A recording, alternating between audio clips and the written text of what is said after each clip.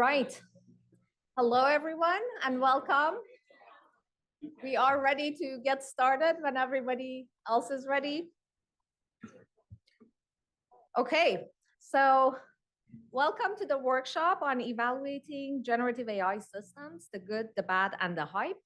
I am Huda Hidari, the Canal Gates Career Development Assistant Professor in Ethics and Computational Technologies at Carnegie Mellon University, and I'm here to kick off today's program by saying a few quick words about the partnerships that made this timely event possible today.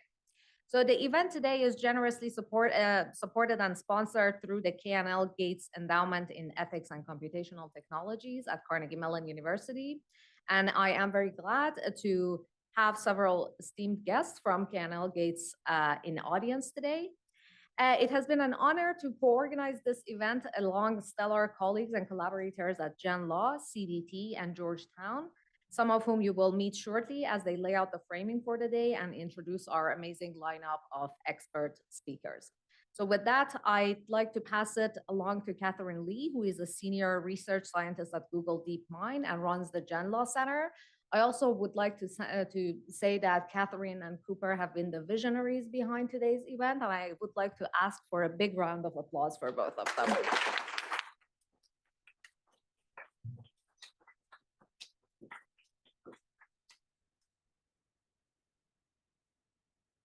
Thanks, Hoda. It kind of feels like the applause should be at the end. So we'll see how you guys feel by the end of today. Okay, great. I'm sorry, do we have a clicker?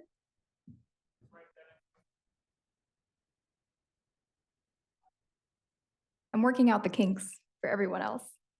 Okay, great.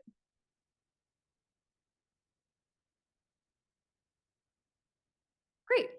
So it feels like we're at a bit of an inflection point. There are a crazy amount of models being released every single day. All of them are benchmarked against each other in terms of things called capabilities. And there's a lot of interest in the law and policy side to do something, and a lot of interest to maintain, to remain a key player in this technology in the US. So all of this requires balancing a lot of capabilities and also responding to perceived risks. Biden's executive order directly targets this, but it's not the only policy mandate out there. And just in the last couple of weeks, we've seen quite a number of other things pop up as well. So from proposals for privacy legislation to legislation about transparency, I'm sorry, got one ahead of me, to evaluations, sorry. There have also been requests for copyrighted information and training data. And in both of these respects, on the technical side of things and on the policy side of things, we have to reason about capabilities and risks effectively to compare the systems for different capabilities and also understand what to do about them. And the buzzword right now is the word evaluations, but it's a really general and broad term. So today we're going to try to tell you about what we mean when we say the word evaluations. And on the technical side, that means like research benchmarks, that means tasks, that means system audits, and a lot more than that. And these all have to do with ways of measuring and measurement at the end of the day. But we typically can't measure the things that we actually care about, such as like fairness, bias, privacy. And the best thing we can do is come up with a proxy for that. Those proxies are inherently limited, and sometimes we need many different proxies. But hopefully, collectively, they come close to covering what we care about. There's plenty of things that we also care about that we can't even hope to measure. Things like justice. How do you write down a technical definition for that? I have no idea. Okay, so we want to back up and widen the scope of what evaluating generative systems means. And we want to back up to say that we are evaluating, not just doing evaluations. And what we care about is developing tools and methods to help with that. We're going to zoom in specifically on a set of evaluations because getting into the details can be really illuminating for us as well. So as you're going forward in your day and in your lives, zooming in and out on this can be a really useful exercise. So today we're covering 4 specific topics to help shed light on that, and also to get at what we want these systems to do in the world and what we don't want them to do in the world. So I'm going to give you a concrete example and pass it off to Cooper.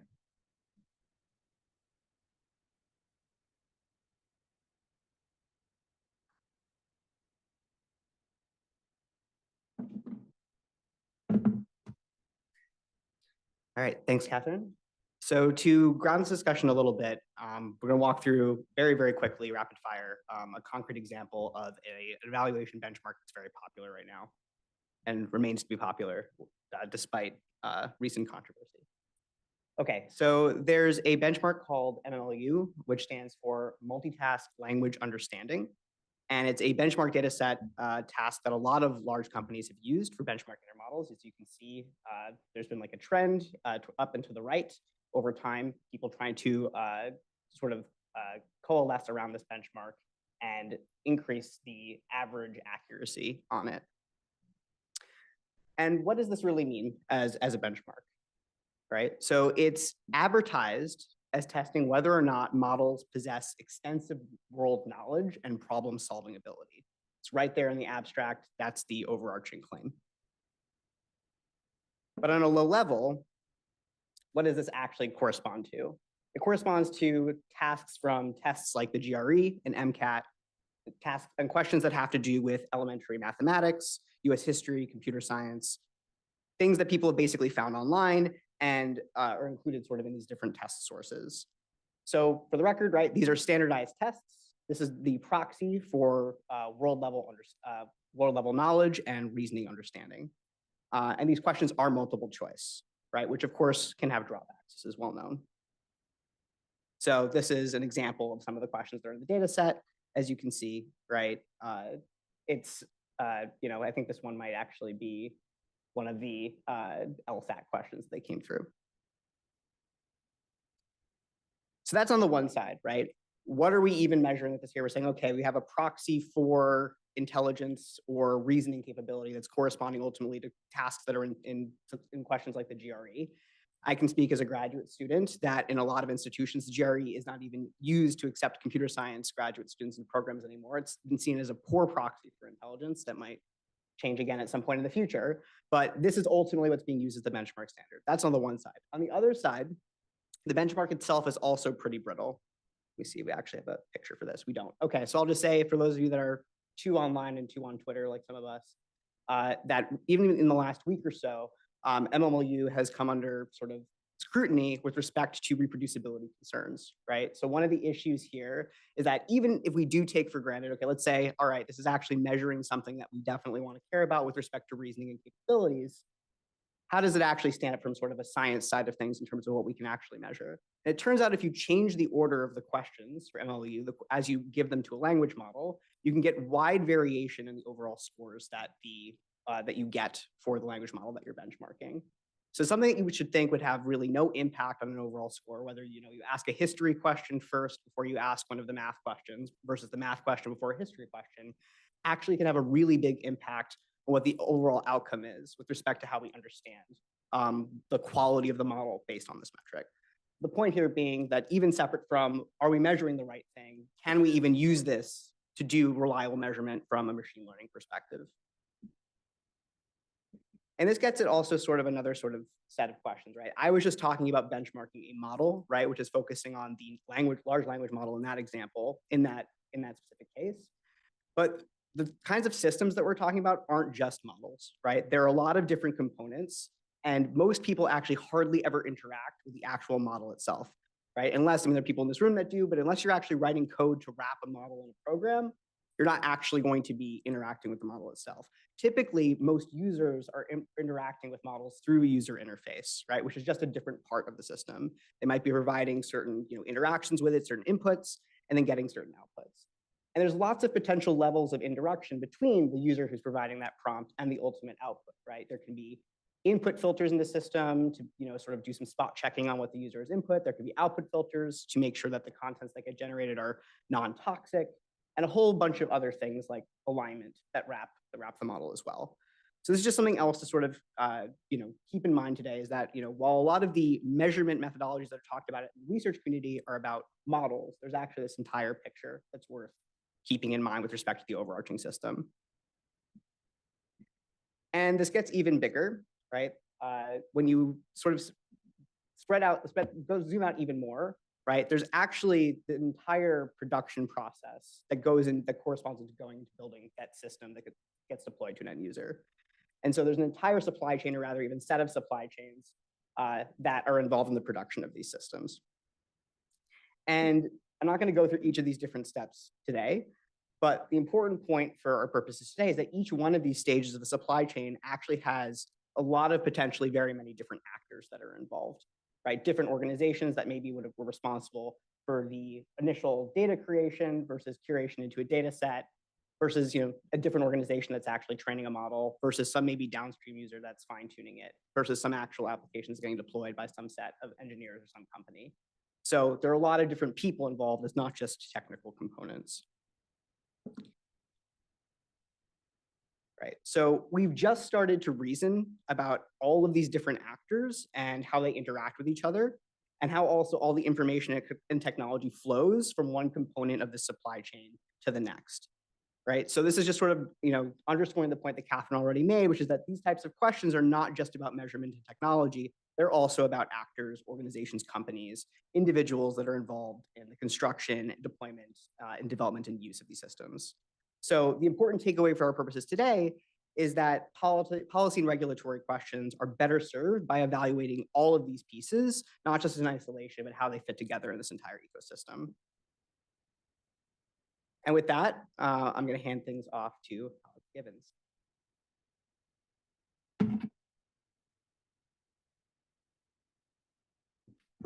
Hi, everybody. I'm Alexandra Givens. I'm the CEO of the Center for Democracy and Technology. We are a 30-year-old nonprofit organization based in DC and also in Brussels that focuses on protecting people's rights in the digital age. One of the core things we bring to our work is making sure that policy interventions are grounded in technical understanding and interventions that actually work. So we were really thrilled to partner with these great collaborators on this event and to join in the organization for today. My job today is to tell you what to expect over the next few hours. And as Catherine alluded to in her opening remarks, we've divided today's topics into four topics. The real focus is on how we can evaluate generative AI systems, where the technology is, what policymakers and civil society actually mean, what they say they want something from an evaluation, and the concrete gaps between those two sets of understandings. There are many different directions we could have gone in planning this agenda, but we decided to focus on four concrete areas. The first is training data attribution. The second is privacy. Third is trust and safety. And the fourth is data provenance and watermarks. To structure the day, we've invited a number of leading scholars and practitioners in the field to come together and give presentations on each of these topics. And we've put them in partnership with one another to be in dialogue. And then after that, we'll move into panel discussions to put them all together in a group. Rather than reading these aloud, I'm going to also point to the fact that the agenda is on the GenLaw website, so we can keep moving. But just to quickly click through, and you can read with your eyes, training data attribution is where we will start. We'll then move into privacy, trust and safety in the afternoon, and then data provenance and watermarks. I'm thrilled that in addition to having these wonderful scholars and practitioners talk about their work, we also have a number of representatives from governments giving updates on the work that they are doing on these topics. This morning, we have an update from Emily Lanza talking about the work that's taking place at the US Copyright Office. We have Erie Meyer from the Consumer Financial Protection Bureau and previously of the Federal Trade Commission talking about algorithmic disgorgement in the age of generative AI. This afternoon, we'll also have Elham Tabasi from NIST speaking about the US AI Safety Institute. And we have an update from the UK AI Safety Institute, which is working in close partnership with the US as well as other safety institutes around the world in dialogue on the latest interventions and different solutions in that space. What are our goals for today? We've alluded to this a little bit already, but the real focus is on having new insights on cross-disciplinary, cross-community engagement. As I mentioned before, for my own organization, CDT, our theory of change is putting policy practitioners in discussion with people who are actually doing the technical research on the ground. We do that both through our policy teams and through our AI governance lab, which is represented here through a couple of friendly folks. But we also want to identify concrete questions for research and policymakers. As Catherine alluded to at her opening, the policy discussion is moving very fast. It is moving very fast for a reason. People are thinking about how this emerging technology is greatly shaping the outcomes for people's rights in the course of our daily lives. That means that more than ever, we need people in the technical and the research space thinking about concrete applications of their work. DC needs you. I say this from experience. And so we want to help identify questions that will help policymakers as they engage in this critical moment. And I should say that's policymakers, both those with an eye to legislation, but also regulators and then company decision makers themselves as they are thinking through what responsible evaluation and deployment looks like. And then our final goal, which is a really important one, is future collaborations. We hope you meet people today. We hope you forge new partnerships. We hope those of you that don't feel particularly connected to policy conversations leave today feeling more connected. And that's the job of myself and other policy advocates in the room to help you plug in and think about how you can ground your work in some of these applied questions and find new audiences for your work as well. So again, we're thrilled to have you here today. And with that, I will pass it over for our concluding. Paul, are you taking the mic next? You're here. Perfect. All right, over to Paul Ohm. Thanks, everybody.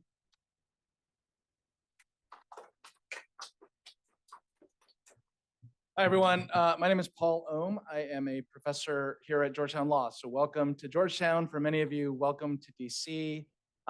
Some of you may have had the privilege to go to Honolulu last summer to watch the first Gen Law. I was there. I it took a lot of trouble to go to Honolulu. You should feel very bad for me. And at the end of it, I thought that was the most impactful conference I'd ever seen. And I called the people at Gen Law, which is one of the other organizations we've heard about, KNL. The Gen Law Center are these three individuals down here who have been thanked individually, but I wanted to make sure Professor Grimmelman and Cooper and Catherine also get the credit once again that they deserve. But I called them and said, this was amazing, and please do this again, and maybe we could do it in DC and bring some policymakers into the room. And so I hope that people have brought today the kind of freedom of spirit and discussion and collaboration that suffused the islands. Maybe this is a different setting and we'll have a different vibe, but I really loved it, and I'm glad that we were able to bring you all together. You are, some of you made the mistake of booking hotels over by the famous Georgetown campus, the one that looks like Hogwarts. We are quite proud of having a law school in this part of town. And if you look out the window, you can see the tiny little top of the Capitol Dome. We're not far from the Supreme Court. So in many ways, we think there is a kind of symbolism to bring you to the heart of where the laws are made. Unlike most law schools, we have a motto. I've never heard of a law school kind of touting its motto. Our motto is, justice is the end, law is but the means. And it's a motto that we feel really deeply. It's got this funny spectacle where we'll be in a faculty meeting fighting over some contentious item, and someone will raise their hand and say, justice is the end, law is but the means. And everyone will like nod sagely and say, you're right, we forgot ourselves, let's vote and move on. I would urge you all to bring that spirit to this room today as we think about questions like evaluation, as we think about harms like harms to privacy and harms to dignity. And remember that this isn't just about evaluation for evaluation's sake. This is about justice, and this is about kind of the higher values that we all aspire to. And so from those heights, I now want to plummet you to logistics. You are on the southeast corner of our compact campus. You are welcome to come and go. If you leave the building, we may not have someone in efficiently checking you back in. And so if you would go up to the guards and you might have to sign in again. During the lunch break, when we're going to invite you to explore the cool restaurants in our neighborhood, we'll have someone to make that more efficient on your way in. For those who haven't noticed, restrooms are right down the hall, and there are other ones on the floor down if you need them. There is a phone room and a green room right outside where you can step in and take a call if you need it. Should one of you need a conference room, even with a Zoom hookup, just come find me during one of the breaks, and we've got those in the building as well. The last thing I will say is, if you look around the room, will our Carnegie Mellon and Georgetown volunteers, I don't see you all in the room. Please stand, just so people know who you are. First of all, thank these wonderful people for being far too overqualified to do the task we've asked them to do. If you have questions about logistics or anything else, please find one of them during the day. Last but not least, we're a big group on a warm day, so please don't turn off the AC units. They're doing a lot of hard work, and it might get a little stuffy here in the afternoon, but let's pray that the chiller holds up. Okay, with that, I think we're ready to move to our first speaker.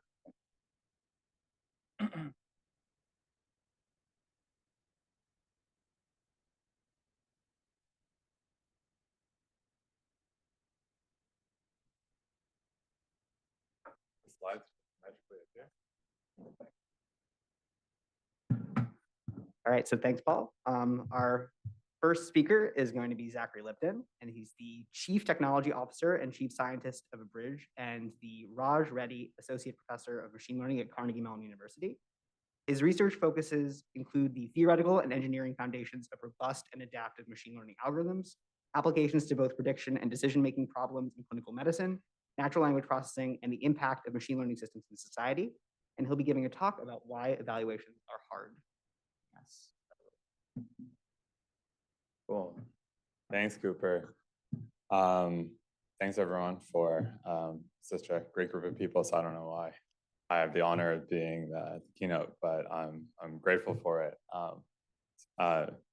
Cool for a lot of reasons. My father attended Georgetown Law, so this is a good flex for Thanksgiving. And yeah, I'd like to thank Hoda and Catherine and Cooper for all their work to organize this event.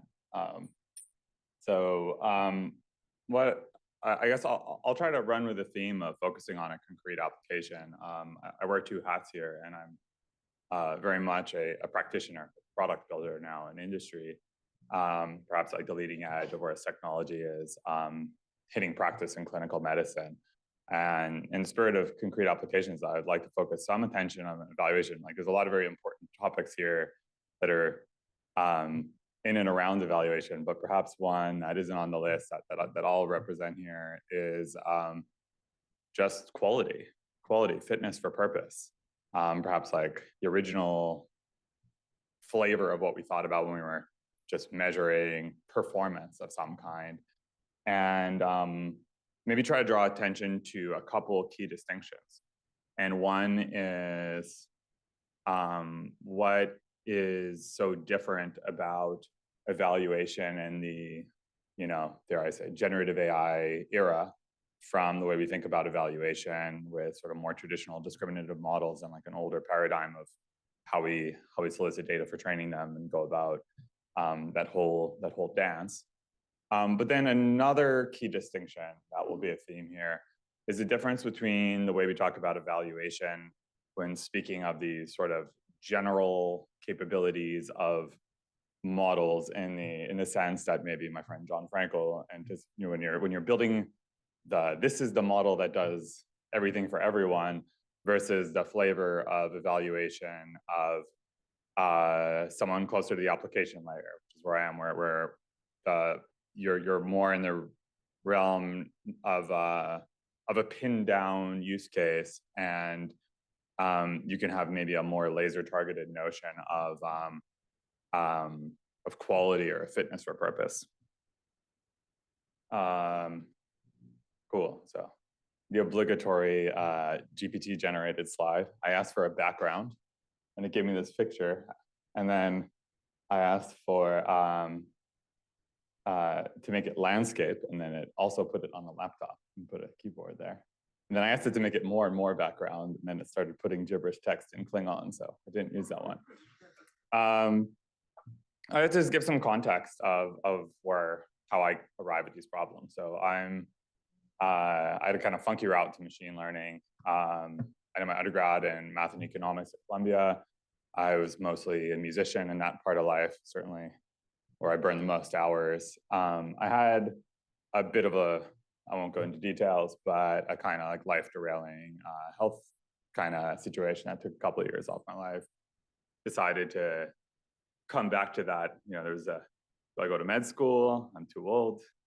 Do I become a life sciences engineer? By the time I learned pipette, I'll be 45. So I had taught myself a little bit of computer science, barely enough. I wouldn't have been taken by anyone in today's competitive market, but enough to, I think,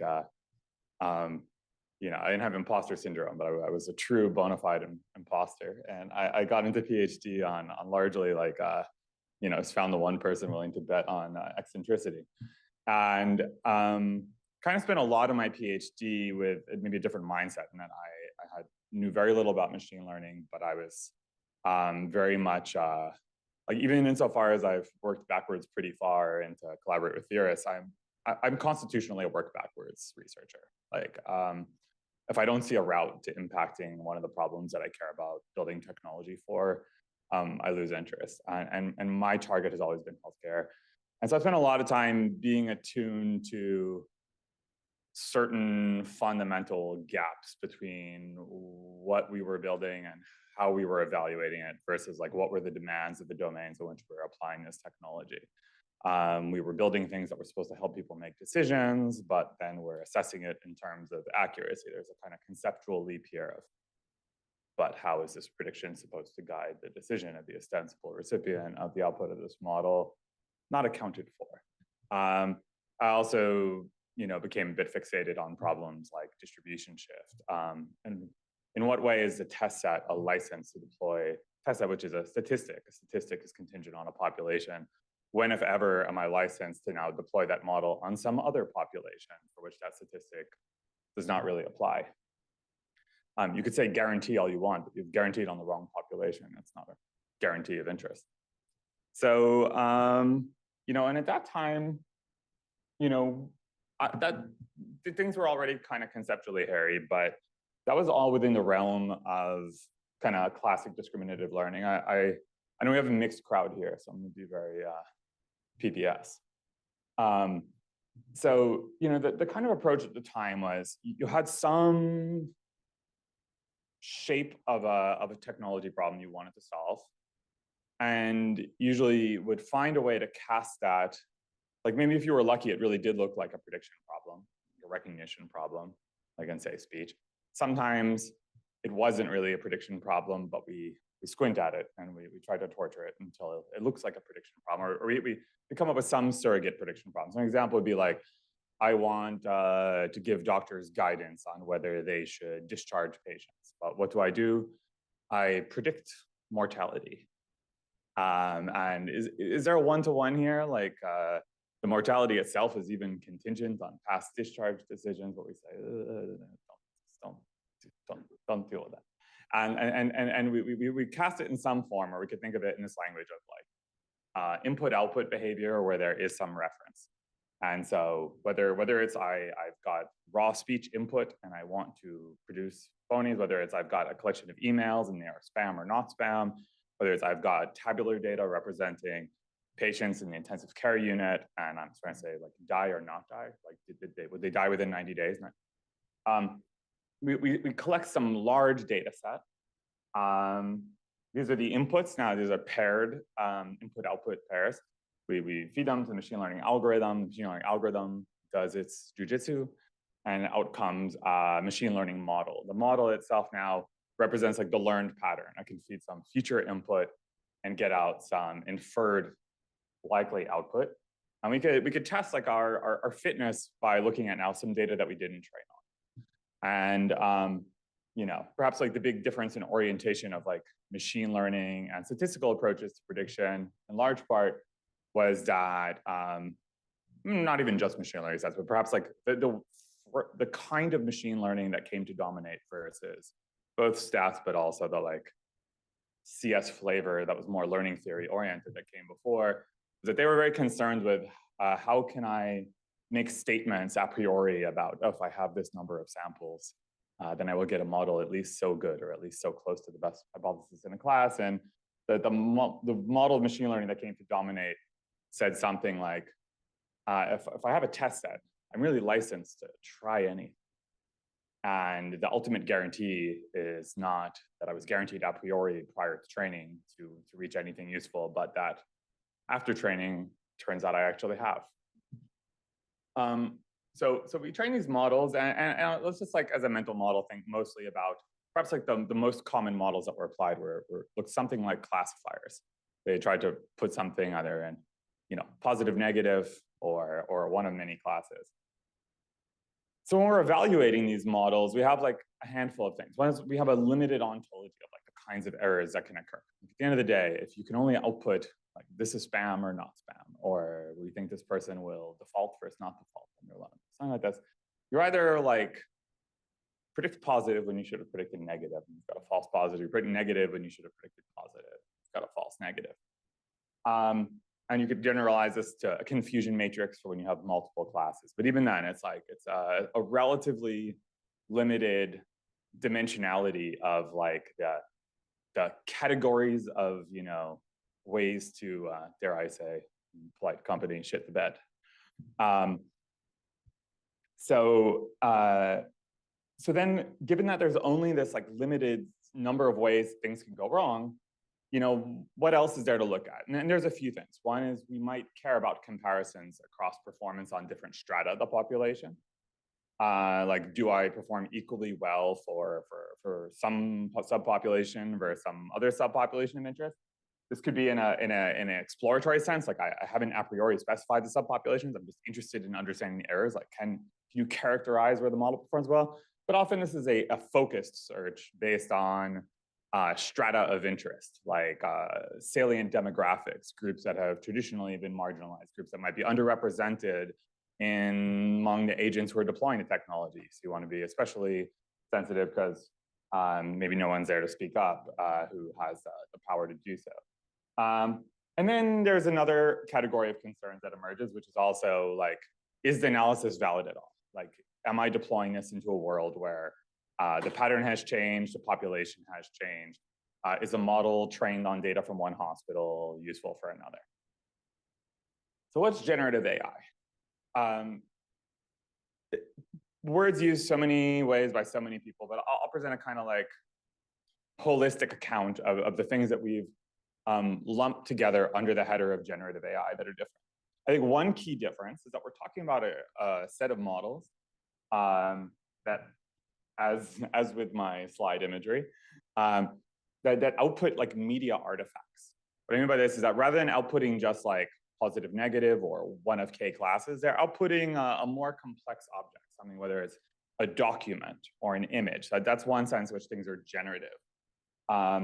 It's not necessarily doing all of what traditional statistical term generative models meant, but it's generative in this sense.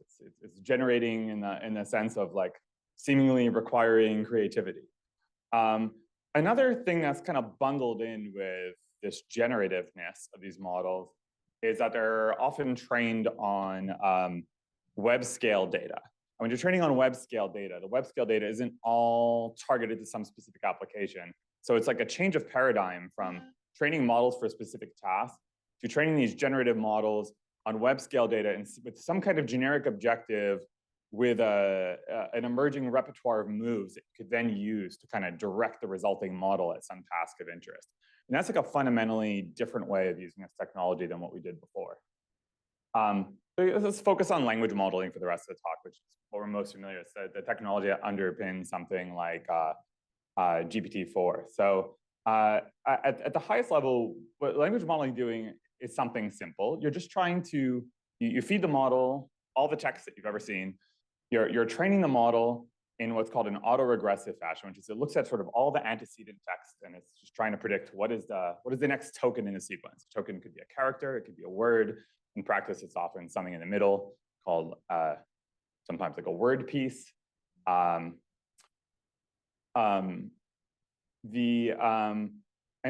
we train these models, and so like people start training these models and find that like, well, when you get such a model trained, well, now you can use it not just to predict the next word, but basically ask the model what the next word is, then feed this back into the model as though it were the naturally occurring next word and ask it, well, what will be the token after that, and so on and so forth. And by this process of decoding, to actually like synthesize an entire document. And you could even train this thing in a kind of supervised way where now like you've got some input string and an output string. This is sort of behind the revolution in machine translation that happened maybe starting around 2014, 15, 16, where you started seeing a major improvement in the quality of things like Google Translate. And so already this has like a little bit of a flavor of the generative. feeding in a sentence, you're getting out a whole sentence. And already things start to change in a weird way. So how do you evaluate a statistical translation system? And the answer is, well, let's see how accurate it is. That question is no longer tethered the way like how accurate is your binary classifier. Even if we accept everything, like we don't worry about distribution shifts, we don't worry about subpopulations, just what do we mean by accuracy is no longer clear. Because there's a lot of ways to say some sentence that is equivalent to my feet hurt. My feet hurt, my feet are hurting, I have pain in my feet. There's not agreement among references. If you had 10 skilled translators, would they all give you the same translation? So evaluation grows hairy, and we end up operating in this weird world where there are references, but there's not really a true gold standard. So, you know, here things are starting to get hairy, but at the same time, there's only maybe there's many ways to translate a given sentence, but there's, you know, you're likely to find enough similarity among skilled translators that you could kind of squint at it and say, well, let's just look at some kind of crude measures of like word overlap, token overlap, and get pretty far. Like even then, like when you look at these sort of n-gram overlap measures, you could kind of imagine lots of ways that something might be a terrible translation, but look better than something that's actually a good translation on a per item basis. So we already start getting to a weird world where we have to have this arm's length relationship to evaluation metrics. With things like Rouge score, you don't think Rouge score is like an absolute, this is measure of quality, but rather Rouge score is something that is validated as something worth pursuing because we continually check in. We do human in the loop studies with skilled translators, and we measure sort of correlation at a corpus level that the systems that are scoring highest in Rouge are also getting the highest subjective quality ratings from the human annotators. And this licenses us to believe like chasing Rouge is chasing real translation quality, and we should keep going. And it even happens every now and then that we do something that improves Rouge without improving quality. Like when we started trying to optimize it directly via reinforcement learning, and you found that actually now you've got a little bit of a good hard swath phenomenon. So we start building bigger and bigger and bigger language models, and things start changing in some weird ways. One is when we hit GPT-2, people started finding that you could feed in, you could take this model, which is just trained, do continuation, like predict the next word, based on generic web text. But if we then fed in documents and associated questions that were taken from some specific NLP data set, we would do better than most of the baselines by whatever the measure was, the sort of like more narrow task specific measure, if we evaluated a system. So now you have a system that's like not trained for a specific task, but its behavior is instrumented after the fact. It's trained on lots and lots and lots of text. And so it happens like the likely text, according to the model, to come after the document in the question is the correct answer, or at least something that would count as the correct answer for that task as traditionally evaluated in the NLP literature. Already also a whole kind of different dimension of evaluation starts emerging, which is people start talking not just about quality, but about risks. OpenAI, maybe some people like me were pretty critical of them, but they kind of maybe anticipated like a few years in advance. They got a little early to the party of where some of the discourse would go, although I guess there's some causal influence there. And they start saying, well, we're not going to open source it because it's too dangerous to release to society. And people start talking not just about, is this good, is it useful, but like, could it be used to create misinformation? What else could go wrong? GPT-3 emerges, larger model, starts like in some head-to-head is able to like generate news articles that human evaluators struggle to differentiate from actual, you know, the real item. Starts performing well on a much more diverse set of tasks, given instructions alone, but also there's a demonstration that the behavior could be further tuned by more ways of kind of engineering what text you put in the prefix.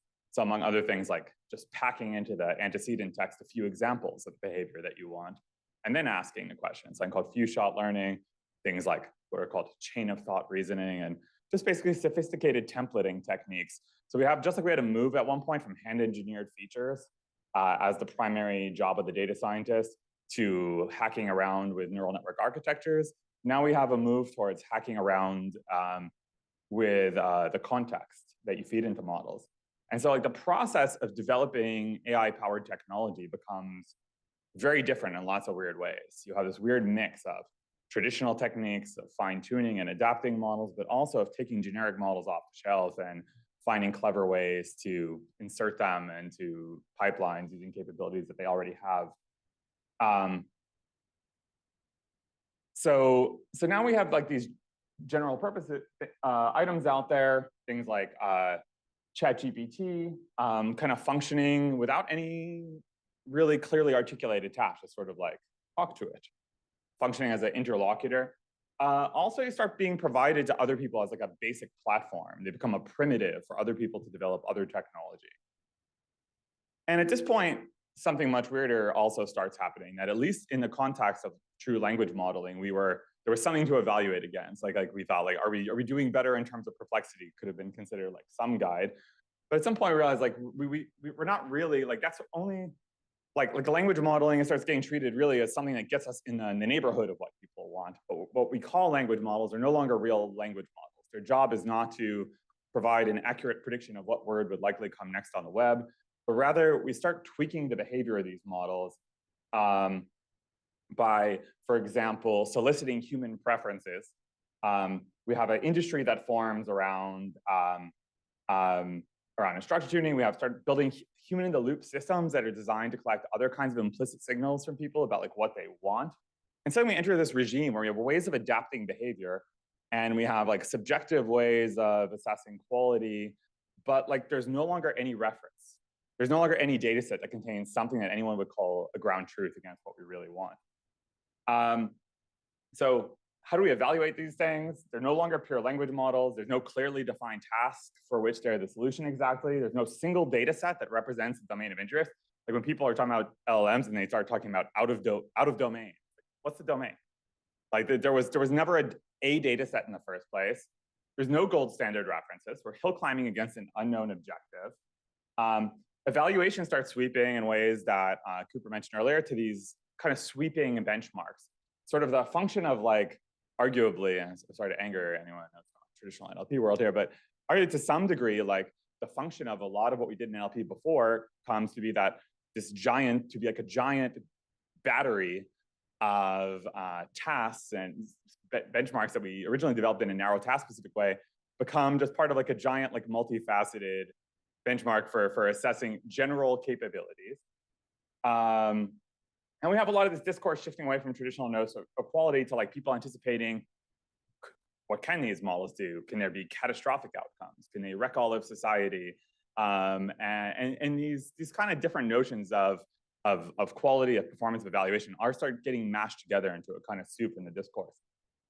And what I want to maybe call attention to in like the remaining like, I guess 5 minutes, and maybe we could stretch it to 6 without Cooper killing me, is that at the same time, what's going on, maybe even the lion's share of what's going on, and part of probably what's the dominant source of business, as much as there's many people using ChatGPT, I think if we were to measure it in terms of like token usage, there's way, way, way more going on with people using GPT-4, the underlying technology, and people building on top of open source models like my friend John builds over here and disseminates to the world,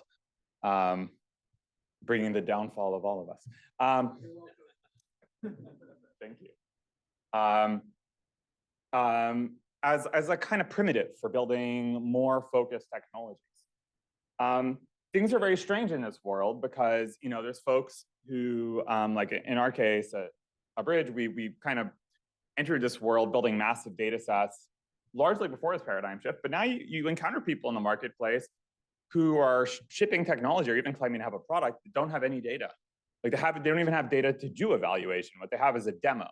And so like the floor, the situation in which like the level of performance you can get to, like there used to be no way that you would get to something that like, at least on first glance, looked like a technology with no data at all. But now you can actually have a way to influence the behavior of AI systems without all that much data. And that's become a kind of new strange world. And generative AI has also just opened up fundamentally new tasks as like industrially viable, but creates new evaluation challenges. I'm going to say just really quickly, like what we're building at a bridge and how we approach evaluation. Overall, the problem that we've been addressing for about 4 or 5 years now is that healthcare systems are underwater. And the biggest immediate acute crisis in clinical healthcare and care delivery is that we've created for a lot of reasons, we said doctors shouldn't be writing their notes on dead trees. They should be putting them in digitized records. We said that patients should have access to these records. We also granted insurance companies access to those records. We could argue about whether that was a good idea. And then on top of that, we start saying, oh, well, there's all these other things. While we're creating these records, we should create other fields that you have to fill out. You should document informed consent. You should document, write out the patient visit summary. We got to a world where doctors are spending about 2 hours on paperwork for every 1 hour of direct care. So we're losing doctors every year. People are washing out of the profession, and most of it's due to paperwork. So it's kind of a bad situation. Like 50% of new doctors coming out of med school, so they don't want to practice medicine or see patients. Suicide rates are high. We've even gotten to this weird world where traditionally like overlooked in the budgets, actually primary care specialists and nurses are suddenly like the primary focus in spending budgets of CIOs, just because it's the care shortage is so extreme. And you see like the dances that we have to do. Like this is one of our champions over at Emory, and he's describing the situation where we're like, we want to improve care delivery, but we also want to improve experiences and outcomes. And we also need to improve efficiencies. We need to meet the demand, but we need to increase the number of patients we see, but we also don't want to have an exodus of frontline healthcare workers. And so it's a kind of problem that fundamentally requires technology. If this were a longer talk, or if I actually had my computer and not just PowerPoint, I could give a demo now of how it works. But the essential idea is we've long had AI scribe, or sorry, we've had like human in the loop scribes as like a luxury service that maybe like 1% of doctors get to enjoy, which is where basically you record a visit and someone sitting in a call center is listening and is helping a doctor draft their notes. But that like will never scale to like cover the entirety of the healthcare process. So it's basically the solution here is for a doctor to say to a patient, like, hi, this is my AI assistant. Do you mind if I record the visit? It helps me with my note taking so I could be fully present and not staring at the wall the whole time. We have to be really careful to set expectations that like this is not full self-driving. You're responsible for staying in the loop. It's like, think of it as autocomplete on steroids. And we have to provide tools to actually make that easy, like helping people to verify quickly, like find all the linked evidence for every single statement that shows up in the summary afterwards. But the short of it is after the visit, doctor turns to their computer maybe 20 seconds later, first drafts of the history of present illness, assessment and plan, family history, social history, physical exam, after visit instructions for the patient are all fully drafted, and they just need to edit them. There's a lot of components to the pipeline, but what I really want to talk about is how we evaluate this and the challenge that we face. I think sometimes when we talk about just capabilities of models, or are models good, we paint a kind of machine learning academics idea of what quality consists of. And it's often just like pretty naive or like disengaged with just how much you have to do to actually make something really work. Or the sorts of very particular, when we talk about bias, when we say, what is GPT biased?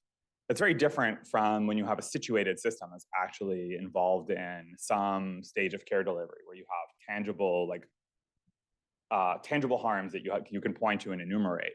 Like, is it resulting, and are we failing to document the medications for some group rather than others, as opposed to like, is our Rouge score equal across the groups or something like this? Evaluation changes, again, no gold standard. Things like ngram trick that works for machine translation doesn't really tell you anything useful once you start getting to like long length outputs. This isn't the case where we care about red teaming so much. We're not in a case of like, could some evil actor coerce the model into saying something embarrassing? You might care about that, but like the thing you care about much more is for the 99.999% of conversations where you don't have an evil demon in the room, are you performing well? Are you resulting in higher quality documentation than you would get otherwise? You have an open-ended ontology of error modalities. When you're generating free text, the number of things you could hope for, the amount of desiderata becomes something that you can't really enumerate in a sense of complete coverage. And you also have shifting goalposts. As soon as you solve one problem, people are like, well, it would also be nice if the notes were perfectly ordered according to what is salient in my specialty? And then you get that right, and they say, oh, it would also be nice if it aligned with my billing code so that I didn't have to like do any edits after completing my rev cycle work. So there's a few major phases of evaluation. I want to call attention to that. There's, I guess, where we kind of live always in academia, which is like pre-deployment. There's how you validate the quality of a system during rollout. And then there's ultimately like, how do you have ongoing feedback loops that give you signal about whether you're doing a good job or could be doing a better job once you're already in production. I'll call out these things at just a very high level. There's a million things that you could measure in an automated sense. You could look at summary statistics. How long has it been? How many problems were listed? Roughly how many bullets am I putting per note? Did that change versus before I intervened in the system somehow? Did I comply with the desired format? We can measure things like medical term recall and precision, like how many of the terms that are mentioned in the note have some kind of cousin in a controlled like ontology in the underlying transcript. We could apply like reward models that maybe were learned on like human in the loop assessments to get some coarse measure. At the end of the day, no automated eval is actually going to capture all the data that are out of interest. And it's never going to be enough, I think, in the foreseeable future, in the immediate future, to make you feel confident that you're fit for task. So these become like first line measures to like guide iteration in development, but they don't really tell you, like, can I ship this to anyone, let alone a general availability rollout?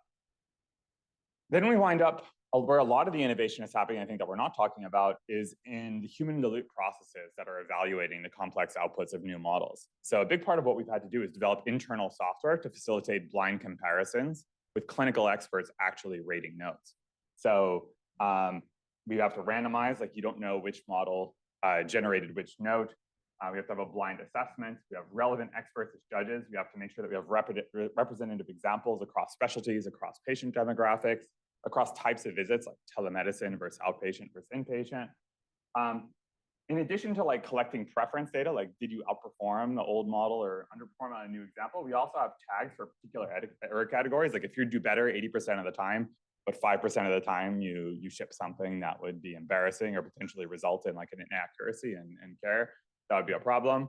And then ultimately you have to somehow combine that, and there's still some role for a holistic human judgment of, on the basis of, it's maybe necessary but not sufficient to be that like you are the majority of the time preferred against a previous standard that you've shipped.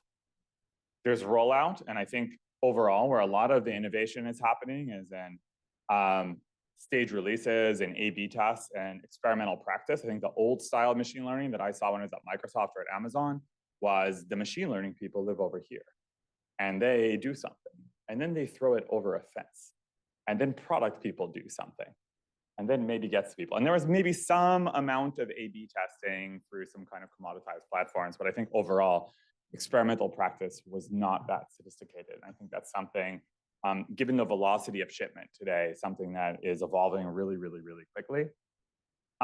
Ultimately, we benefit a lot, and these may or may not always be available to people in every application, from like dynamic feedback channels.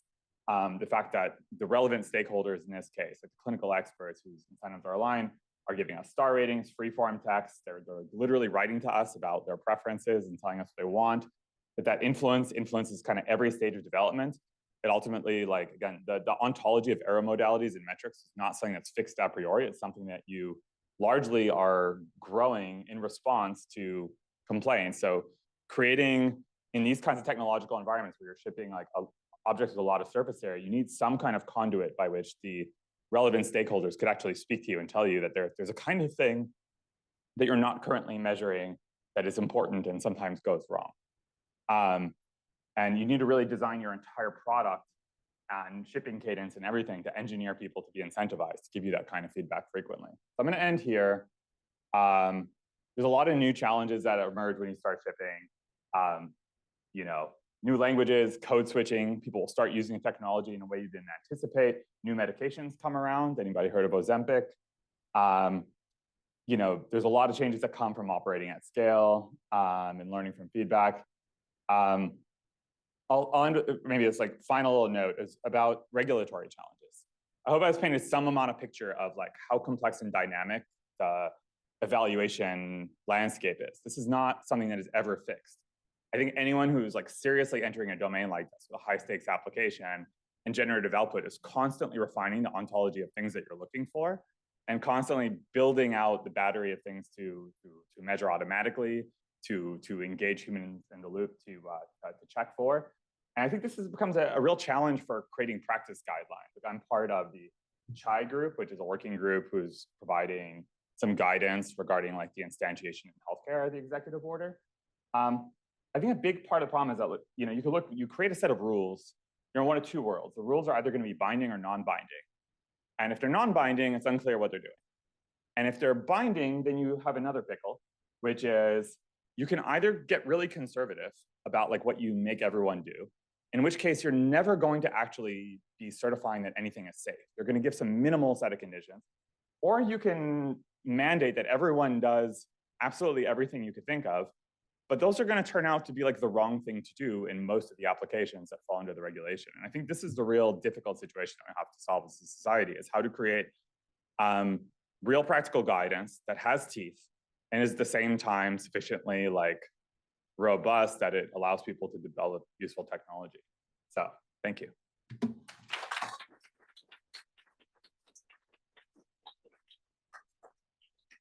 All right, so we have a coffee break. It's going to be off to the right, I guess. Yes, you're right. And yeah, we'll reconvene here in about 25 minutes.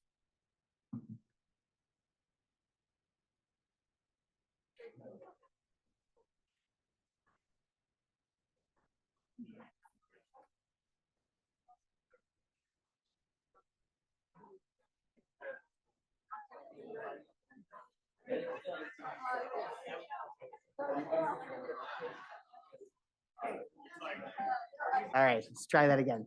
Okay, I am very, very pleased to introduce Emily Lanza, who is the Senior Counsel for Policy and International Affairs at the U.S. Copyright Office, where her portfolio includes work on the office's AI initiative and international copyright developments in the Asia-Pacific region. So Emily will be giving us an update today from the U.S. Copyright Office in terms of its engagement and response with generative AI. Thank you, Emily.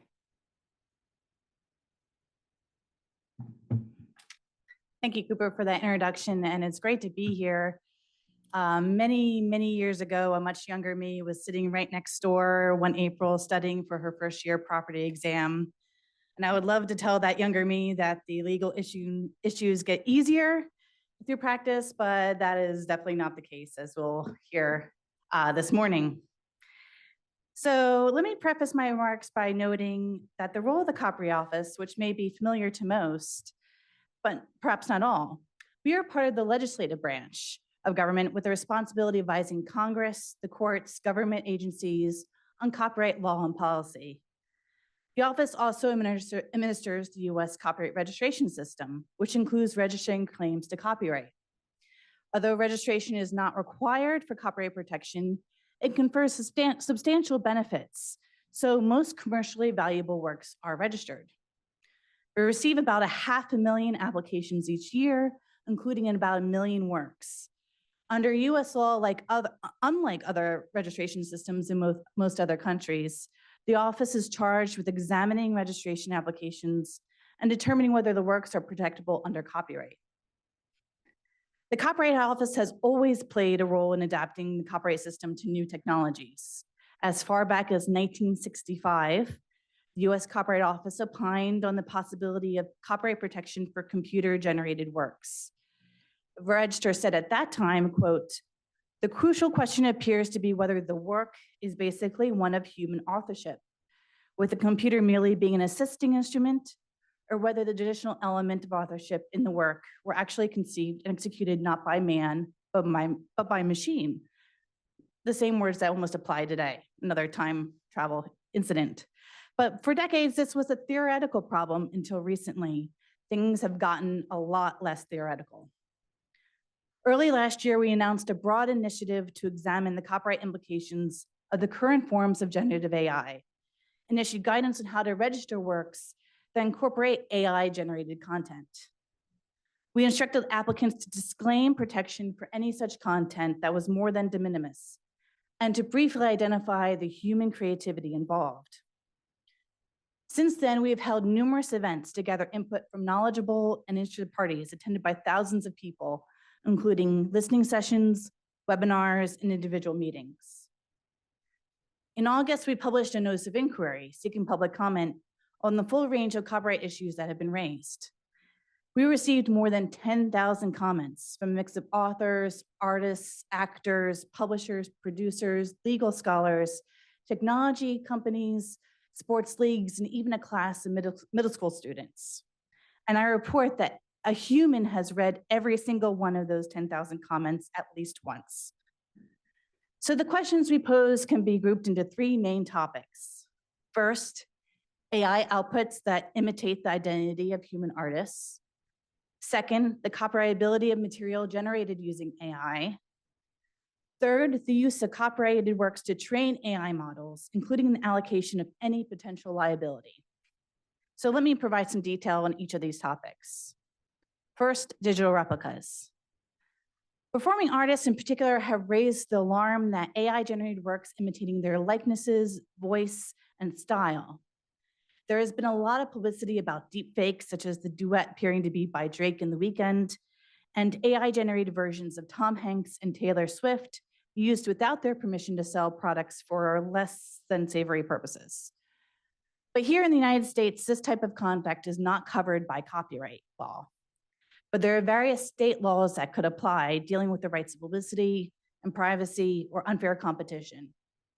We have asked, should there be a federal law specifically tailored to the AI context to provide greater clarity and uniformity for persons harmed by unauthorized use of their voice and image?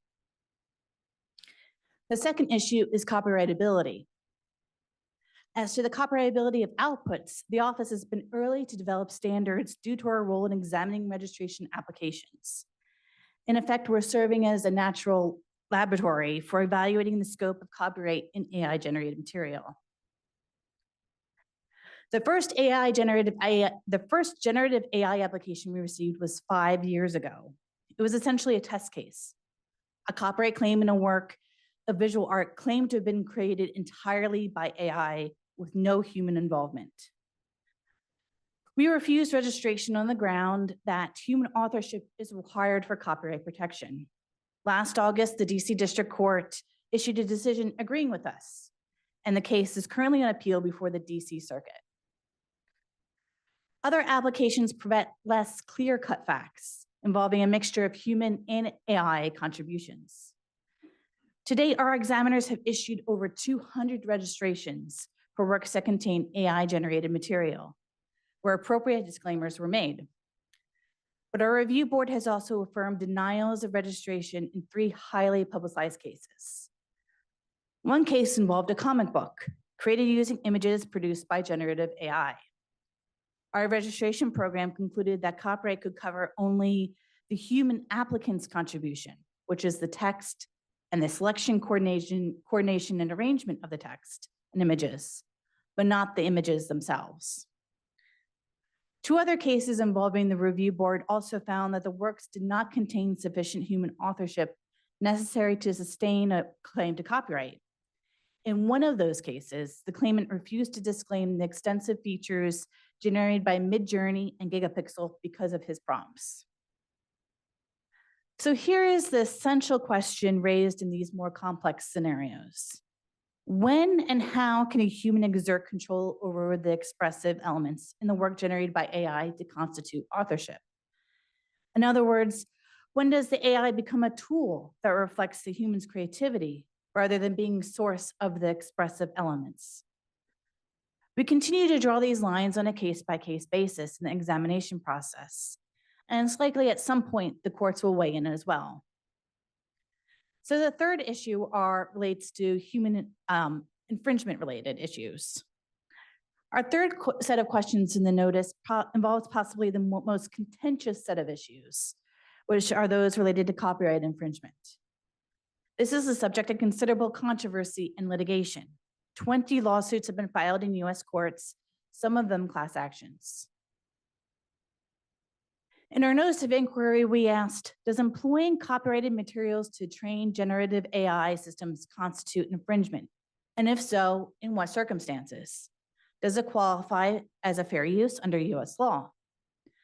The fair use analysis is complex, requiring the weighing of multiple factors considering all the different circumstances. There are several leading precedents to apply and interpret, and notably the Google Books case in the Second Circuit and the Warhol v. Goldsmith case from the Supreme Court. Copying for purposes of internal analysis has been held to be fair in several cases. But at the same time, the impact on the actual and potential market for the copyrighted work can also be an important factor. We have asked additional follow-up questions to the extent consent and compensation is required. How can this be feasibly accomplished given the volume and variety of works involved? Can it be done through direct licensing from copyright owners, some of which is already taking place, or through collective licensing?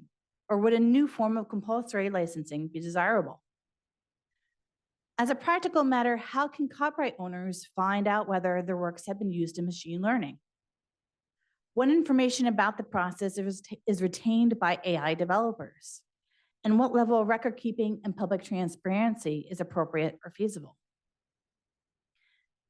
And if copyright owners are given the ability to either opt in or opt out of inclusion in training materials, how would that work, especially for individual creators?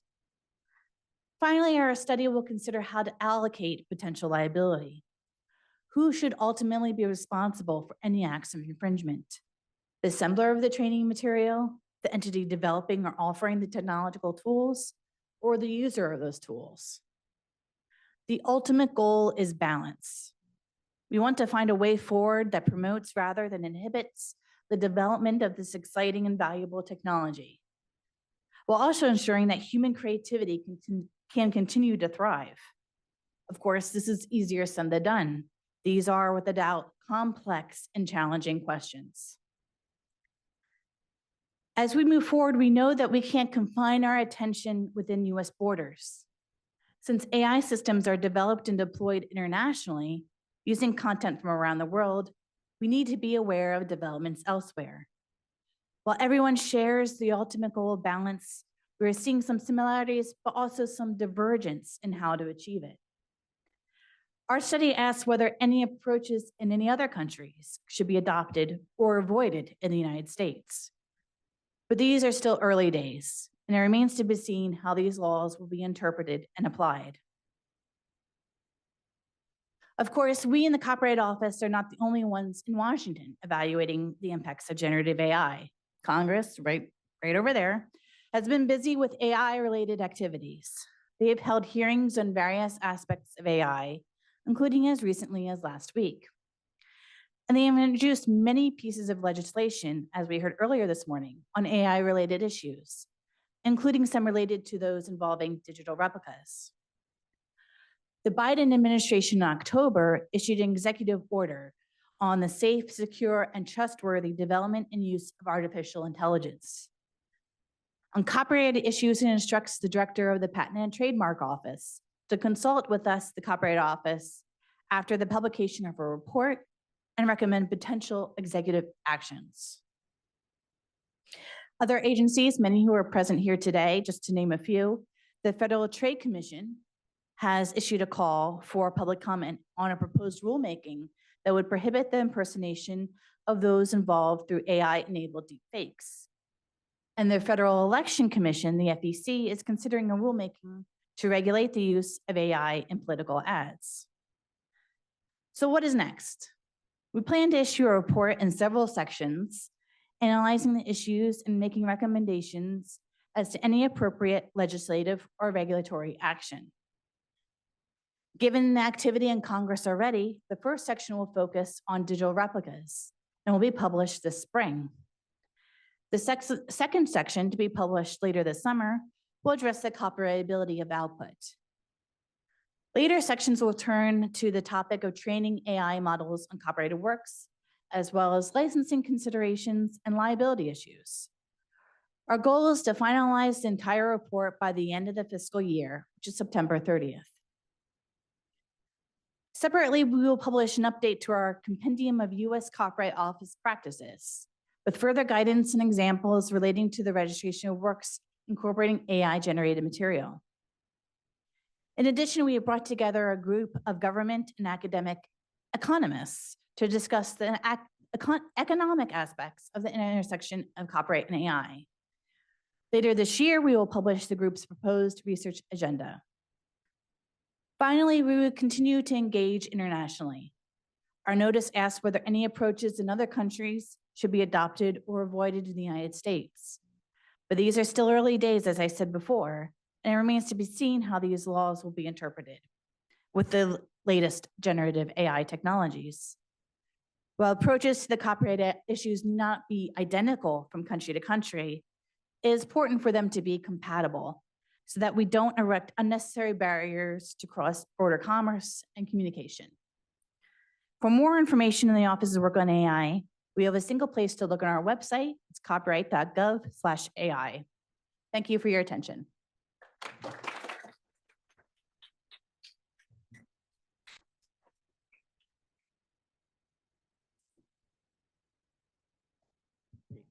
Thank you so much, Emily.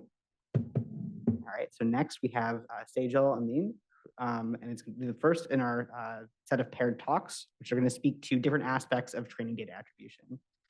So Sejal is going to be talking about programs for royalties in the age of AI, and she is the Chief Technology Officer at Shutterstock and has been a senior technology executive and product development expert for over 25 years, and has led a lot of large teams through cultural, operational, and technology transformation for SaaS initiatives.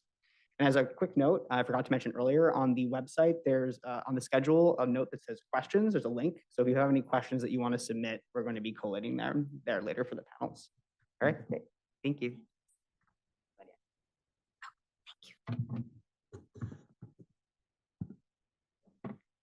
Hi, everyone. It's a pleasure to be here. I feel humbled being in a room full of so much intellectual horsepower. My name is Sejal Amin, and I'm the Chief Technology Officer at Shutterstock. You may or may not have heard of Shutterstock, but I'll spend just 2 minutes here talking a little bit about us.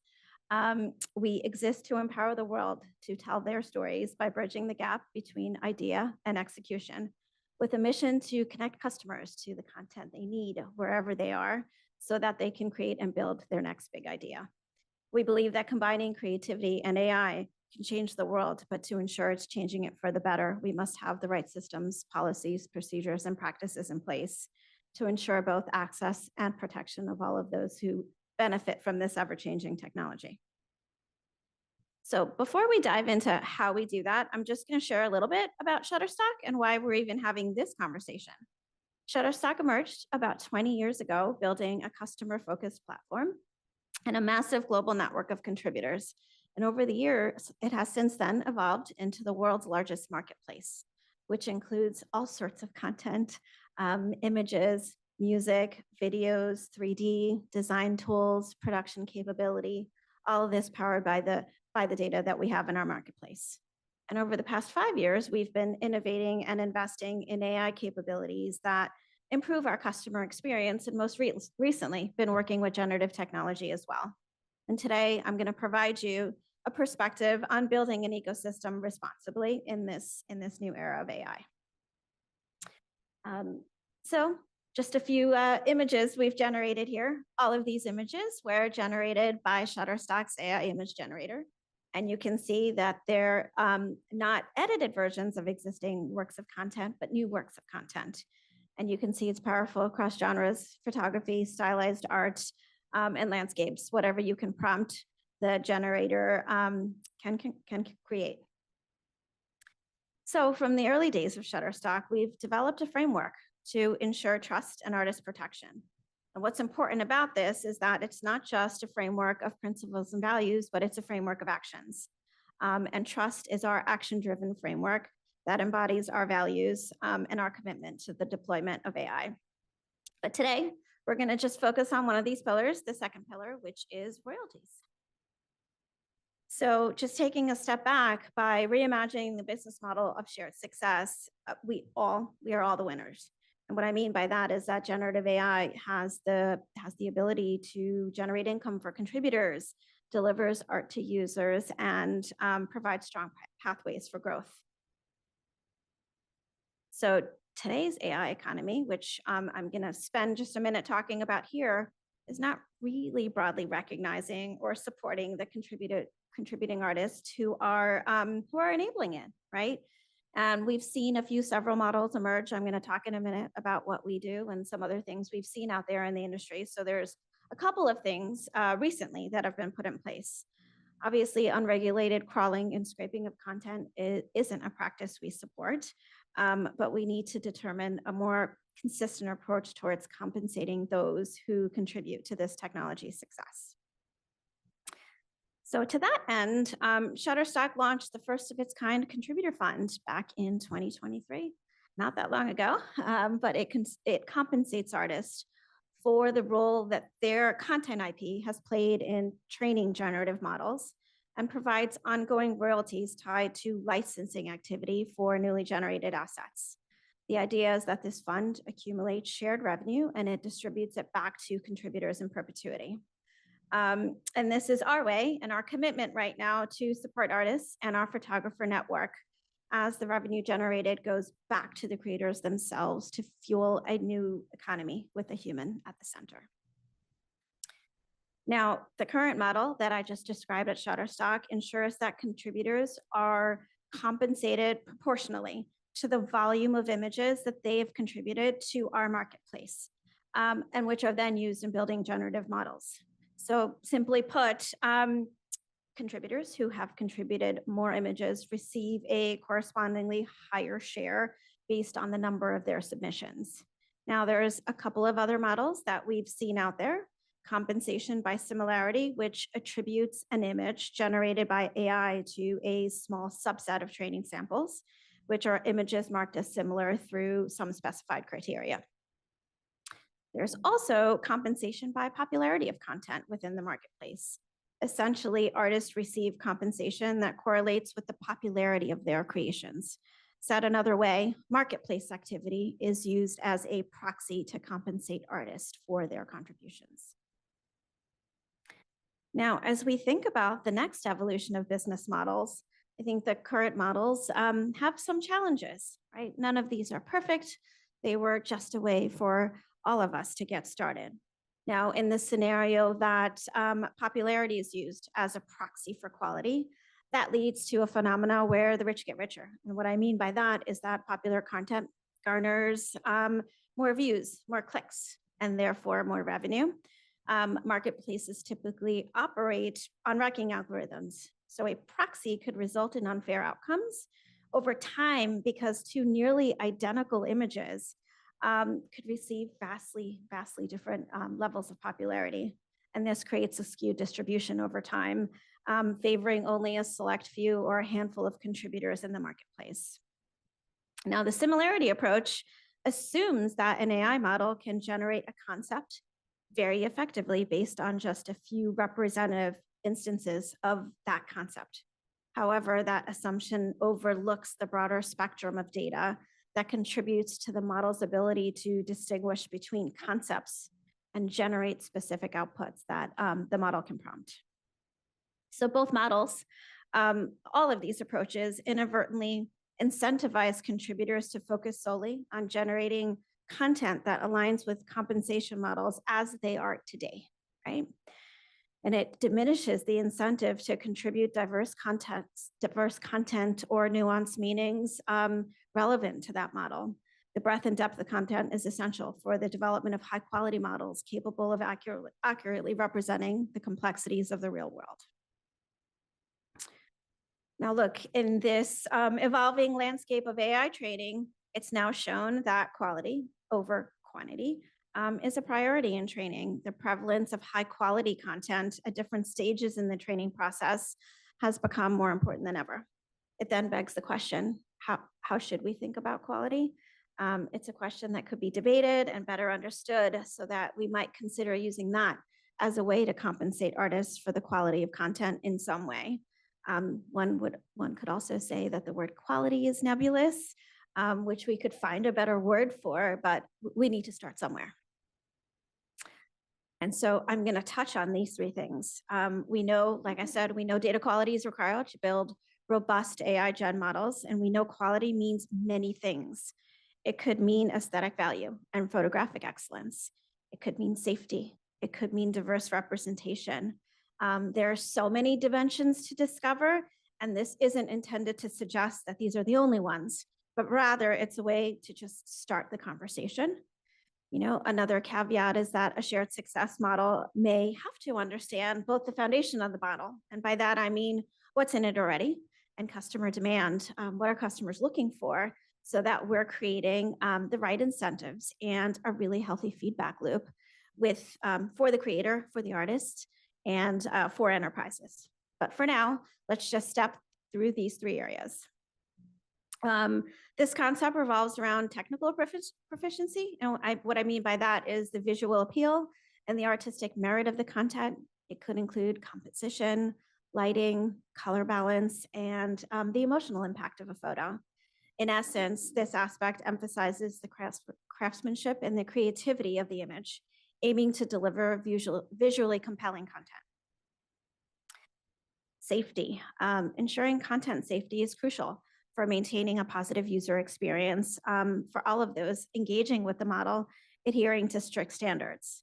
Aligned to that, Shutterstock has very strict quality standards where we review images for safety through the use of auditing tools and through manual quality checks.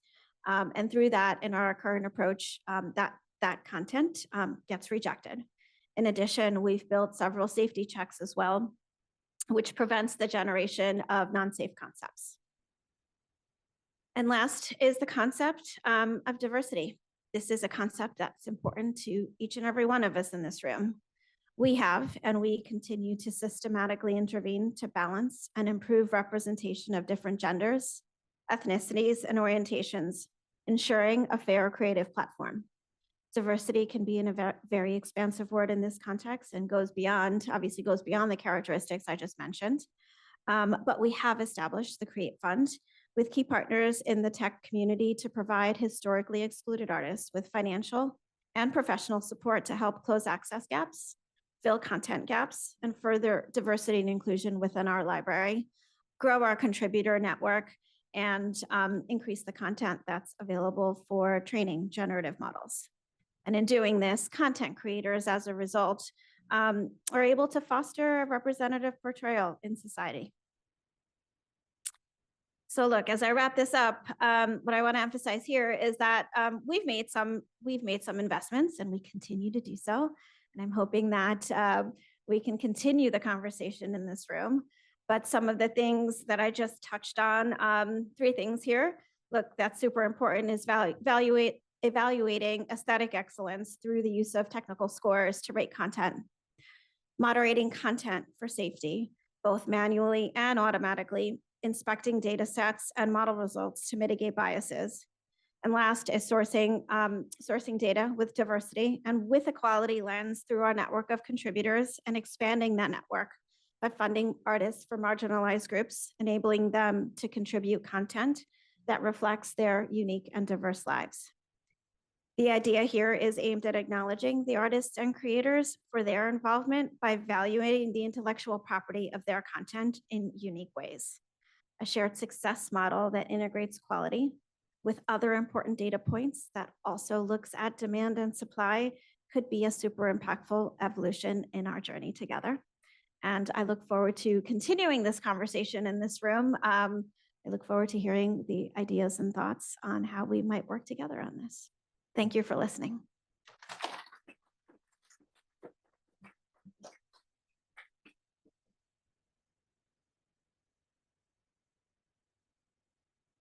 All right, great, thank you. So for our second talk in this pair, David Bao will be presenting on unlearning from generative AI models. David is an assistant professor at Northeastern University, Corey School, of Computer Sciences. He is a pioneer on deep learning network interpretability and model editing methods for large-scale AI, such as large language models and image synthesis diffusion models. So without further ado, David. Great, thanks. What a group here. Thank you, everybody, for putting together this really, really interesting group of people. So my background and my lab does research in trying to understand how these large models work. Been looking at generative models for many years, and it's kind of stunning. Let's see, the place where we are, I think that even for practitioners in the field, even for AI experts, machine learning experts, the acceleration of capabilities over the last few years has been really surprising. I figured that I would spend the next few decades trying to figure out how we could get, realistic image synthesis, text to image, translation to actually work. I was not expecting the problem to basically fall in the first year that I started my professorship, and we're now in this place where we're starting to have arguments. My daughter is in art school right now, and she's very angry about my work. We've overshot our original goals. We were trying to figure out whether these models could do anything credible at all, and now we're faced with this question. Can we get our models? Can we restrain our models a little bit? Can we get maybe so that the question of unlearning is, can I make my neural network forget something that it learned? Maybe. And so there's one. So I teach machine learning as a living. That's my job. So I'm going to go over the one thing that I want you all to understand about machine learning that I think is maybe relevant here. And we'll have a couple other technical takeaways from this talk. So what happens to my training data? So I train on all the Shutterstock images or whatever. What happens to all these things? So we've got data sets with billions of inputs, billions of documents, billions of images, and we put it through some training process. There's a lot of cleverness that goes into training, and we digest this into a neural network, and then we run the neural network, and we get these infinite outputs. And I guess that to make it concrete, so the main thing that I want to sort of emphasize is that the whole practice of machine learning, the whole goal of what we've been trying to do when we develop the science, is we're trying to get systems that generalize, not memorize. This is like one of the things that we teach all of our students, that you're trying to get systems that generalize. You're trying not to get systems that memorize. And to make that concrete, let me show you the example here of like a diffusion model that we trained to make images. The stable diffusion was trained on this data set called Leon. It has 5 billion images that they took, not necessarily with permission, and they trained their model to create this very, very clever kind of neural network. It's called the diffusion model. I won't talk about exactly how it works, but it denoises images, and it turns out that if you just start with noise and you denoise forever, then you can get these nice photographic images out, and then you can produce outputs like this. This is sort of the canonical novel output here. Give me a photo of an astronaut riding a horse on the moon. And the key here for this example is that there's no photo that's like this in the training set. This is new. So this is an example of successful generalization. And the main way that we generalize these networks, or one of the main techniques we use, has to do with this. Oh, my little animations aren't working. It's okay. It's fine. I have a little scale dot here, and you can't see the dot because my animations are broken here on this slide. But to give you a sense for what machine learning researchers do to force generalization, so the Leon data set is about 100 terabytes of data. And so I've drawn the size of 100 terabytes as a scale circle here. It's pretty large. You need a pretty big storage system just to store all these images. And then the stable diffusion network that you get out of it is it's not small. It's about 800 million parameters. It's less than a billion parameters. But that's 4 gigabytes of numbers, and the scale. See that little tiny dot? That should have been shown by itself. So that little tiny dot is like the scale similarity. Sort of how big the stable diffusion network is. It digests all the knowledge of this thing into this. Now, the weird thing is that I didn't draw the cloud for the output, like what kind of output this network can produce, because the theory and the principle is the output space is infinite. It's actually, in principle, larger than the input space. It's supposed to generate, every image that is similar, that's sort of in this distribution. And so the idea is, what machine learning people do is we intentionally make networks very, very small compared to the training data, while trying to get them to imitate the training data. And what that forces the networks to do is it forces them to generalize. It forces them to learn what the general rules are. And so that's been the name of the game in machine learning for many years. We've gotten very good at it. You can see sort of the rate of compression is extremely high.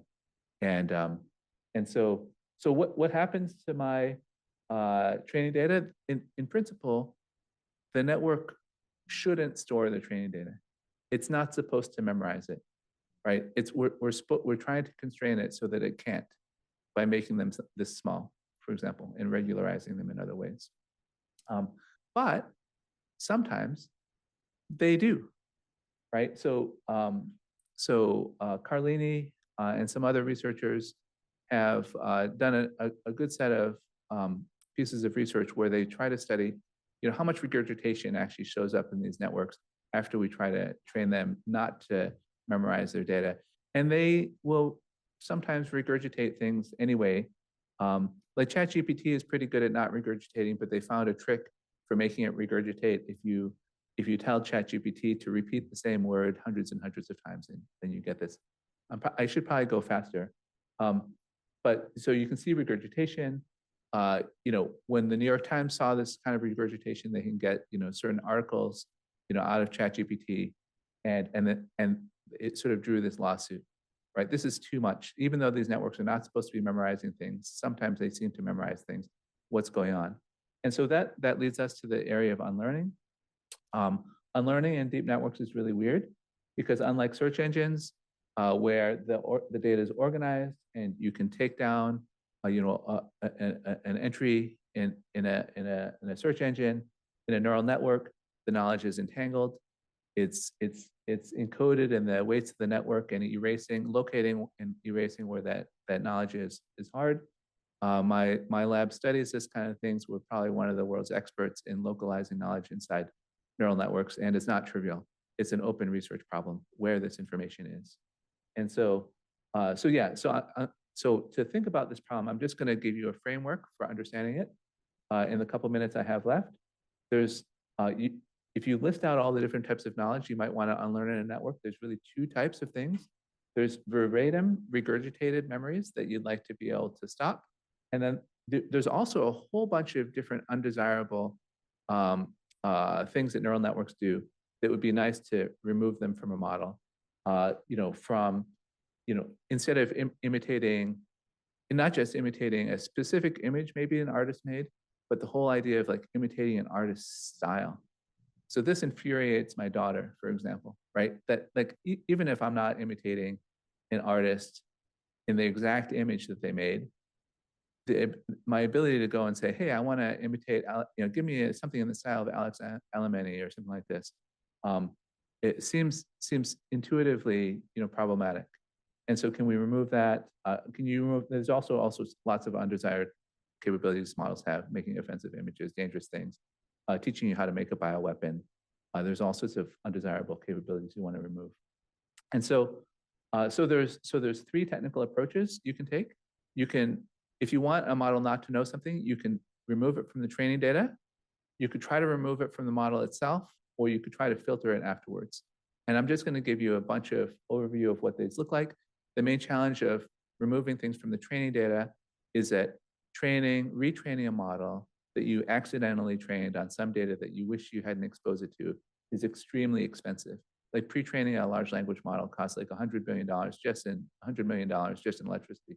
We're not at $100 billion yet, Jonathan. So don't worry. Yes. But yes, and so there's theoretical work looking at how you reduce this cost, but it's very theoretical. It's only tested on smaller models, and it looks like it loses a lot of performance. So there's work here on reducing this cost, but it's still in the theoretical stage. So the second thing that you can do is you can once after you train the model, you can say, oh gosh, I wish it didn't know something that it was exposed to or something that it learned along the way. Can I fine tune it and get rid of that? My lab does a lot of work in this area. It's much more practical. You can do these kinds of fine tunings in a few minutes, but but they're fundamentally statistical techniques. So this little diagram here suggests, we're manipulating probability distributions, and none of the methods drive probabilities to zero. If you try to remove something, there's always some vestiges of it, but there's various techniques, and you can drive the probability lower and lower. I think that you may be able to get methods that are very, very good at this over time, but it's still an active research area. So that's the second thing that you can do, and it's just some visual demonstrations of erasing the ability of a model to copy Van Gogh and so on. You can remove biases and so on using this kind of technique. And the main thing that you can measure, and so there's a little slide here on how to measure these things, removing the capability of doing nudity and bias and so on.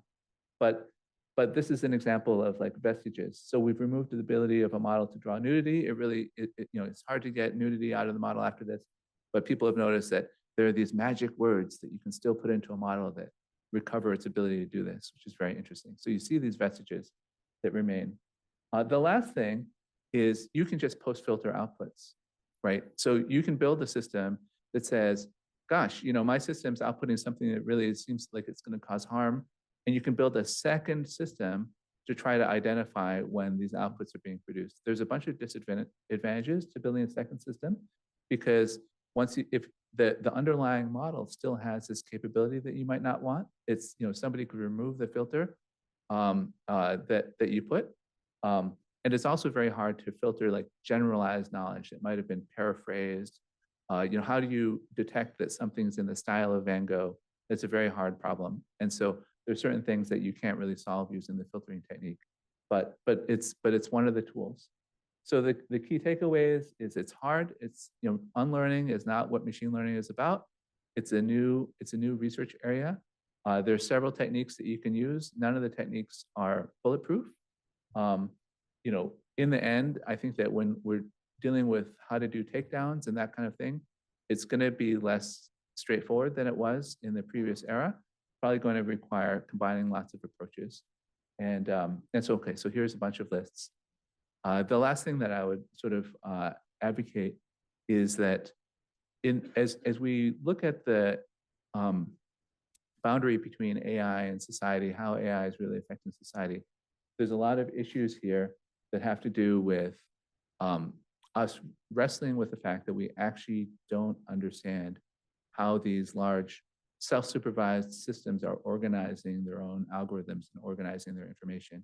And so one of the things that I'd implore us to do as policymakers is to think about how we can set things up so that we're on a path to improving transparency of systems that weren't designed by humans. So it's a new domain that we're in. It's going to be a major challenge. And so I have a different talk I can give on that. But this is sort of the big fundamental challenge that's underlying a lot of this. How do we improve the transparency of a system that wasn't directly designed by people?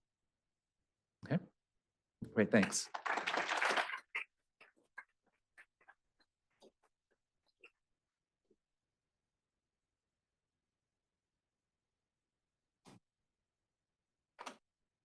Great, thank you, David. So we're going to be moving into our next pair of talks, which are going to address different aspects of evaluating privacy in generative AI systems. And the first talk will be from Alicia Solo-Niederman. Alicia is a professor of law at George Washington University, and her research focuses on how to regulate emerging technologies, such as artificial intelligence, in a way that reckons with social, economic, and political power. So Professor Solo-Niederman explores how digital technologies can both challenge longstanding regulatory approaches and expose underlying legal values. And her talk will be titled Privacy Transformed: Lessons from Generative AI.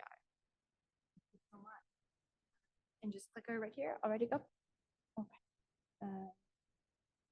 Hang on.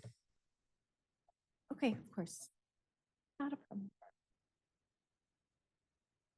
Aha, here we go. Thank you so much for that generous introduction and for the opportunity to be here with all of you today. I'm really honored and excited to be in this room.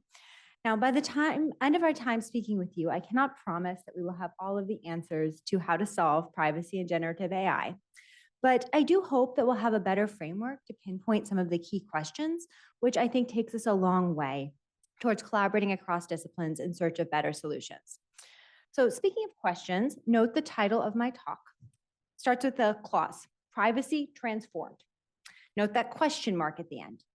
That question is key because the crux of my argument is that generative AI is not fundamentally changing privacy per se. Rather, it is exposing underlying weak spots in our social, technological, and legal understandings of privacy. So in a moment, I'll offer a framework that I've been developing to help us think about these different categories of possible privacy challenges. But before we get there, I need to set just a bit more foundation. I mentioned that generative AI, to my mind, is exposing underlying weak spots in our social, legal, and technological understanding of privacy.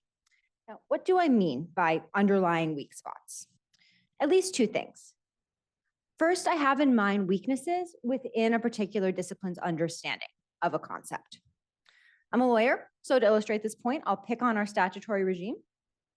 I think most of American privacy law, especially at the federal level, focuses too much on giving individuals the ability to control access to data that is associated personally with them.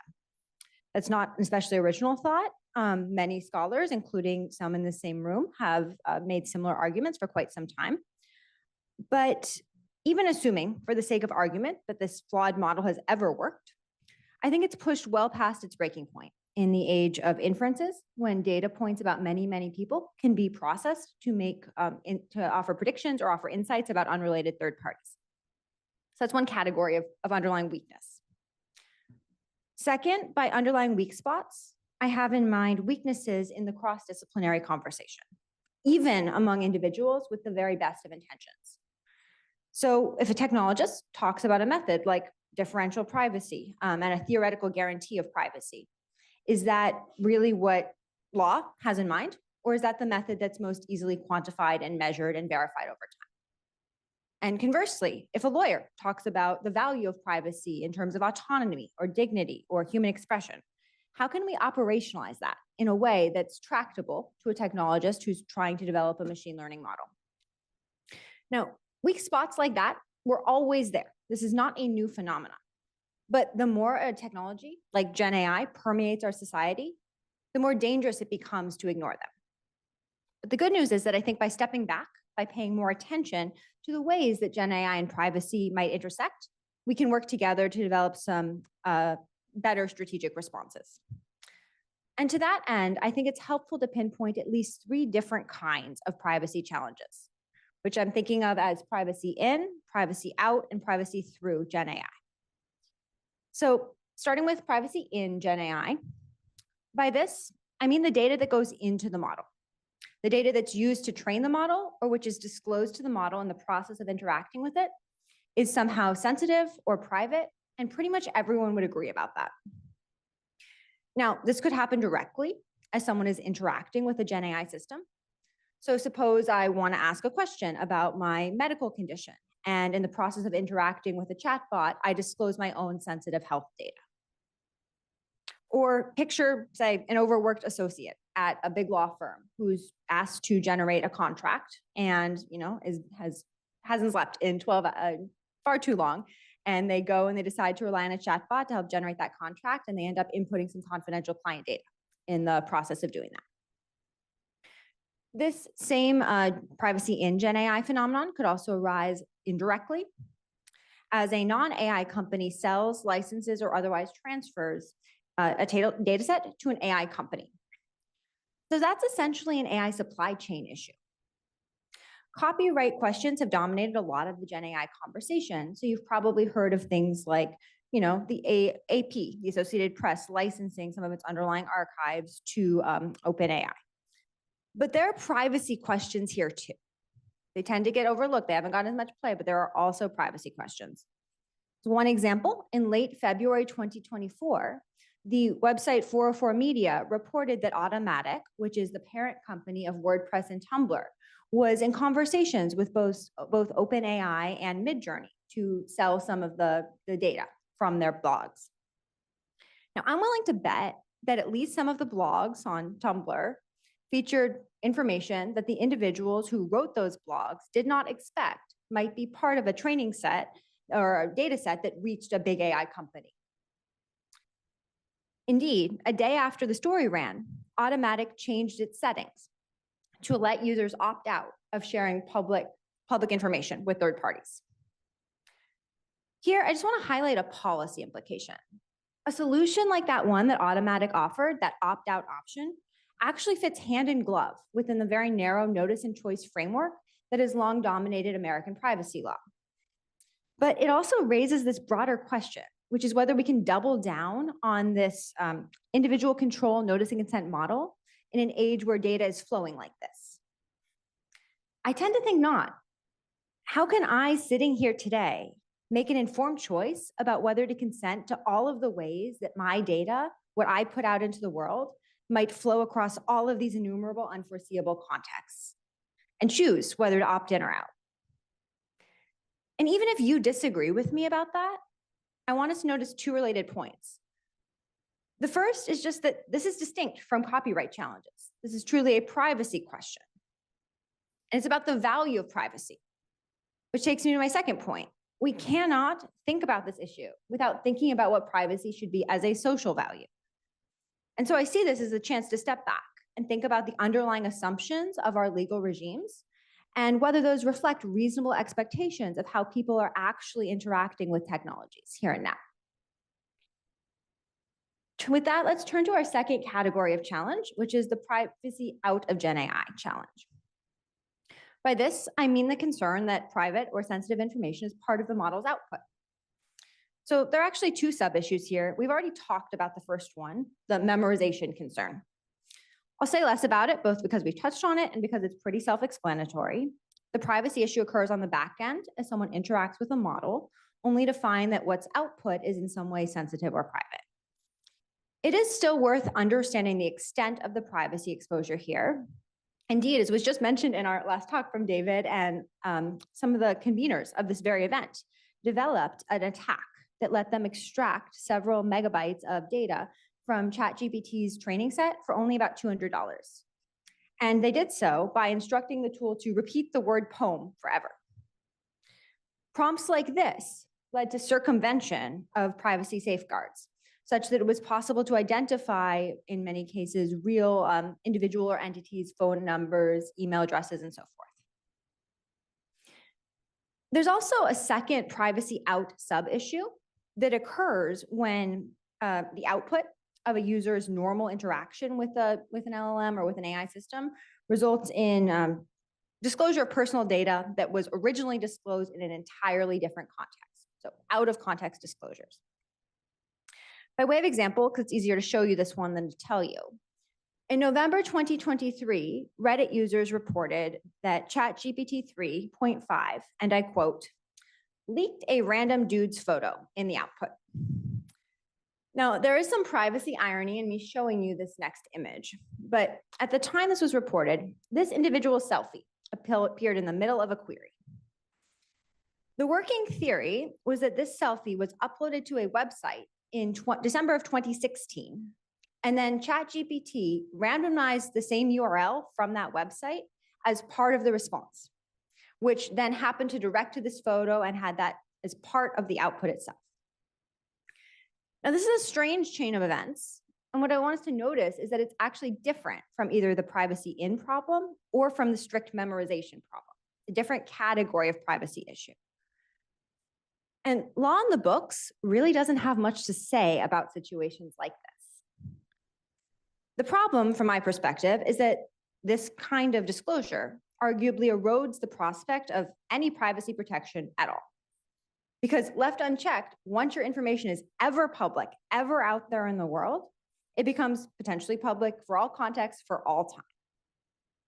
And so a really critical policy question is how much technical intervention can really mitigate a risk like this?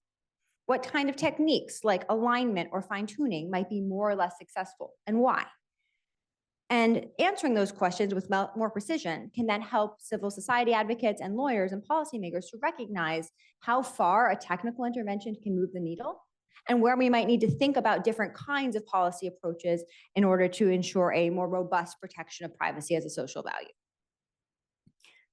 Let's now turn to our third category of privacy challenge, privacy through Gen AI. By through, I mean ways in which the use of the Gen AI system itself is violating privacy by permitting access to information beyond that which was arguably intended. There are a whole lot of ways this can occur. What I want to emphasize is this can occur without any kind of adversarial attack. So we don't need a malicious actor. We don't need to think of a security threat.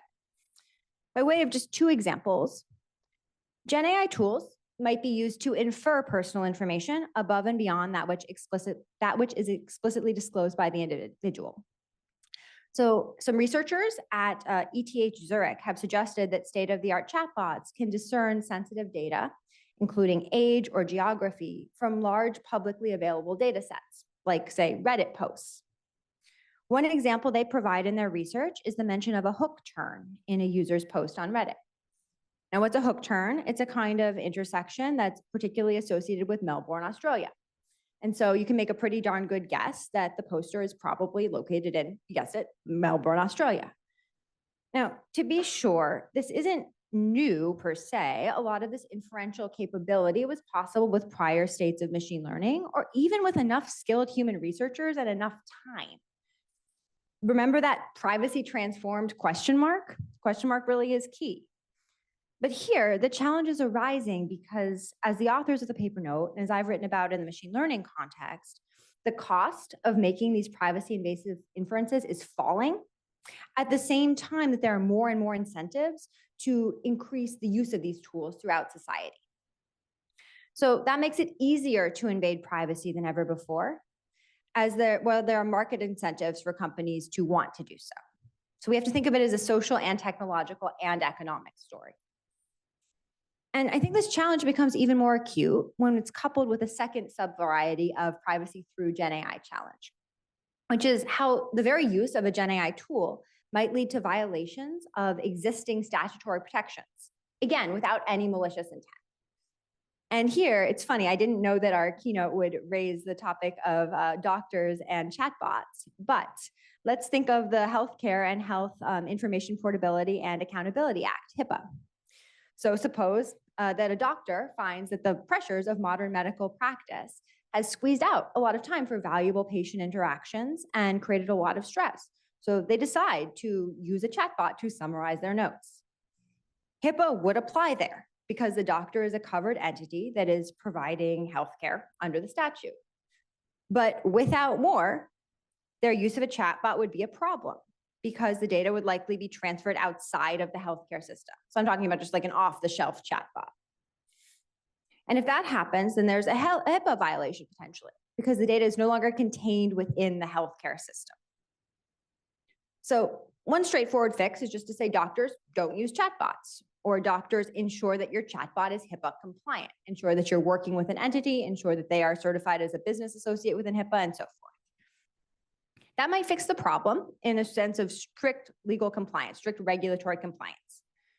But I also want to suggest that it's kind of a blunt solution. It's recasting the problem as a privacy in Gen AI challenge, such that the challenge is how to stop sensitive data from being improperly fed into a Gen AI system in ways that violate existing laws. It makes it a linear process.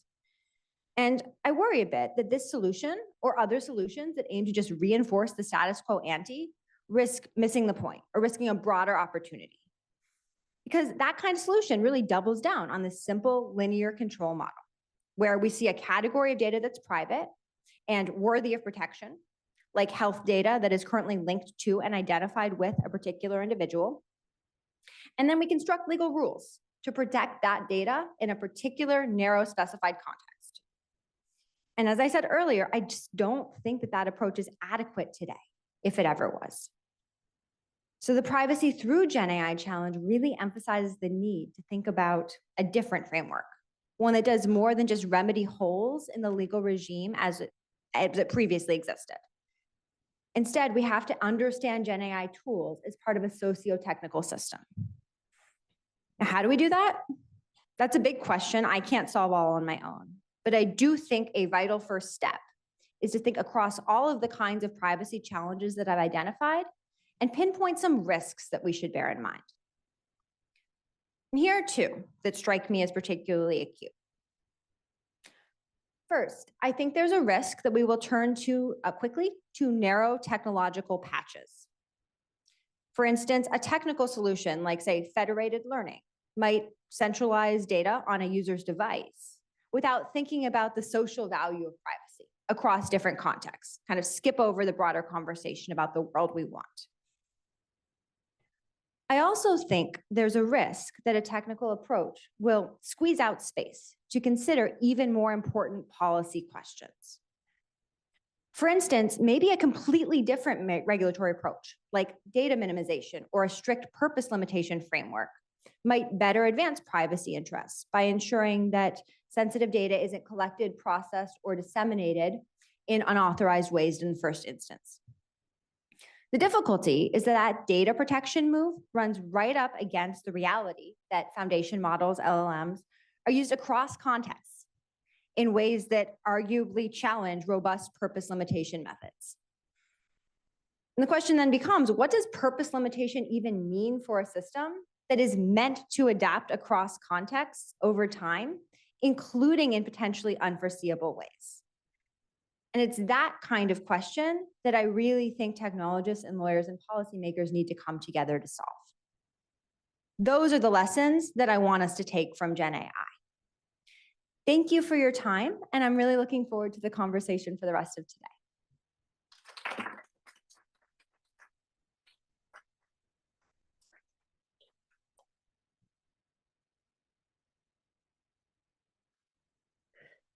All right, thank you, Alicia. Our next talk in this pair will address different aspects of differential privacy. And our presenter is Dr. Nilüfer Mariskala, who is a postdoctoral scholar at the Paul G. Allen Center for Computer Science and Engineering at the University of Washington. Nilüfer is an expert in trustworthy machine learning and natural language processing, and her work has received many, many awards, including the Rising Star Award in adversarial machine learning. So yeah, Nilüfer will speak about what differential privacy is and what it is not. Thank you so much. Thanks for the introduction, and thanks again to the organizers for putting everything together, Cooper and Catherine especially. Thank you so much. Okay, I'll use this. Is it okay? So I'm going to talk about differential privacy, what it is and what it is not. First of all, why am I even talking about privacy? We're gathered here today to talk about generative AI, right? And a big part of the success is due to the training data, both quality and quantity. For example, GPT-4 is estimated to have been trained on 13 trillion tokens. And DALL-E, that generates cute images, is trained on over 250 million pairs of images and captions. So all of this data, what is special about it is that it's mostly scraped from the web, right? What this means is that it's not necessarily fully governed. We don't really know exactly what goes into the data. There could be, what is public is not necessarily publicly intended. So there could be leaked information, there could be information that is sensitive and should not be there. And what would go wrong here? We just saw this, it's interesting, there's gonna be a lot of overlap between Alicia and I's talk. So we saw this example from researchers who are actually here, Cooper, Catherine, Daphne. So they showed that you can actually extract 10,000 examples from ChatGPT with under $200, right? And same group of researchers, Nicholas and other folks, they showed that you can do the same with multimodal models. So this is not a text thing, right? You can have it with multimodal models extract images. So all of this goes to show that these types of attacks could happen in a large scale. Because for a while, people were like, okay, hypothetically this could happen, but does it really? Yes, it does. So, but is this a new problem? Like, yeah, we're talking about Gen AI, but like privacy is not new. Anytime we want to look at a data set and release something, make decisions, we have a privacy problem. So let's take a step back and see what folks did before, all of this trend. I'm going to take you way back to the US Census. So we're going to oversimplify the problem the census collects data and releases demographic information, right? They collect name, age, race, ethnicity, and information about people in a household. And they use this to determine things like, allocate resources or the number of house seats that a certain district gets. But we should be careful because this information could also be used to make inferences. Inferences about things like, are there teenage children living with a single parent? Is there a same-sex couple? And are there mixed race families living somewhere? Now, what do we do here? So we have the problem. This is the problem. We have tabular data that could have sensitive information in it. We want to release it. What do we do? The first thing that comes to mind is let's just withhold the names, take the names apart, release aggregate statistics. But what happens here is I'm not going to go through the details. There are many attacks from like way before, and still they're continuously happening, that show that you can reconstruct individual records from a table, and then you can use side available public information to re-identify. In fact, people were able to do this for the 2010 US Census and show that 52 million records can be re-identified. Now, if we can't just anonymize and aggregate the data, what else can we do? Obviously, we would look at the gold standard of privacy, differential privacy. I'm going to first give you an intuition of what differential privacy is, and then give the formal definition. So if we want to quantify Alice's data leakage in a data set D under the lens of differential privacy, what we do is we need to see how much information we can infer about her from a model M over this data that we would not be able to infer from a model M prime over data prime. And this, over D prime. And D prime differs is basically data set D minus Alice's data. Now, this is, I know, a lot of words, so let's look at an example. Let's say we're running a clinical trial and Alice is a part of it. The clinical trial yields the conclusion that smoking causes cancer. This is not a leakage under differential privacy. Why is it not a leakage? Because if we remove Alice's data, we're likely to make the same conclusion, right? However, if we make the conclusion that Alice has cancer, this is a problem. This is a leakage under DP, because removing Alice's data would not yield the same output. Now, to give you a formal definition, DP basically gives us some mathematically rigorous framework to define an adversary's ability to infer the membership of a single record in a data set. So whenever we're computing a statistic, if you're able to infer if someone's data was used or not, that's what DP does. It tries to obfuscate it. And this distinguishability is quantified by a metric called privacy loss or privacy budget, which is shown as epsilon. And how most of DP mechanisms work is that they add some form of noise. And the effect of this noise is that if you have a common pattern in the data, you can still see it, it's revealed. But if you have tails in the distribution, anything that is uncommon, it gets obfuscated and smoothed out. So that's just to put it in simpler words. This sounds really good, right? You get guarantees, it's mathematically rigorous, you get the overall trend. So what's the catch? It sounds too good to be true. The catch is that it's actually not free. Privacy comes at the cost of data utility. There is this inherent trade-off that if you want more privacy, you're going to have to add more noise. So you're going to noisy up the data, add more error, and then you're going to lose utility. And then vice versa. If you want higher utility, you can't add that much noise. And what does this look like in practice? Let's go back to the US Census example. So for the 2020 census, DP was actually used. It created a lot of drama, there's good reality TV there.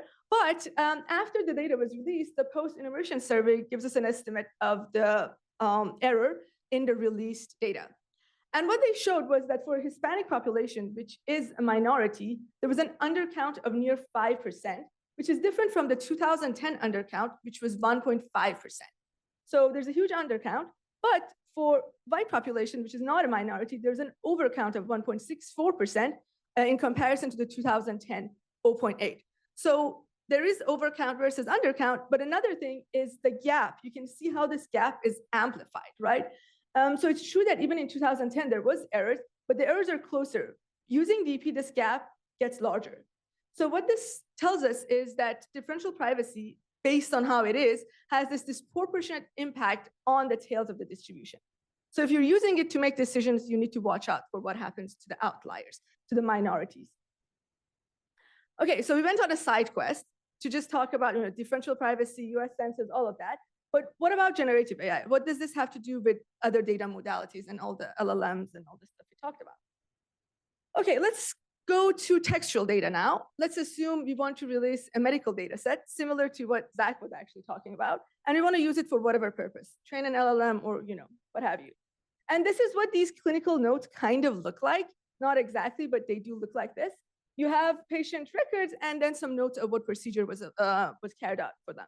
For instance, here you have someone who presented with COVID, cough, and then they couldn't get a CT scan because the CT machine in the hospital was broken. You actually see these in the notes, by the way. I'm not like making this up. Same situation, COVID and a cough, COVID headache, the CT scan issue, and then you have this one person who got a lumbar puncture and local anesthesia. Now, if you want to apply DP here, what does it look like? In fact, what does privacy look like for language overall? Like, what does it even mean to have a private LLM? I'm not going to talk about that, but if you're interested, there is a paper that Catherine and I actually have where we discuss this with other co-authors. You can have a look, but I'm just going to talk about the DP part of it here.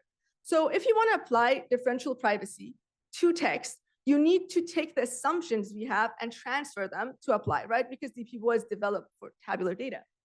What this means is you have to define clear boundaries between records, and that's not easy when you're dealing with textual data, right? Is a token what I'm trying to protect? Am I protecting a sentence? Am I protecting a document, right? Not super clean cut. Another problem is who owns this record? If I'm leaking data, whose data am I leaking?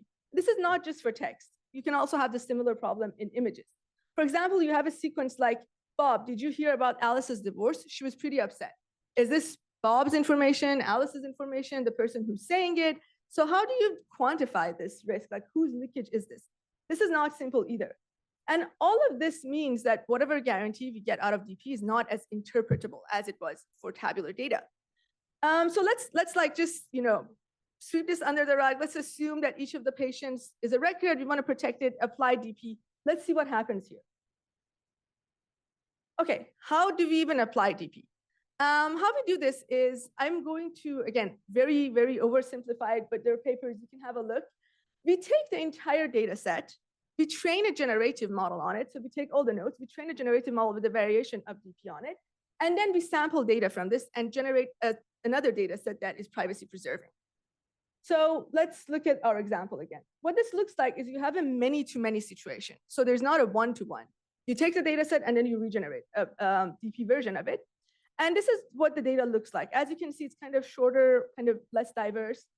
And let's get, So let's look at what DP does do here. DP, as I mentioned, captures the overall trends and patterns. What does it look like for this textual data is that you can still see, you have the COVID and the cough trend, and you can also see the broken CT machine because a lot of the records actually had it in them. So you see the overall trends. But what does DP not do? And this is like, if you take one thing away from this talk, this is it, is that a lot of people, especially with text, they have the misconception that DP is a magic wand. I'm going to point it at the data. It's going to figure out, oh, this part is sensitive, this part is not. I'm going to remove it, and then anything that is necessary is going to stay there. This is not it. DP is not a scrubber. It's not a sensitive information detector tool. It's just basically adding noise to your data. And what this means is we're going to see some errors or some things that we might not intend. For instance, we might see, like, we see the CT machine broken at the hospital, right? We saw this because it was repeated in the data. But this is something that, if you think about it in context, kind of going back to what Alicia was saying, this should not be revealed, right? This could identify what hospital was participating in this training data. So we have a lot of information that might be repeated, especially in text and images, that actually we do not want it to be revealed. And then you have the reverse issue as well. Like the fact that a lumbar puncture it requires local anesthesia, this is a fact, right? This is not about anyone. This is a medical procedure. And if you're training a model, you want to know that, right? So in the data, we have a lot of things that appear only once, but we actually want them to be memorized and learned by the model. So that's another issue, is that anything that appears once is not always unnecessary. And with all of this, I want to say that differential privacy does not capture these nuances. It's not good for a needle in a haystack situation, which is what we kind of have going on here right now with generative AI. Also, I want to just make an example with images as well. Let's say you have, an image. If you want to apply DP, what is a record here? Is it the single image? Is it each person's face?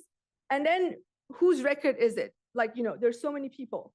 Also, do we even care? This is celebrities, right? So do we like run this through some model and be like, oh, these people are famous, so it doesn't matter? Like, how does this work? There's a lot of contextual nuances. And that's what I want you to think about, is that with emergent capabilities and emergent models, we have emergent vulnerabilities. We have interactive models that can, that we can communicate with. There is an input-output flow of information, again, as Alicia mentioned. So there's a lot of things that are different from previous use cases, and we need to think about them. So with that, I'm gonna end the talk, and I just want to review what DP is. It's a rigorous tool. It's great if you want to get private statistics, if you have nicely formatted data, it gives you worst case context-free guarantees, but it's not free. It comes at the cost of a noise and some disproportionate impact, and it's also not a sensitive information detection and removal tool. Thank you so much. And again, special thanks to all of the people listed here. They really helped me, put together all of this. So thank you. Thanks, everyone.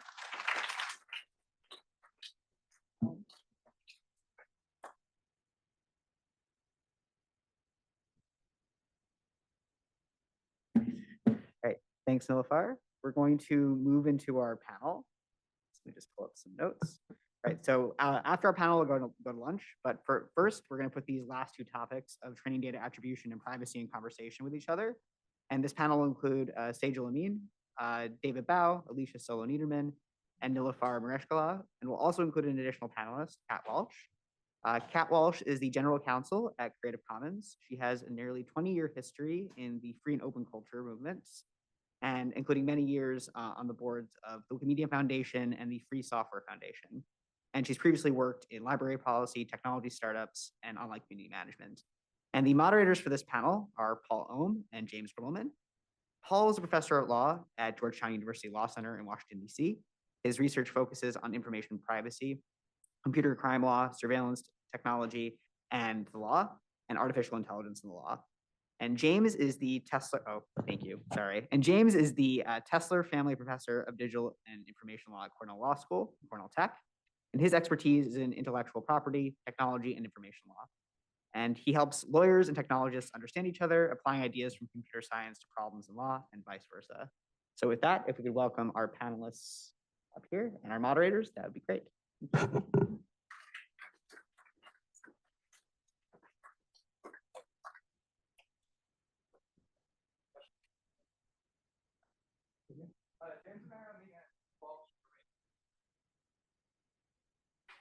does anyone like water?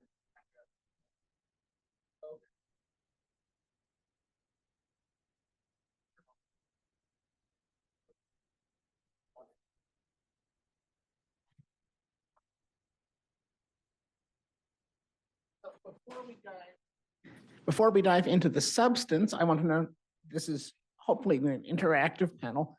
There is a QR code up there, which is in the slides.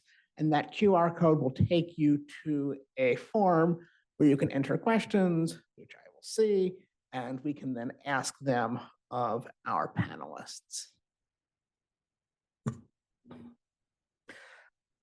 So let's kick off with a question for Sejal.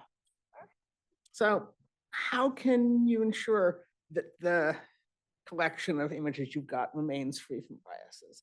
You've talked a bit about this, but it's both an individual question of having representation, but also trying to make sure that the collection as a whole has properties that are representative.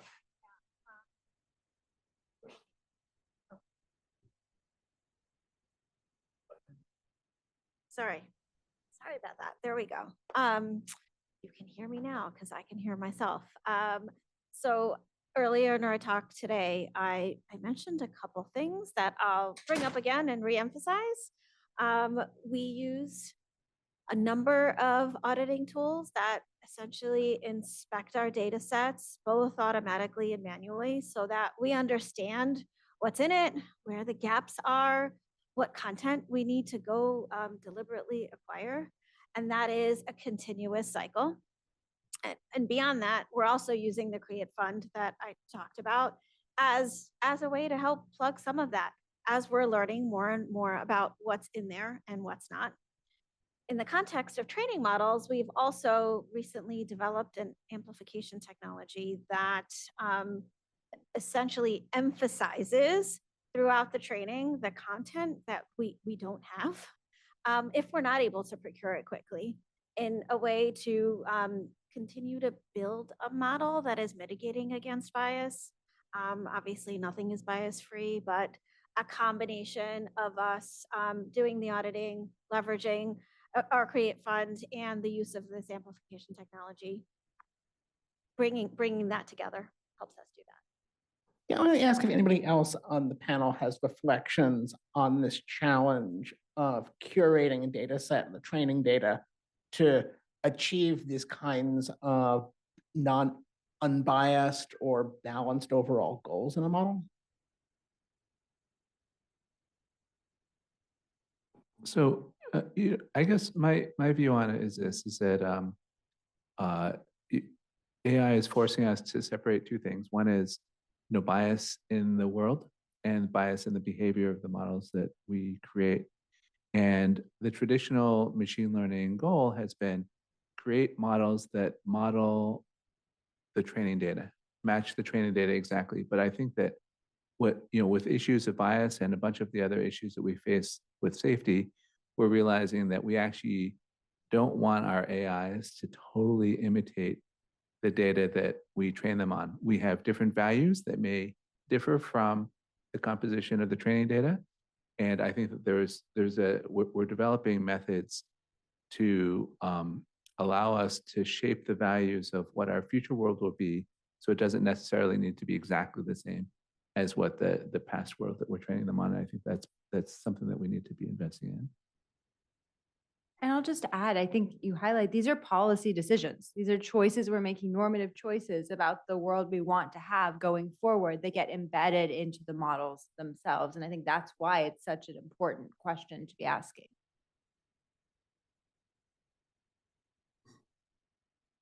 Want me to jump in? We'll just take turns asking questions. I'm not shy. Kat, since you're joining the panel, I mean, it's sort of an open invitation to respond to anything you've seen, but one of the bridges in the 4 talks was the copyright set of questions, and I adhere to Alicia's claim that that's gotten a lot of attention over the last 18 months, and then a broader set of value questions, privacy.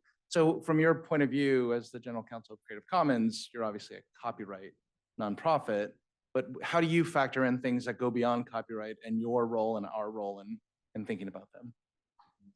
Sure. So I want to say that a lot of people want to bring copyright into this discussion because it's such an attractive tool, and it's the tool that we've usually used to determine access to content, access to media. But a lot of people want to use it for things that it isn't. Like copyright is not a social safety net. Copyright is not an ethical framework. And because we need those things, people are trying to make it be those things in this context. But copyright is mainly a system for making it economically viable to produce content when it's much harder to produce that initial piece of material than it is to reproduce it. And trying to make that framework fit AI where it's not making copies. As David said, it's like generalization, not memorization. Copyright is mainly about controlling these memorized pieces of content. It hasn't fit real well, and particularly a lot of the things that we're doing with AI are things that in other contexts, in contexts at smaller scale, we've thought are perfectly okay. You're extracting features from something, you're learning from that thing, and you're using it to make something in that style or to extract facts from it and make your own piece of material. At small scale, the US has this enshrined in limitations and exceptions that we usually call fair use. Other jurisdictions have things like fair dealing or other specific exceptions. And we've thought that's okay, that's the balance. You need to be able to do that in order to function in the world. There's no piece of material that has just a single author. But where it's happening at such a large scale and where it's happening in a way that threatens the economic viability of being someone who creates that content, then it becomes much more complicated, and our licensing system is not well set up to deal with that. Does anyone else want to jump in on the kind of, so one fear I've had is that the engineering community over the last 18 months has overlearned the lessons of copyright, and that maybe there's an opportunity to broaden the conversation. Alicia set the table with some privacy considerations. after that brilliant talk, do you know everything you need to know? Or is this going to be something that you think the engineering community needs more time to think about, understand, contemplate? Yeah, I mean, I think that we all need more time to deal with it. The best thing that we've been thinking about in civil society so far is a kind of preference signaling mechanism. There have been others put forward, but things similar to like robot.txt, where you can indicate your ideas in a way that is not legally binding in the way that a license is, but that still suffers from the individual choice, individual notice and consent, which is not great. It doesn't it only affects those who know about it. It doesn't necessarily, people don't necessarily know what the implications will be when they're going to do about it. But it's a voluntary tools like that, flexible tools like that, to me seem more viable than like a licensing approach. Licensing is a pretty blunt instrument, and its norms are a lot more powerful than licensing, even in the Creative Commons context. I just want to make sure I understand your example. So you mean pre-scraping, pre-training, some sort of representation associated with the data that says, here's what I want with my data in some sort of machine readable way? That's right. And there isn't a good standard for this yet. There have been several people who have, particularly people who are training on AI data that are allowing opt-outs in some fashion, but it's not standardized. There's not a whole lot of nuance around it yet. I wanted to add something. So in terms of the technical aspects of it and post hoc, dumpster fire, we need to set this out kind of situation. One thing we see with LLMs is that people extract the text that could be copyrighted, like the New York Times lawsuit. And then their worry is, how do we prevent this? And how do we even detect and audit models for this type of issues better?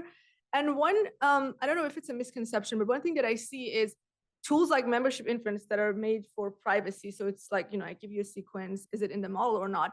People think that, okay, we'll use this for copyright. Like in a lot of places, privacy and copyright are kind of used interchangeably. And one thing that I think people should think about more is the difference that in privacy, we care if something, a concept, a semantic, a meaning is in the model or not. It's true that we're evaluating right now by looking at a syntax, but I think that's different from copyright. In copyright, we actually care about the expression of the idea. So that's what we want to see. We want to see the form that was used to express this idea. But in privacy, we actually care about what was in there, the concept itself.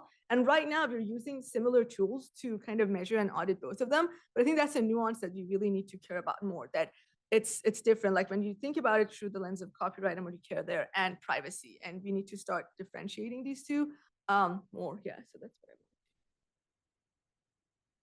Yeah, I think that's a great point about needing to separate out different understandings. I think from my perspective, I mean, I can only speak for myself. I worry about relying on individual consent to solve privacy challenges. As I mentioned in my talk, I don't know how I can set here and now, even in a machine readable form, even in the best possible computerized form, say for all time what I want my privacy preferences with respect to data to be, when, as we've heard from our very earliest talks, we don't even know how the data will necessarily be used, will be fed into a model, will flow across different models.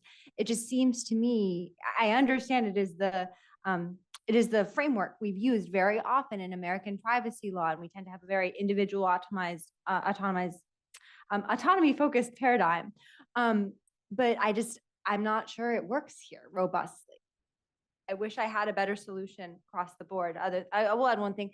I think we have to shift to changing business models and have to think about the business models that we want to allow different firms to have in the first instance to shift the onus away from individuals. So just building on that, we're one of those firms that has an opt-out policy, but it is, to your point, it's placed on the individual to check the checkbox and make that decision. And obviously our job then is to respect that decision.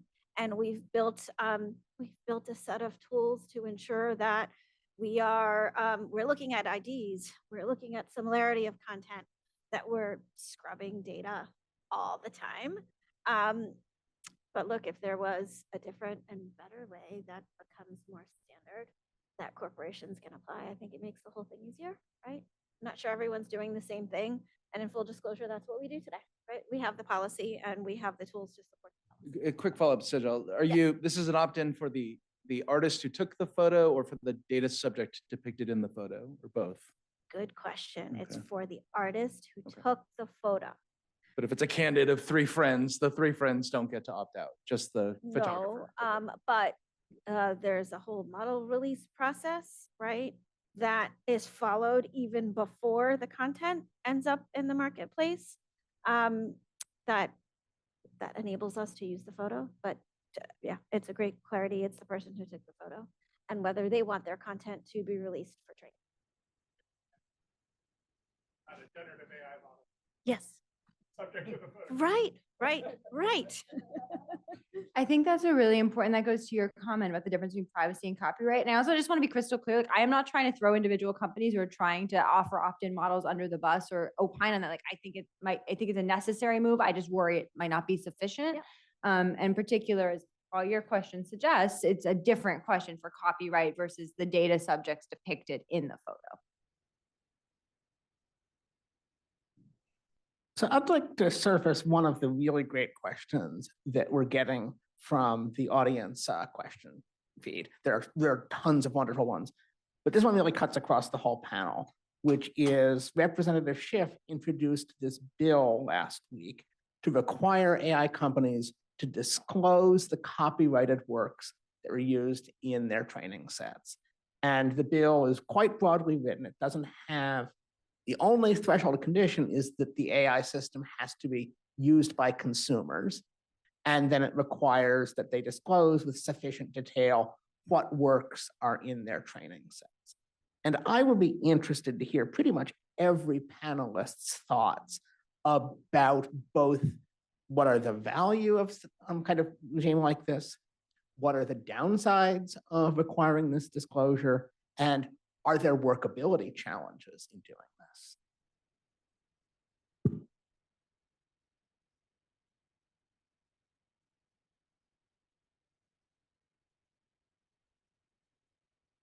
I'll jump in on this one. So I have not seen this bill yet, and I'm sure that there are things that are terrible, but the general principle, like I just as a general principle, there's always things in it that are terrible, but as a general principle, like disclosing the sources of what went in, like I think almost everybody I've ever talked to wants that, like not as a matter even of copyright or as attribution, but because we want to know where our data came from. Like academics want to know it for like reproducibility of research. Journalists need to know where their sources came from. Like everybody wants to know, and even like in contexts where copyright is not where copyright doesn't apply, where you have uncopyrightable data, or where you're dealing with public domain works, or where even somebody has released something into the public, like they want like a little acknowledgement to like is almost never unwelcome unless somebody like explicitly says they don't want it. Even when we've been talking to members of the Creative Commons community, like often all the thing they want is some acknowledgement that their work went into this somehow. So I have not seen this bill, but I think like for so many reasons that don't have anything to do with copyright, transparency would be desirable. I don't really have opinions on the copyright side of it. I just worry that if such information is even collected and disclosed, what are the privacy ramifications of the sources of the data and who's contributing? Like one thing is the person whose photo, but then the subjects in the data. And if there's a data source that has contributed a few images, then it kind of makes it easier to reverse engineer. Maybe they wanted to contribute something, but they didn't want to be revealed that it was them. I don't know. I just worry about the issues of all the consent from, yes, like a data curator, but then what about each data point separately?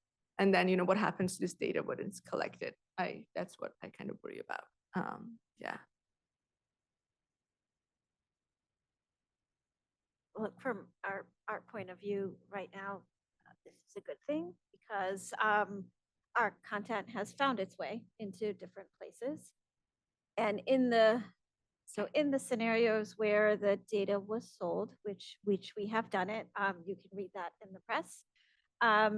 That's already out there. But in the scenarios where the data was scraped, and so in those cases, we weren't compensated. And that compensation has not made its way out to contributors. But from our point of view, this is good. We want to see the disclosure. How we're going to resolve it yet, I don't know. But I'm hoping that it helps close the loop on some of the conversation and some of the presentation I was talking about earlier. It seems like you have an easier time of this than other AI companies might, because you control the data set that you're training on. It's been submitted Right. to you. Right. Seems like web scrape companies might have a much harder time knowing what's in the sets they're using. Right. That's exactly right.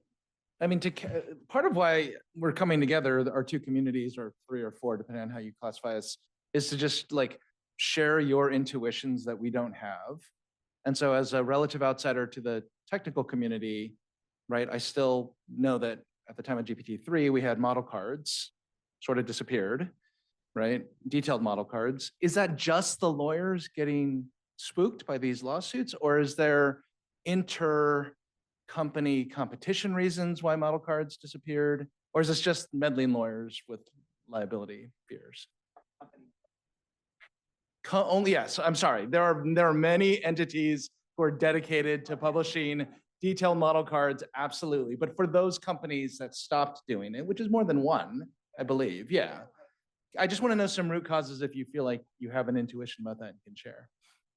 I mean, again, I think half the room thinks that's a really obvious question to ask, not to me, and I suspect not to the legal scholars in the room.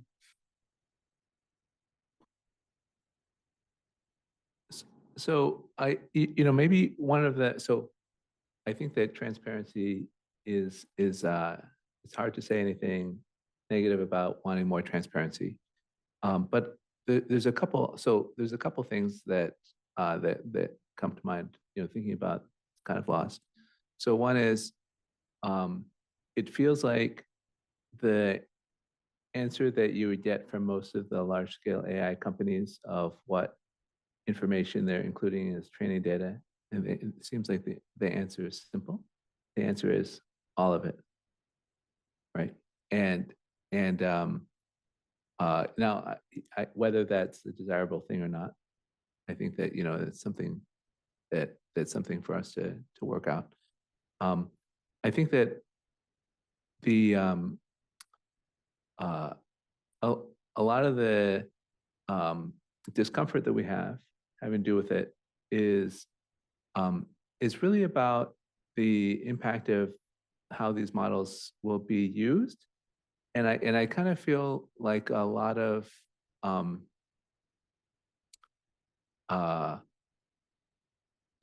maybe our efforts are best spent at figuring out how we're going to create a healthy ecosystem of how the use of the model interacts with society in the right way. If I removed all my own data that I sort of have put into emails or something like that from visibility from a model that may be collecting a lot of emails or something, does that prevent the model from knowing what's going on? No, actually, maybe people talk about me. There's other detritus about me. We have transparency issues with how the models are working inside. When we look at toy examples of models, then even when things aren't explicitly talked about in the training data, we can see models, these are very sophisticated models, building world models that are keeping track of latents that are never explicitly mentioned in the training data at all. We can see this in toy examples, like if you make a model that models a board game like Othello or chess or something, you never mention the state of pieces that are captured, you'll see that models are keeping track of the captured pieces anyway, even though they never are mentioned in the training data. And so if you build these very sophisticated models, there's this question of, are they internally violating my privacy? Are they internally doing something that I don't want? And one of the things that terrifies me is that we don't actually know. And I'm concerned that if we just worry about the inputs that we put in the system, we may be losing track of the real issues. And so I think that, so I mentioned that I think there's this need for thinking about what does transparency mean in this world of very large systems that generalize, that have these massive computational capabilities. And I think that we need to think about the dangers and the needs for how to create a new type of transparency for the world of AI we're allowing these very vertically integrated companies to be created that keep their models very secret. And there's kind of a concern to me that the most decisive, most interesting, and societally relevant aspects of what they're building, they don't even allow their own engineers to take a look at what's going on.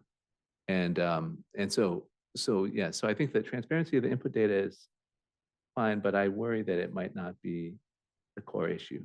That was such a great long answer, but I want you to hum a few more bars on that very last sentence. What do you mean they're not letting their own engineers? I had never heard this before. So they cabin off parts of the work to some engineers and not others. So I think we're in a strange place in machine learning where we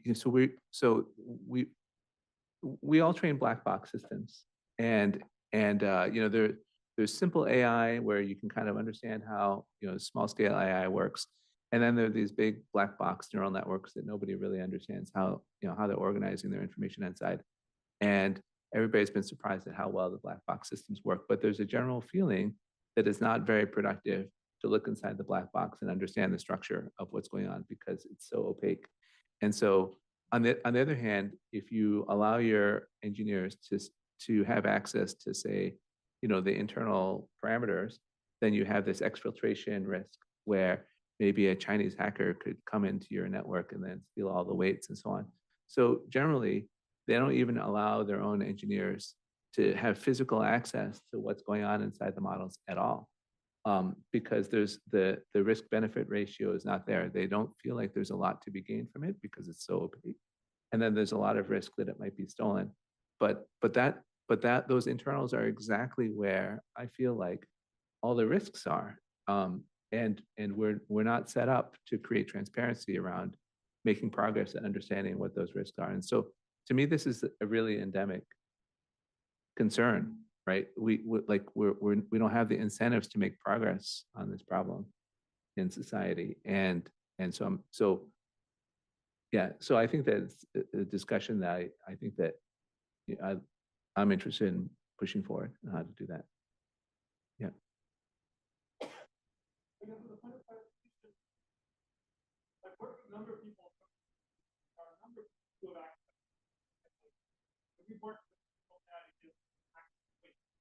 Sure.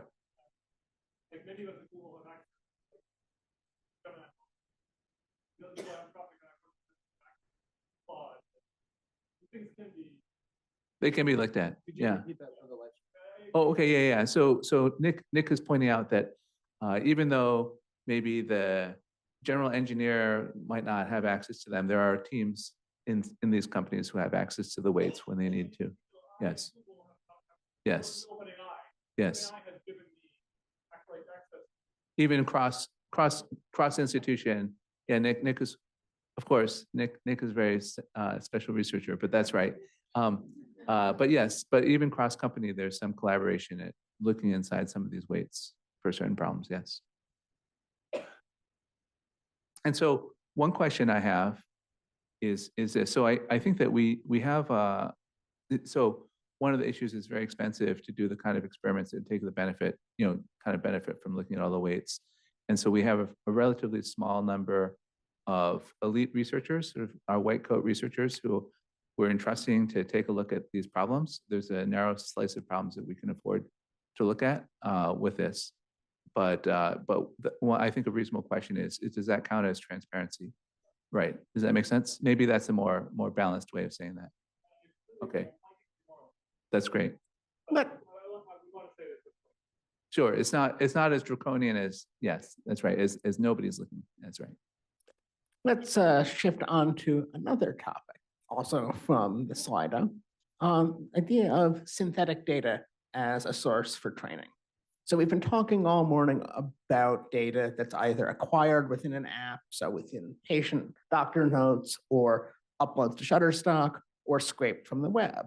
But another technique that's being increasingly used is to train AIs on synthetic data. So you run one AI that outputs a lot of data that is similar in some way to the data it was trained on, but is been altered or mutated in some way. the example from Niloufer's talk about changing the patient attributes in the notes. Those outputs are a kind of synthetic data. So you can imagine training a second AI on that data, or using a small amount of carefully curated actual data and then a large volume of synthetic data.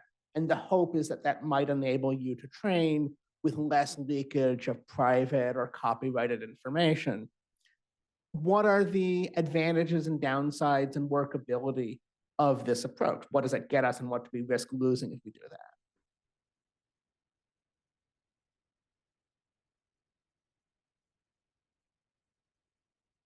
I mean, oh, No, no, you go you go on. ahead. Please. Well, I mean, my answer is not going to be on the technical side of what we risk getting. I mean, I think it gets us great, potentially.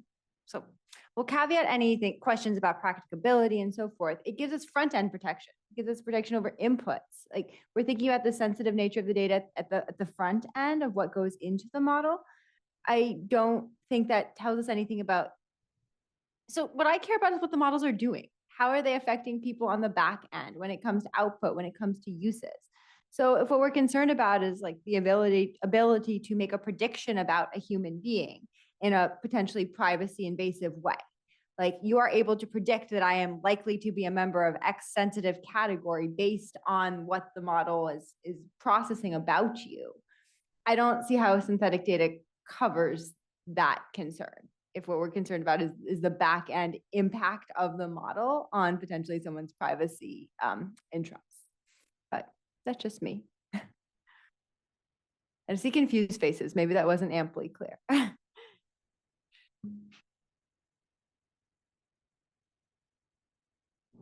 want to hear from someone technical on the.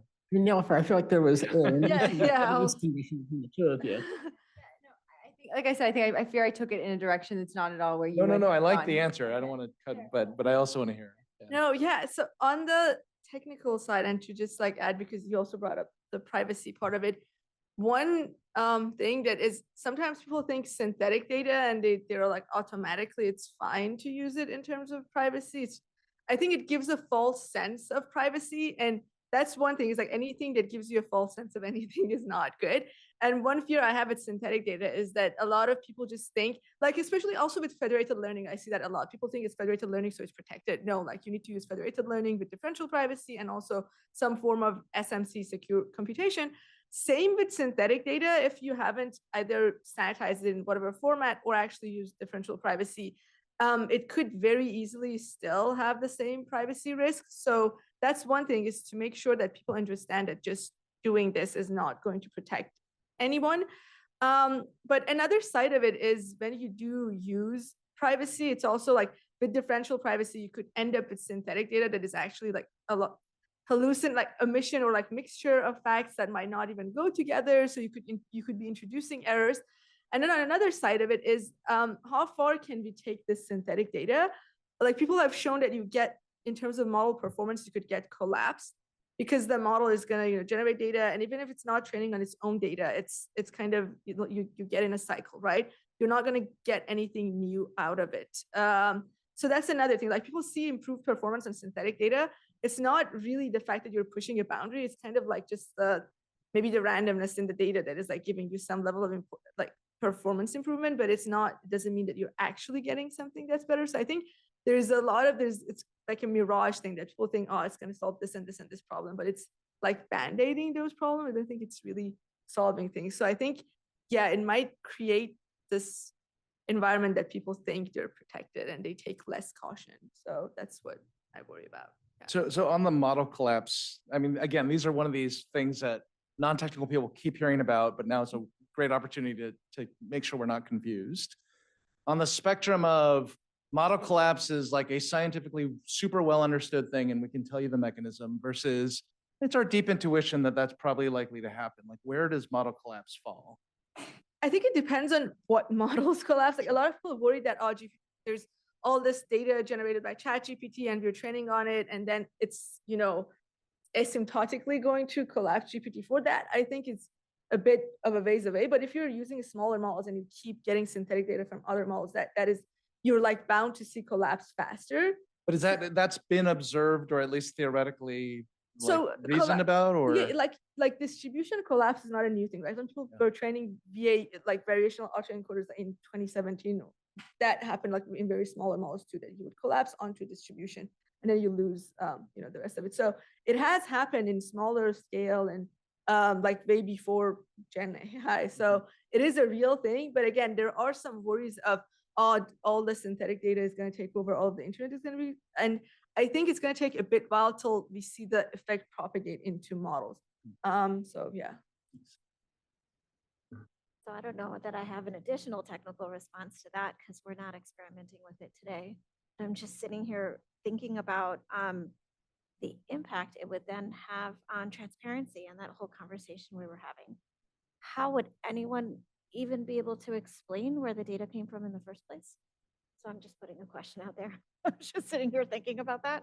Yeah, that's another thing is I think it is going to wrangle the data, right? You're going to get an output that is kind of an interpolation. It reminds me of the whole stable diffusion collage generation situation that people are like, oh, is like if you get an image from a multimodal model, you can't really point to which patch came from what model. So is it like a collage generator or is it like an interpret? What is it really?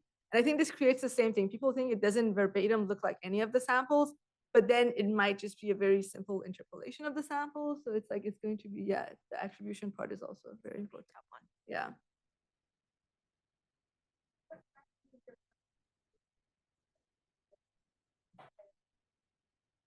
Sorry, say that again. What portion of who?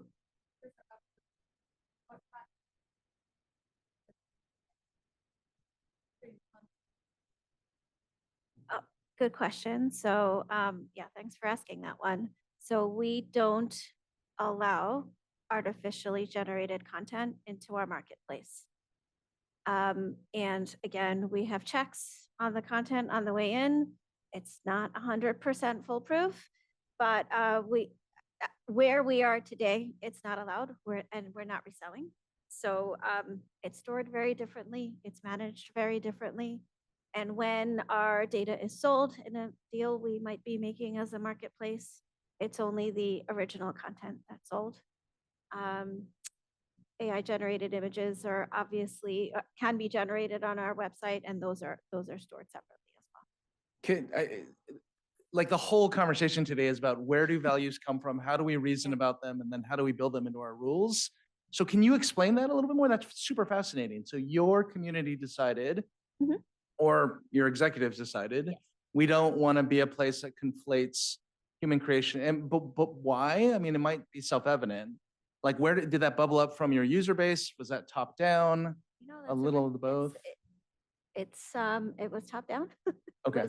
It was a decision we made at that time. Probably what, 2 years ago or a little less than that. And at this stage, there isn't a hypothesis that will change that, but one never knows. It kind of depends. So on I'm gonna how ask things another one of my evolve. spectrum questions. Is it because of the nobility of human creation? Is it because of it's gonna get us in trouble with litigation or policy? Is it somewhere in between? It was all the things. Okay. It was all the things, right? We talked about it in that context, but when I talked earlier, I talked about the Creator Fund, and we were very dedicated to that and how that was going to work. And anything else would have muddied the water on that. And so we had to stay anchored on our philosophy here that we were creating a creator ecosystem. We were going to compensate contributors for their input into the marketplace. And this was the best and only way to keep it clean. I feel like this just means that no one is going to disclose to you when they have used AI to. So it could be happening, right? We're not, yeah, it could absolutely be happening. And every check we have in place and every tool we use, we're using both tools and humans to validate that. And by the way, we've had that human ecosystem in place for a very long time, for as long as this business has been in existence.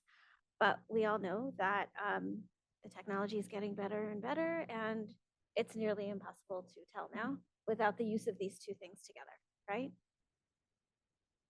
So I just wanted to, so what, in working in these generative systems, they're so automatic, but there's there's such an interest in the artist community. So I do a lot of work in diffusion models, and there's such an interest in improving the degree of control that people have over these AI systems. There's just a massive amount of innovation just happens every week at giving artists more of an ability to steer the AI, to inject their own creative ideas into it, to define exactly how these things work out. I feel like the line between something that was really created by the artists on their own, not sure what that means, and with AI, that line is going to be very, very blurry. Yes. And there's I feel like it's going to be hard for you to hold the wall. Yeah. Yeah. I don't disagree with you, but Yeah. that's where, to the point out, that's where we are today. Yeah. But it's going to be hard to hold the wall as this changes. And as it does, right, we were talking about compensation and value and all of those things. We need to have a firmer position on compensation. And I'm hoping that evolves before the wall has to entirely break down. I just want to observe how much of this rests on business models and the individual norms and what each individual company is deciding to do. And I mean, that's a rather banal observation, but I think it's so important to recognize as we think about the ecosystem of AI governance. Right now, it's a lot of private governance, and through either goodwill or companies deciding to do the right thing, economic pressures to go the other way. It's a conversation about business models as much as formal law, I think. Let me jump off of that to take a chance to troll Paul here. So we've talked a lot this morning about business models of companies providing generative AI as a service. And this we could call a closed model, where they've done their training and they have the weights, and it's a closely held trade secret. We heard from Nicholas that some few people can get access to all of it, but we mere mortals can't. The idea is that gives you a lot of ability to keep secret your training sources, to keep secret your techniques and training, but also to do a lot of controls. You can put in filters to screen for copyrighted output. You can attempt to remove personal information by doing these privacy-preserving techniques and closely shape what comes out. But of course, it also gives a lot of power to the company that controls the model. An alternative to this would be openly released models, where the weights are publicly released. Facebook has done this with Llama. There are a large number now of models that have been deployed publicly, and it's much more transparent. Anybody can download the weights and inspect or use them. It gives much less concentrated power to the company that controls the model. But on the other hand, you can't put on those copyright controls. If the private information is embedded in the model, anybody can get it. And anyone downstream could modify that model into something that can create targeted harms, like deep fakes of celebrities. I would be very interested to hear everybody's reaction, including Paul's, about where they fall on the spectrum between open and closed in terms of what they think best serves values. I mean, James knows I'm opinionated. I'm happy to go first, unless someone on the panel really wants to jump into this. I mean, it's hard to have the open and closed conversation without kind of putting your cards on the table about the risks you're worried about. And I am worried about things like deepfakes and misinformation, and like using these models in kind of closed systems of your own where the world doesn't have to know about it to generate harmful things. I'm just worried about the weaponization of that and how hard it will be to kind of stuff that genie back into a bottle. On the other hand, when I talk to people who are much more in favor of pure open release than I am, they're often, I think, thinking about their younger sibling or their graduate student who last weekend downloaded a model, and my God, the wonderful things they did. And so one of the answers I often give is, why do we have this dichotomy? Like, why is it's completely open or completely closed? And so in lots of other cases, we say, yeah, you can download my weights, but you're going to have to register and get an API and give me an email address and maybe verify the email address. And then for this afternoon, you're going to have to watermark the outputs. And so if something bad happens, we, meaning we, the global society, have a tiny chance to attribute what went wrong and to try and prevent it from the future. And it's a game we never stop playing. It's a kind of constant, let's make sure there aren't terrible harms in the world. So to me, that's, I call it like semi-closed is probably the world I want to be in. But I think in the rush to be open, and I'll note that not even everyone agrees on what open means, there's a whole host of definitions. We're just assuming that it's all about the grad student. The grad student in no other situation or world will be able to innovate and build companies and improve the world and learn, except if we just give them everything that they can learn. I'm not sure where that dichotomy comes from. I want to add something to this, just in terms of closeness and openness. And I've been talking a lot to some security folks who work on non-consensual image generation and, you know, deep fakes and topics like that. And one conversation that I often disagree with them on, and this might be a take that a lot of people disagree on, is that they really want to govern what is generated and what people have access to. And like, you know, they kind of draw a line that, oh, this is NSFW, this is okay, we want this. And a lot of people do this, right? And it seems okay, but I come from a country where censorship is a thing, right? And what I've seen is it's a slippery slope. But once you start drawing the lines, it's who controls things. It's very dangerous. You can go from having things be open to like a very closed society very fast. And it always scares me when there's conversations of, oh, we shouldn't let people have access to this or do this, because I know how fast it can escalate. So that is something that I always like. I think a mixed maybe kind of set up access controls, you know, trying to have different people have access to different levels of things maybe, but I think closing anything up is not, it should not be up to any one person, because even if it's not the government, whoever is governing this can, you know, have stakes.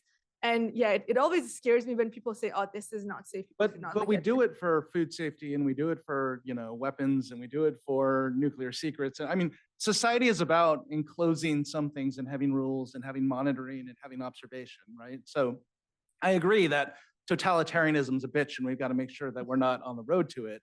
But I disagree with the idea that if you take one step in the direction of the regulated state, which is where we live now, we're on that road to totalitarianism, right? I think there's a lot of room before we get there. Yeah, I do agree. But I think, yeah, I'm mostly mean the data and models, but yes, yeah. So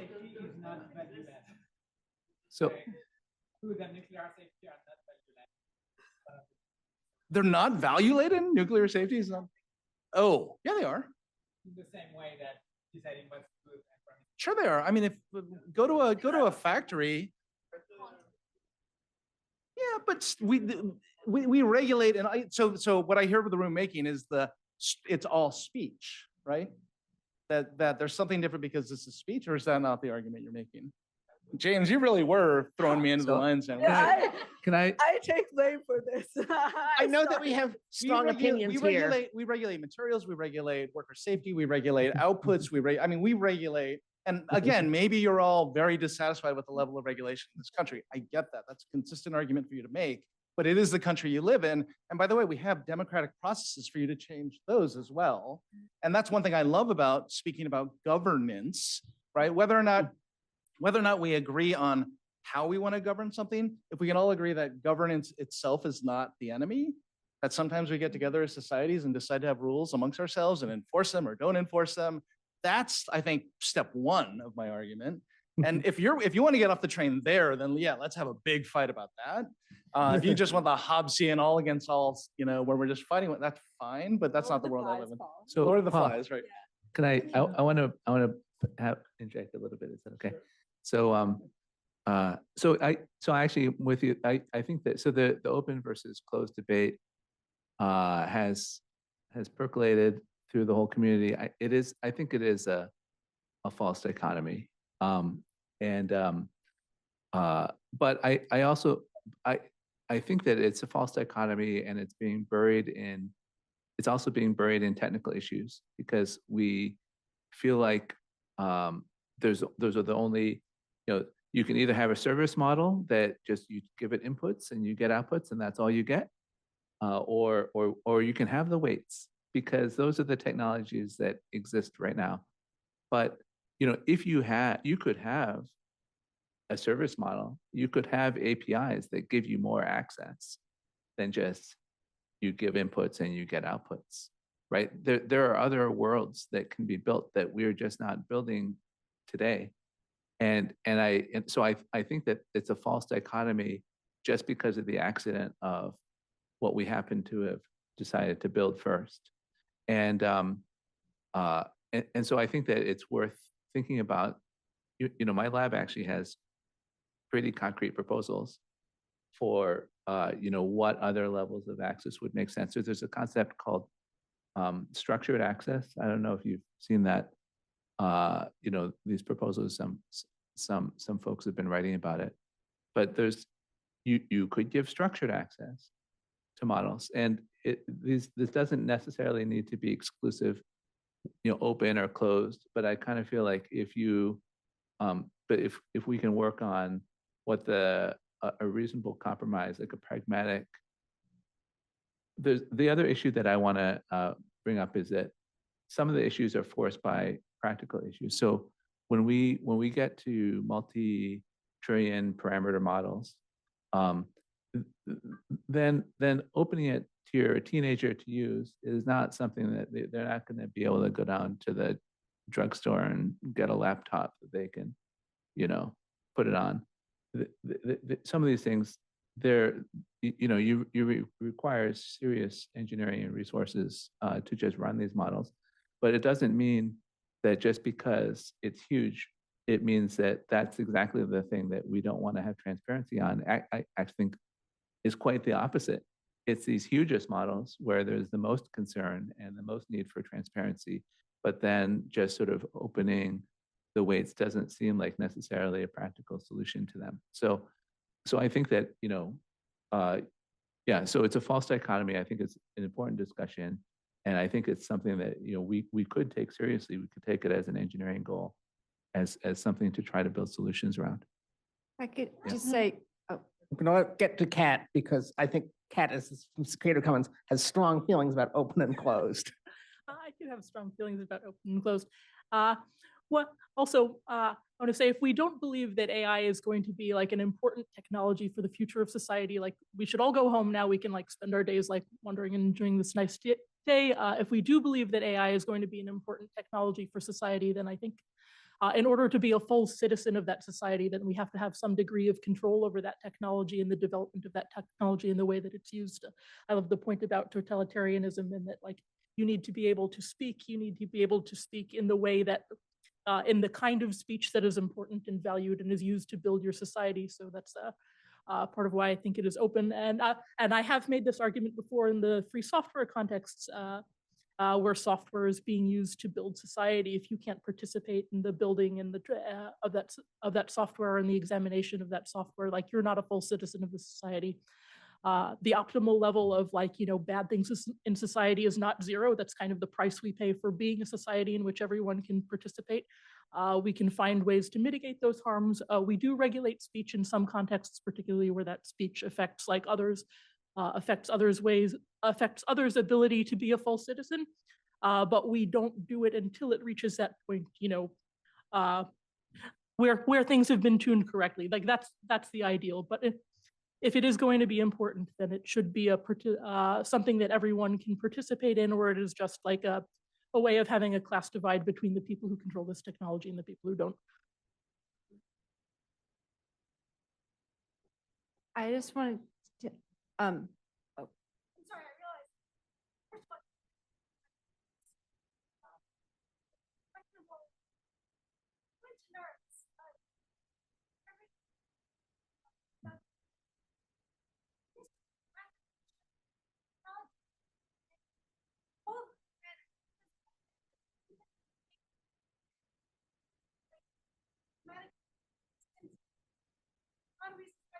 do that. Money,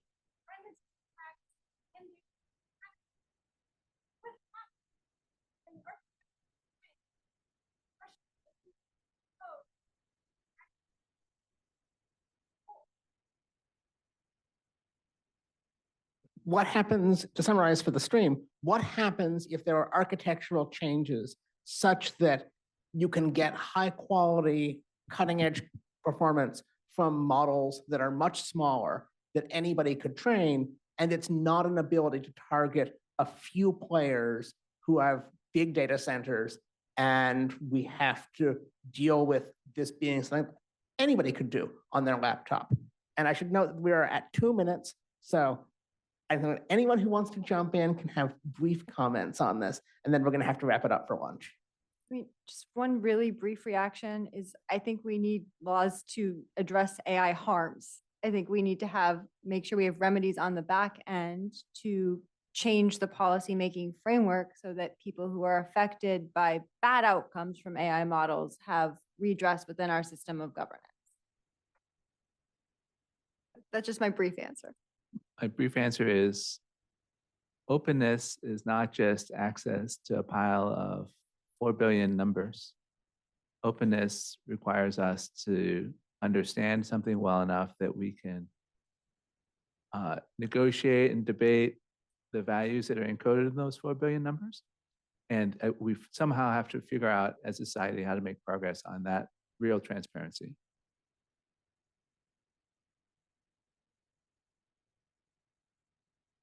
I can say more. I was just trying to be. Yeah. I was in the work. No, I defer.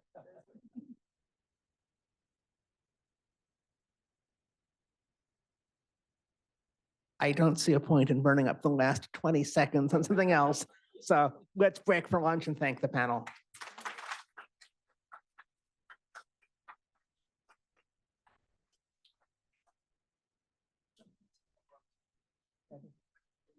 I want to show you a very specific proposal that I was just. You're awesome. Thank you. You did a great job. All the feedback. You did a great job. It was awesome. That was awesome. Good. I'll show you my very. Yeah. Thank you for like pulling very heavy duty. No, like you said all the things that needed to be. We're gonna get started again.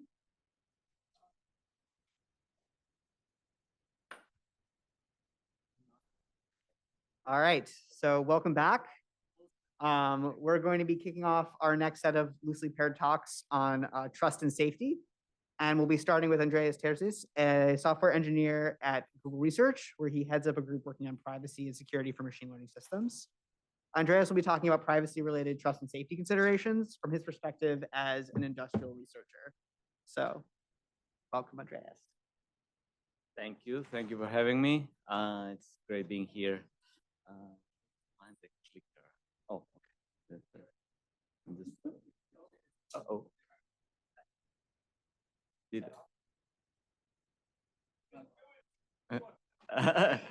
there we go. Okay, awesome. Yes, I'm Andreas at DeepMind. I'm going to be presenting a bunch of the work done in our team, but also other folks in this area. And a lot of the stuff that I'm going to cover has already been covered in the morning, kind of. But at least I will give a summary, maybe for some people that were not here. So we talked about the language models, and the thing that is relevant here is that language models learn from their training data a probability distribution of sequences of tokens. And so then the question, I will skip this. This is kind of my thing. So then the first question that we kind of started to answer some years ago is that can LLMs memorize? And we use the definition of memorization actually from the V1 glossary of the GenLaw workshop, which is great. Can they memorize unique training data sequences? And the so-called secret sharer paper actually showed that indeed they can memorize out-of-distribution tokens, sometimes also known as canaries. So the next question is that, yes, you could kind of make them memorize, but do actual LLMs memorize their training data? And this is the next paper. And the approach followed in that paper is to actually use the LLM to generate a lot of data. So where do we get these prefixes that we test? as we already discussed, LLMs are scraped or using data from the internet. So then we can actually get a bunch of the data there. And then the technique of this sort of test essentially predicts the membership of an example in the training data. So if there is a high likelihood of the generation, then we essentially declare that that the data was in the training data set. Otherwise, it was not. And if we have access to the training data set, then we can actually experimentally verify that's the case. So back in 2021, using GPT-2 at that time, we actually showed again that memorization does happen in an actual model. And since then, we have shown that scale in a way exacerbates this issue. So essentially, larger models memorize more, and they actually tend to memorize more data that is replicated in the training data, and we'll come back to that. And actually has been talked about I think 3 times this morning. Alignment does not solve this problem, right? So this graph here actually shows we talked about the memorization rate increasing, and the memorization rate for ChatGPT is actually much lower. But this is in a way hidden. The actual memorization is hidden, and we're kind of able to uncover it a little bit by luck. So the actual memorization is indeed higher. What about text? Other models, they also memorize. So memorization exists, and so what can we do about it is maybe the more interesting part of this talk. Privacy testing is one technique where we are actually experimentally quantifying the level of unintended memorization. And here I have 2 techniques with their pros and cons. So one is called the secret sharer, which we already talked about it. And the idea here is that we inject in the training process these special tokens that we can then check whether we can extract them. The fact that we generate these extra tokens is both a benefit because we can control what they look like, how many times they appear in the training data set, so then we can basically experimentally measure at which point memorization is starting to emerge. But it's also essentially the limitation of this technique, because you need to have access to the training data, access to the model while it's training, and also there might be a concern that the canaries maybe pollute your overall model. And again, we talked about, Catherine talked about proxies in the morning. Maybe you say, well, they memorize this weird data, but they don't really memorize the real training data. Another technique, which is what I guess we generally call data extraction, we poke the model with different prefixes, either from the training data, we have access to training data, or with things that we are interested in seeing whether the model memorizes. I am Andreas and my phone number is, and see how the model continues. The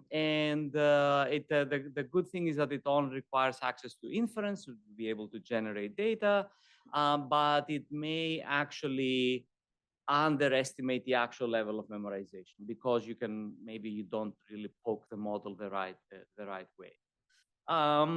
These techniques that we have actually used for models like Palm 2 and Gemma, and they are actually in these tech reports that are linked over there in the presentation.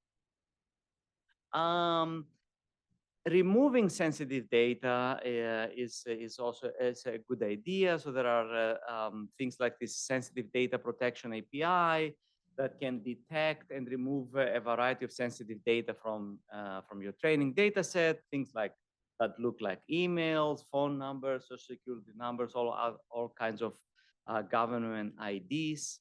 The limitation, however, here is that the tools like this one may not find all sensitive data. So for example, may not find an email address that is written in this way, andreas@google.com. And on the flip side, the LLMs may actually benefit from knowing what sensitive data looks like. It might generally be a good thing to understand what a phone number has, let's say, 9 to 10 digits. So then removing all the sensitive data may actually hurt utility in some sense. We talked about safety filters, and safety filters in this context are tools that prevent an LLM from generating outputs that violate its policies. And such safety filters are good in preventing verbatim memorization, but they can also be potentially circumvented. And then the example here shows an example from Copilot, where Copilot has this flag that you can say, hey, please do not generate any output that is in your training data set. So here we actually prompted with writing a function that exists in the training data set. And at some point, Copilot stops generating anything because it says, oops, I am gonna violate my policy, so I better stop doing it. However, if you are creative and actually use the same function, but then start translating all the names of the variables in French, then in this point, actually Copilot is very happy to continue the actual code and also continues translating the rest of the variables in French. So then there are, again, these are the limitations of the tools described in this paper down here. We talked about differential privacy. Nilüfer talked about the limitations of differential privacy, and these are very much there. Maybe I can spend a couple of minutes to actually talk about some of the benefits, which maybe we also talked about. Provides provable privacy guarantees for the definition, and then the definition that we use here is what we call user level DP. All the data that belong to me, whether they are in the model, they are not in the model output should be roughly the same. Doesn't cover what other people talk about me, so which is a very good point. I think Nilüfer mentioned about the limitation in terms of utility loss. I think some of the more recent work where we actually apply DP during the fine-tuning phase, which might be the one that actually also has the sensitive data, I believe are very encouraging because they actually show that we can recover most of the utility loss while providing meaningful privacy guarantees. So I would say, with our eyes open, DP can help. The graph here at the bottom shows different announcements of DP, of tools that use DP from the Census Bureau, but also a bunch of other companies. I mentioned that data have been duplicated multiple times are more likely to be regurgitated. And then deduplication reduces memorization dramatically. And then this, again, this graph from the paper linked at the bottom shows that removing duplicates actually reduces memorization, in this case, by 10x. The added bonus is that the model itself is also better. The model doesn't really doesn't need to be trained maybe as long, and also it doesn't need to spend resources to memorize these duplicated strings. Of course, we should try to train models on data that are intended to be public. And we talked about the difference between the two, even if they are in the public domain, maybe they were not intended to be used in this particular case. And fine tune on locally on user contributed data if needed. And this preserves privacy in meaningful ways. And last but not least, the techniques that I presented here can be combined to provide a sort of a layer defense. So then you can kind of stack them to further increase privacy guarantees. And thank you.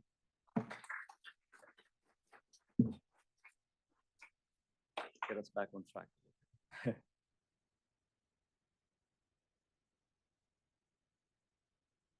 As a reminder, we have the Slido link open. I believe it's the same link from before, but I can update the website with it if folks have any questions, we can come back to them when we get to the panel.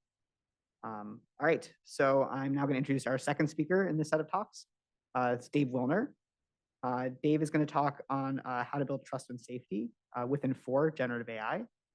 Dave is currently a non-resident fellow in the Program on Governance of Emerging Technologies at the Stanford Cyber Policy Center. And he's had a career that spanned over 15 years in tech, starting at Facebook in 2008. And prior to joining Stanford, he was OpenAI's first head of trust and safety. So, thanks, Dave.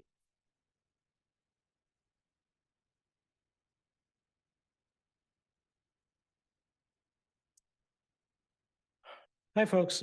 Good to see everybody. No slides from me, just going to talk, and hopefully won't be too long. We've touched on a lot of sort of specific interventions. I was asked to cover sort of building trust and safety for these systems much more generally. So I'm going to give you sort of a top-down take from a risk management point of view about what we can do in various contexts to build safety systems broadly at the systemic level, not just individual interventions. That's obviously a pretty broad thing to cover, so just some caveats up front. I'm speaking generally about a broad deployment scenario. There are obviously special case questions around things like health data, legally sensitive information, where there's a whole lot of additional nuance. I'm not going to even attempt to cover those things today, given the breadth of this. I'm also talking, sort of responding to some of the points from earlier about the world we have today. There may be worlds where there is more compromise possible than the sort of model I'm going to give you, but we are not currently in that world. And so this is very much an assessment of what you could build today from a risk mitigation point of view. There are also, I would say this came up sort of earlier, but for the broad case of a widely deployed system, we are in a world where a closed system is trust and safety for at a practical level than an open, unsecured system. And so I'm going to give you the world sort of broken down into those two parts.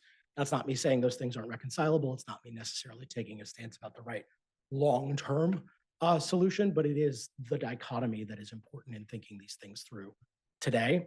And before I get into the details of those two worlds and how you might build trust and safety for them, I just wanted to set a little bit of context. So one thing that's worth remembering as we have these conversations about generative AI is that dealing with content at scale isn't actually a new problem, right? The generative AI is a new way of producing content at scale, but ultimately it is producing content. And at this point, we have 15 or 20 years of experience in at least trying to moderate content. Now, I think it's debatable how well that's been going, but it does mean that we are not starting from scratch, right? There are no entirely new mediums here that no one has had to deal with before.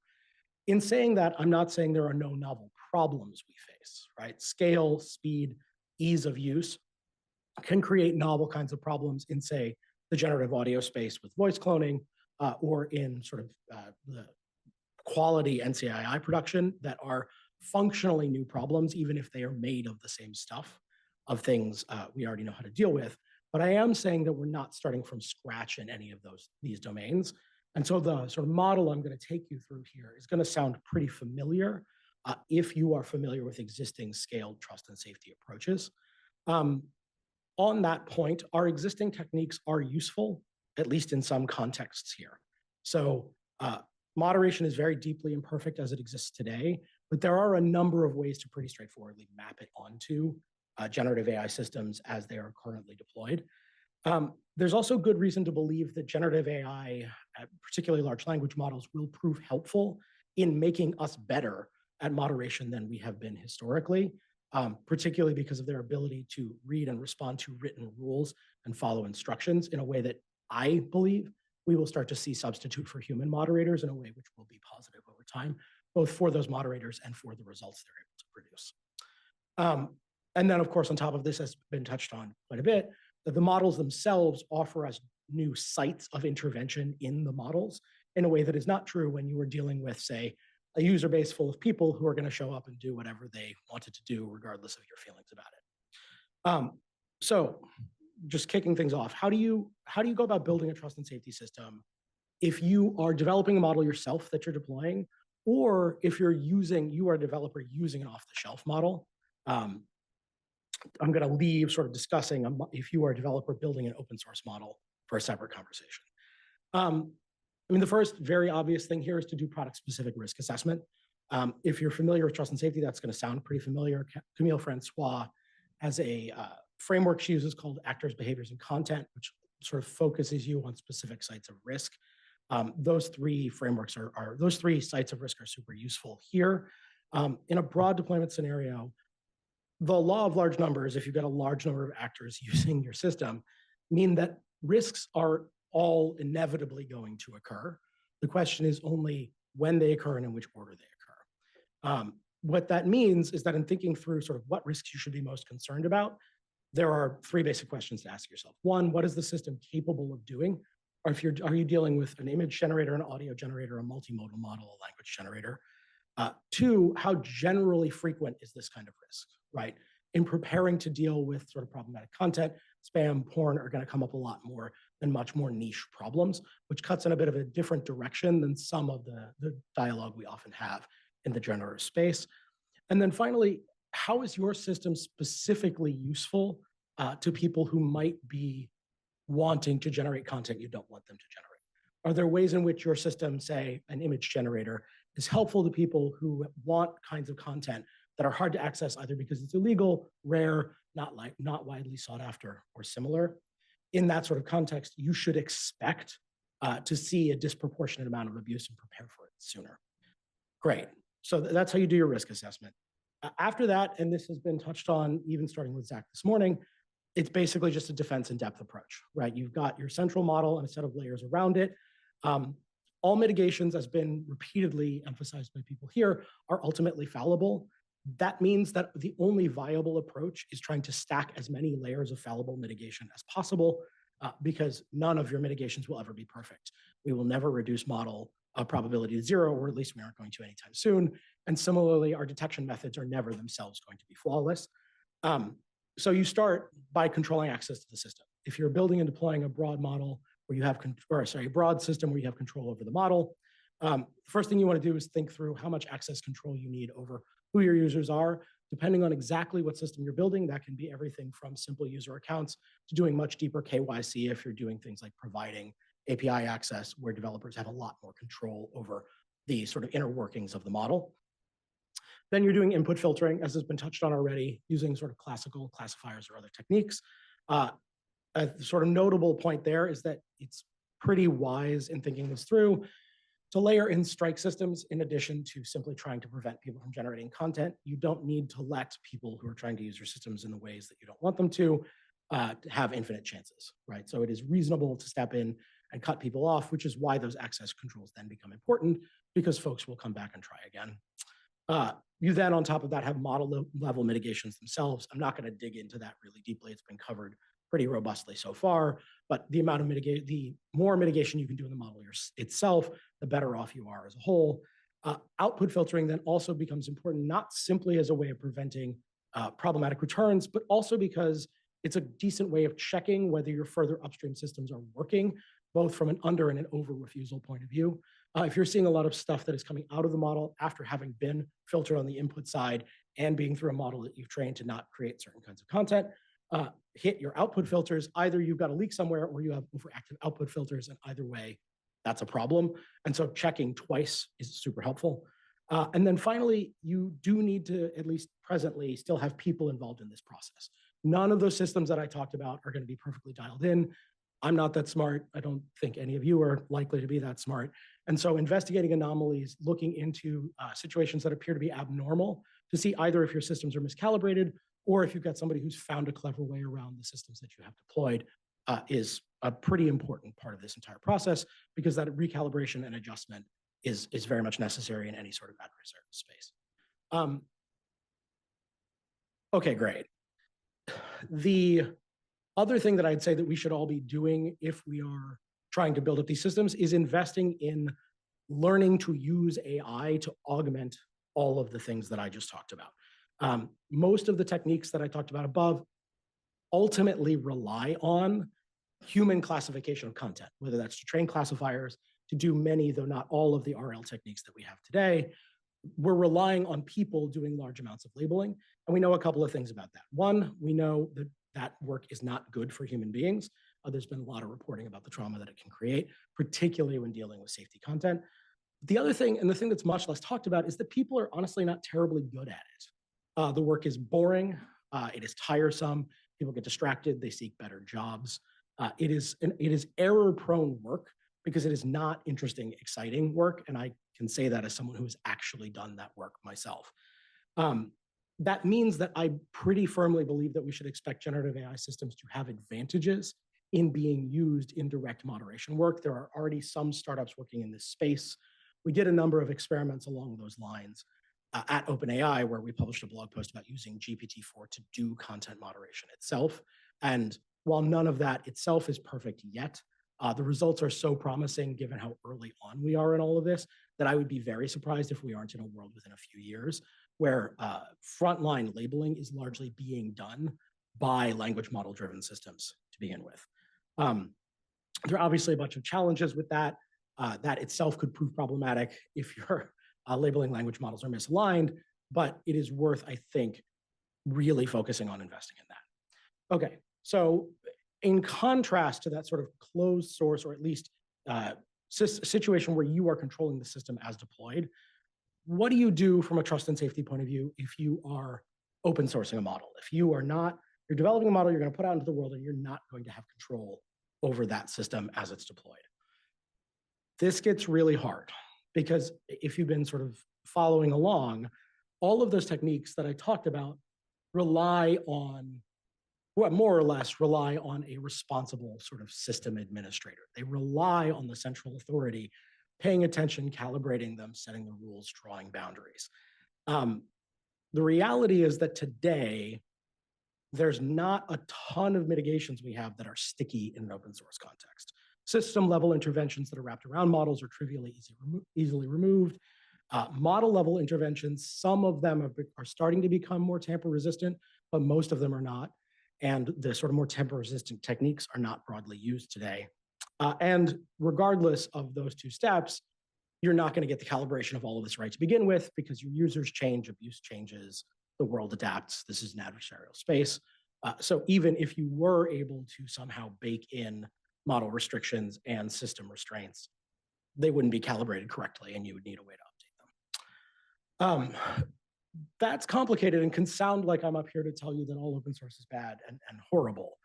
That's not what I'm saying. I'm saying I think that what open source ultimately means is giving up control and authority. That is what creates a lot of the benefits that everyone is so attracted to, right? It removes centralized gatekeepers, but it removes centralized gatekeepers. And insofar as our techniques around safety rely on the existence of gatekeepers, we're in sort of a brave new world here. That does leave me worried. And I think this will be an interesting conversation to have on the panel later, because I do worry we're facing a tragedy of the commons. There's been some work published around marginal risk analysis for thinking through the downsides of publishing open models. That's great insofar as it goes, but it does create a situation where you as the polluter can continue to pollute just because everybody else is already doing it, which creates a downward spiral. I do think that pollution framing around externalities is an important thing to keep in mind, particularly when we're talking about the more severe risks that these models can create, where it is, I think, fairly unlikely that society will be willing to tolerate certain kinds of misuses of these models. Worth grounding here, to be clear, I'm not talking about long-term theoretical risks. We are already in a world where open source image models are being used to create large amounts of CSAM and NCII. And that is starting to cause social problems that I expect is going to accelerate because of the difficulty of intervening. Finally, and this is, I guess, a little bit of a grim way to end the talk, but I want to sort of make the point that sometimes there are not great solutions that have no downsides. Very often in safety spaces, you are faced with hard decisions where there are difficult trade-offs in one direction or another. And I think it is worth having a sort of grounded conversation about the fact that we may not be able to solve these problems in ways that don't entail very significant trade-offs in terms of this sort of openness versus safety dynamic. So with that, I'm going to wrap it up. Thank you.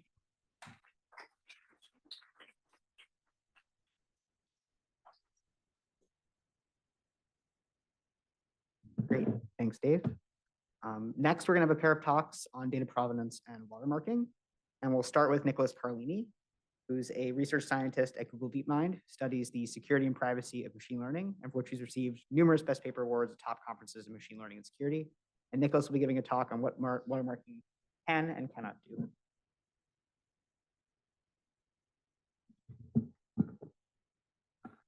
Okay, thanks. Okay.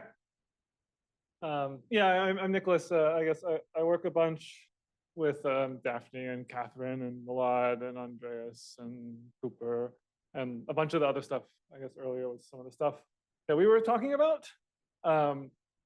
Maybe a caveat for this talk, there was all of the work that I have done, which I guess other people have talked a bunch about. This talk is going to be absolutely zero work I have actually done. So take it with a little bit of a grain of salt, but hopefully I still have something useful to say. Sure, or I could talk about this. You know, let's just sort of see what happens.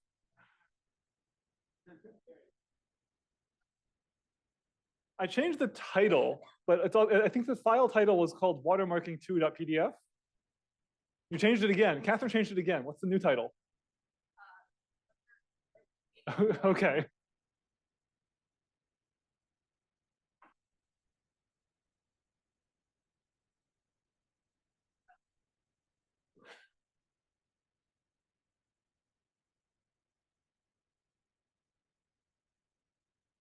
There we go. Okay. Yeah, okay. So I had nice animations and everything, but we lost all that in conversion to PDF. So you'll have to like use your imagination a little bit that there's something interesting going on here. So I'm going to talk about watermarking and whether or not first we can watermark and then whether or not we should be watermarked. So first question is like, can we watermark? So before I do that, let's just briefly say what is a watermark. For this talk, I'm not going to go into like a technical or legal definition, just it's some mark that you're placing on top of a piece of media for the purpose of detecting whether or not it's machine generated. You can use it for many other things. This is probably a terrible definition if you want something that's actually precise and technical, but like good enough for now. For example, watermarked image. This is an image I have put on top of it. This image was generated by StyleAgain2. Okay. The image was watermarked. You know, you can imagine the same kind of thing from a text model. The following sentence was generated by a machine learning model. And then I gave the machine learning model. This is also watermarked. Okay, so by many definitions, can you watermark? The answer is like yes, right? Like, I have just done it. Those examples are watermarked. Okay. There's a problem with this though, which is we don't really like that. Like this image is not very useful. And this piece of text, everyone's just going to remove that. Okay. So typically what we want out of a watermark is not just a watermark. Like, can we usefully watermark these things in such a way that you can actually use the underlying thing and not lose the watermark? As it turns out, this image also was already watermarked. I didn't actually need to put the text on top of it because people have created these machine learning algorithms that will introduce subtle watermarks that we as humans don't see, that are present in the underlying image pixels, that you can then use a classifier to find, that like don't look like they're there, but it's actually there. Again, this sentence here was also watermarked with a different text watermarking algorithm that made the model slightly more likely to omit certain bigrams than other bigrams. And if you know what that example is, then you can look at the sentence and say, this text was generated by a machine, probability 99.99999% chance. Okay, so the answer to this, again, there are these examples in the literature of these watermarking algorithms, and you look at the accuracy numbers, they're very, very high. And so like you might think the answer here is yes. Like it sort of empirically looks like we have these watermarks and they're doing fairly well. So, okay, why am I talking then? Let me tell you a little bit first about like, what do we want from a watermarking scheme? And basically the question comes down to, we know we can watermark if you don't care about specific objectives. But what you actually typically want is you want the watermark to be useful for some end task. And so the question of can you watermark comes down a lot to what actually you want out of the watermarking scheme. So for example, lots of people want undetectable watermarks. This means that if you don't know what the watermarking scheme was, you can't see whether or not it was watermarked. There was a lot of papers on this. There's like a whole bunch of papers on cryptography that show you that there are encryption algorithms you can create that will guarantee that you can't distinguish between a watermarked and an unwatermarked image. These are great, they exist. Some of them are even provably secure. They have the problem that most of the undetectable watermarks are very easy to remove. You flip the image left to right, the watermark no longer checks out as being valid. You compress it under JPEG, watermark goes away, no longer looks like it's valid. But it's undetectable. So when you ask, can you watermark in an undetectable way? Yes, for some of these schemes. You might also want an unremovable watermark. This is much harder. Who is trying to remove the watermark? Are you worried about an 8-year-old who's going to open it up in Photoshop and try and do something very small? Or are you worried about someone who has a degree in computer science who is going to modify the code of your algorithm in order to make it much harder to be watermarked? Many schemes that are unremovable also introduce watermarks that are detectable. These things are in tension with each other. Often things sort of hard to get multiple of these at the same time. I'll talk a little bit more about unremovable in a little bit, because this is one of the ones that I think most people want out of a watermark. One of the things people mainly expect from a watermark is that once you put the watermark in, it's easy to make sure it stays in. This is not true. Other things people want, some people want unforgeable watermarks. This is sort of unremovable the other direction. You can imagine that I have a watermark that I could take to a real event that actually happened, make it look like I insert the watermark in so I can claim that this was fake. Someone takes some actual news person takes a real picture. I then fake the watermark on this thing so that I can then say, oh no, they didn't actually take that picture. That didn't exist. Actually, that came out of a machine learning model. This is the other direction, and also is something that people are working very hard on. This also has some cryptographic solutions that make it much easier to defend. And in general, you could have like anything-able, right? Like people will have all different requirements for what they want out of their watermarking scheme. And so the answer to can you watermark depends a lot on exactly what you want out of it. And so I think it's really important when people write these watermarking papers, often the researchers spend a lot of time on solving the technical problem and much less time stating explicitly what is the objectives up front. What this means is you have lots of papers that people who are lawyers go look at them and go, there's a huge literature on this. We solved the problem. But it turns out that we've done is we have solved some problems for some purposes. But if you actually wanted to use it for a purpose that was not designed for it, just doesn't even make sense. So you have to be very explicit for these things that we're trying to do. Okay, let me give you a couple examples about the watermarks that are for the one particular purpose of unremovable. There's been a whole bunch of work on this very, very recently. I'm lazy, and so I like to reuse slides of my own. So I'm going to take some slides from like a year or two ago, which are like in the before times. Still, I think useful to hear about, but sort of with that small caveat. Okay. Change of scenery for 1 second. This is a cat. It is all of us recognize it as a cat. And if you ask a machine learning model that's trained to do image recognition, what is this? It will recognize this correctly as a tabby cat with 88% confidence. Okay. There's a thing in the machine learning community called an adversarial example. It's this general property that any machine learning model in the world, you can modify an image very, very slightly, introducing this adversarial perturbation to give you this image here, which looks essentially indistinguishable to all of us as humans. but has the property that the same machine learning model that gets the first image right with 88% confidence gets the second image wrong with 99% confidence as the label guacamole. And this is kind of funny, right? Like, it's an amusing anecdote. Why am I telling you about this? Because this is a general property that is true of all machine learning models that exist in the world. Every machine learning model is vulnerable to exactly this kind of attack.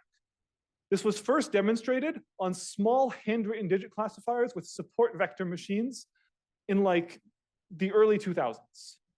It is still a problem for GPT-4 today.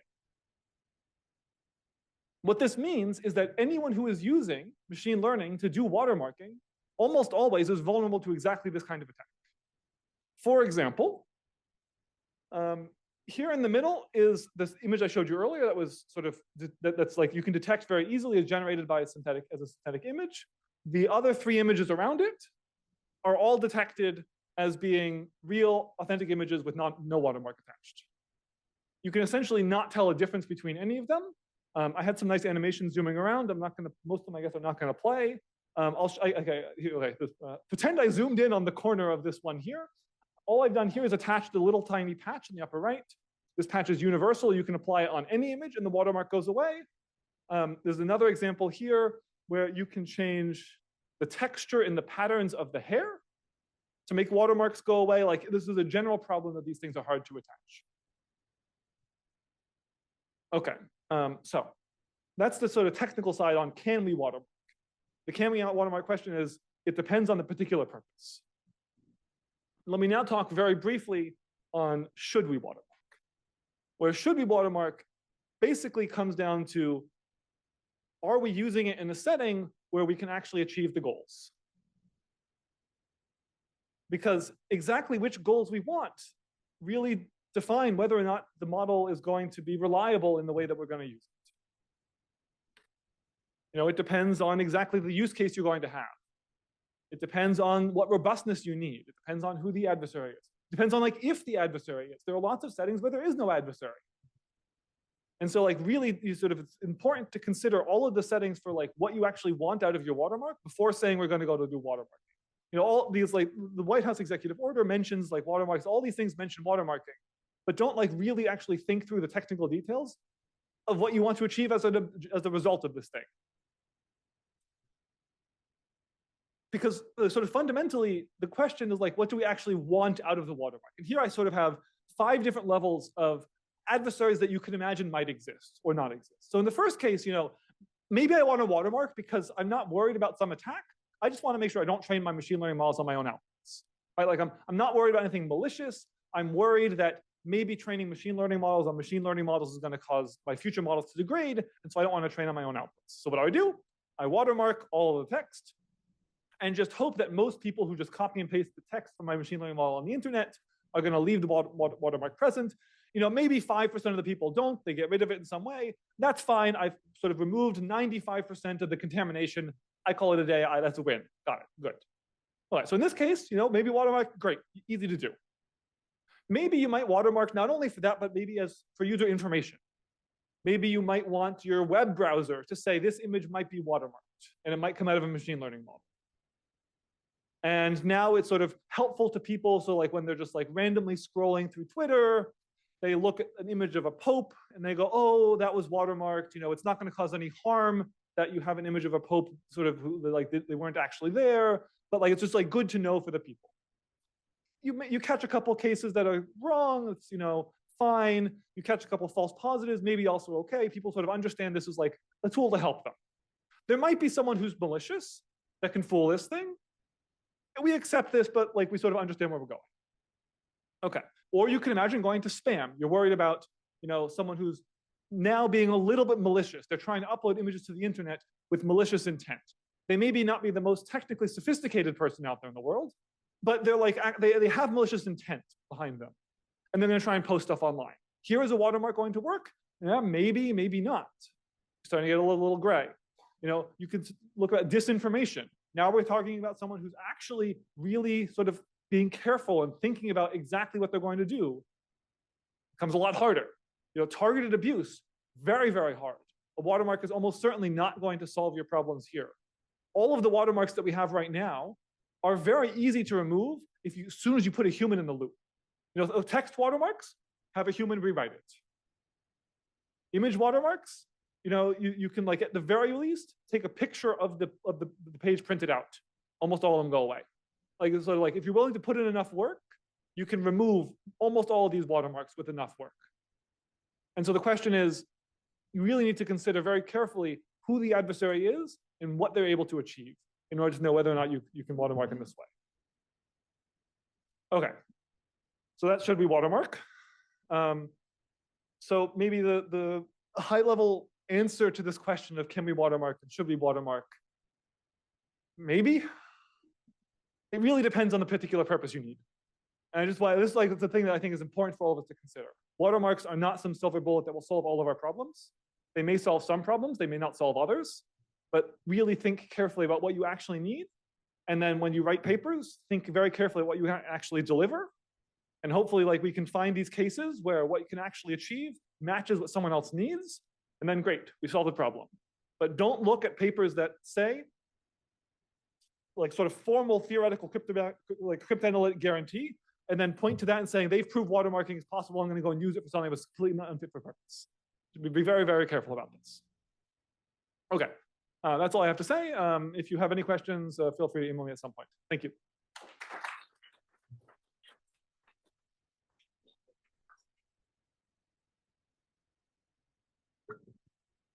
All right, thank you, Nicholas. So next, we're gonna have the second talk in this pair, and it'll be from Raquel Vasquez Llorente. Raquel is a lawyer specializing in audiovisual media. Sorry, my computer just went to sleep. In audiovisual media, in conflict and human rights crises, working at Witness.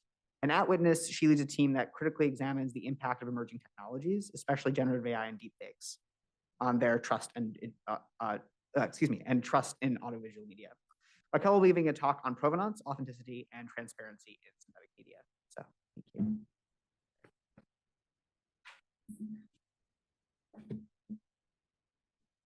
Do I get my show now? Oh yeah, awesome. Thank you. Thank you all for having me here today, although I'm not sure I want to thank the organizers who put me after Nicholas and before the coffee break, because now, and I have seen Nicholas presenting before, and I knew I was gonna take my best lawyering skills here to present my case. So I'm here today to act on behalf of my clients, provenance, authenticity, and transparency. I'll be talking today about indirect and direct disclosure. And because of time constraints, I will not talk about detection, but I want to flag that I consider detection to be a close cousin of responsible AI generation, and Nicholas has already addressed a bit of it. This morning, I've published a piece with my colleague Shireen Anlen, in which we tested most of the publicly available detection tools and we broke them all. So if you go to my LinkedIn, you will find the article with the testing we've done in around 7 to 10 publicly available detection tools. I work for Witness, an organization with 30 years of experience helping people using video and tech to protect their rights. And of course, throughout this time, we have evolved and we have adapted to technological advancements in the audiovisual domain, from tech cameras to deepfakes. And I want to start today by grounding these concepts in the thinking that we have done in what we can call the pre-AI era. And by that, I mean pre-synthetic media era. While the title of my talk says a bit misleadingly synthetic media, the truth is that we are moving fast towards a reality in which AI and human-made media not only coexist, but intermingle, creating a hybrid AI-human media ecosystem. So features like in-painting and features like outpainting allow us to blend human content with synthetic content. The visual content of a video may not have been edited using AI, but have synthetic audio, for instance. iPhone features such as portrait mode, smart HID, deep fashion, night mode, they all use AI to enhance photo quality. And Android incorporates also similar features and further options that allow for AI in-camera editing. The fact that lines between human and synthetic are blurring should impact our thinking about transparency and disclosure, because it will be hard to address AI content in isolation from this broader question of media provenance. My second grounding anchor is that our mis and disinformation dynamics have repeatedly shown us that this is as much about content as it is about context. Even if a piece of media depicts a real event, the content on the frame of a screen will always be a curation of reality.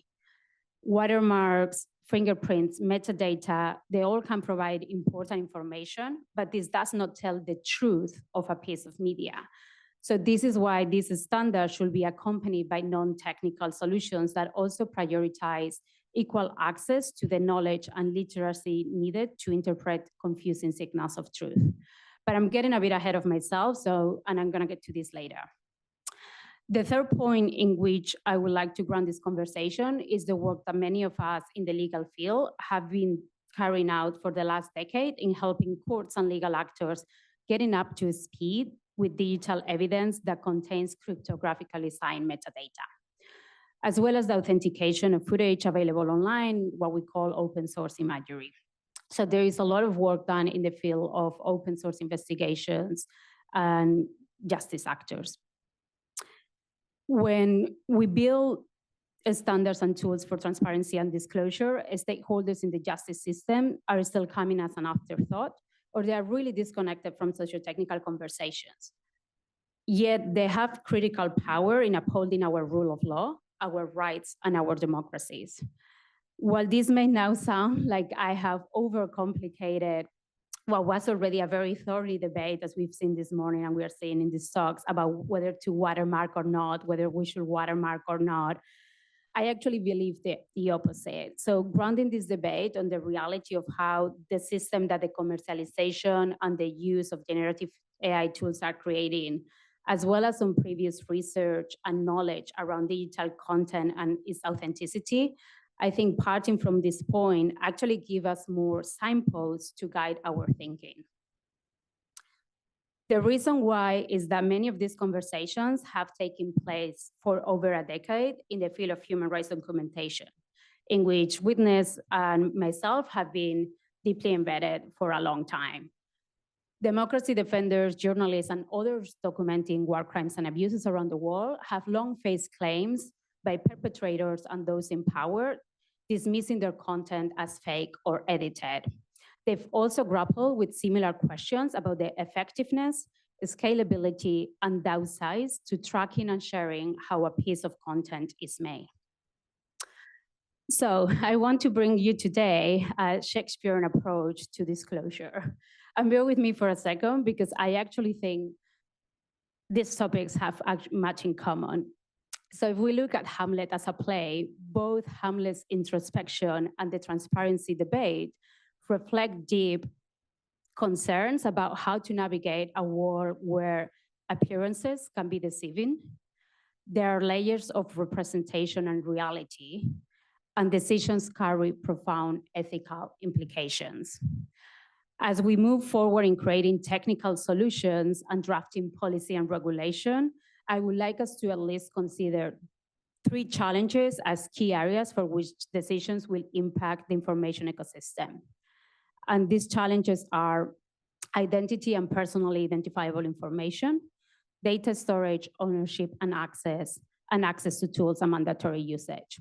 So talking a bit about the first one, at Witness, we work with communities that are most impacted by technological change.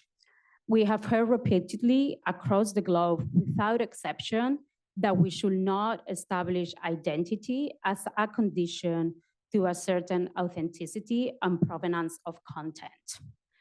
Any system for authenticating content should avoid collecting by default personally identifiable information.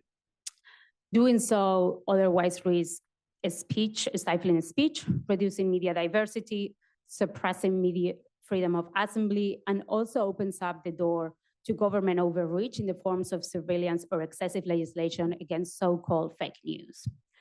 As a precedent, we have countless examples worldwide about the consequences of social media policies that require a real name in order to communicate online.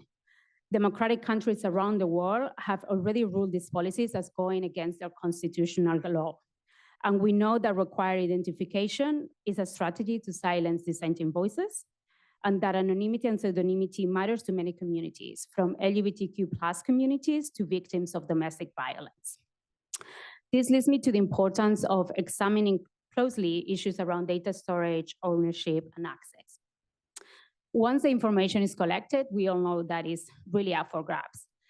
Social media platforms have been battling this issue for many years already. For solutions like, for instance, fingerprinting that require having a database upon which to check the content against, this brings security and privacy risks depending on who may get access to these databases. To make this a bit broader and connect with my early points about the risk of collecting certain metadata, I would like to give you an idea of specific examples of the risk of collecting PII that this may create. For instance, a human rights activist or dissident inadvertently includes personal identifiable information or is required to do so as part of indirect disclosure and is subsequently targeted. A government abuses an indirect disclosure system to demand additional information about sources or on content that has been posted on social media. So we see that there may be important trade-offs we may need to consider when it comes to the effectiveness of technical solutions and the control over data. So much on the topic that we've had today about how many trade-offs and what are the compromises we are taking on. And on to the third challenge. The effectiveness of any solution that incorporates indirect disclosure will only go as far as the adoption of tools and standards. So we need to take into account that in order to create this effective ecosystem, it is important to keep in mind that there is a different range of information landscapes and ecosystem, that there are pressures that may reinforce existing challenges of discrimination, bias, and lack of resources. And that largely speaking, who is included and who is excluded, especially when we connected issues about content creation with the detection of synthetic media, it is going to be crucial for our democratic resilience. While provenance data can help verify a piece of content, ascertaining the truth still requires further analysis of the actual content in that piece. So metadata can provide important information, but does not tell the truth. Yet there are some tools out there that may build on this information in order to deliver binary results about the truthfulness of the content. So for instance, they may stamp something as fake or not. This can have catastrophic consequences for communities who have captured real footage at high risk and where authenticity and integrity may be on the line. Because for instance, authentic content may be stamped as fake because it is missing certain data points that a model needs in order to perform a technical evaluation. Similarly, marginalized communities or individuals who are unable or unwilling to access tools to embed indirect disclosure may find their creative or journalistic work the value in the marketplace. And we've heard this morning from Shutterstock about how they are going around it. And it's important also to keep in mind that news outlets will increasingly face pressure to authenticate media. Now, for any transparency responses to synthetic media, including both direct and indirect disclosure, we require responsibility and accountability across the information pipeline.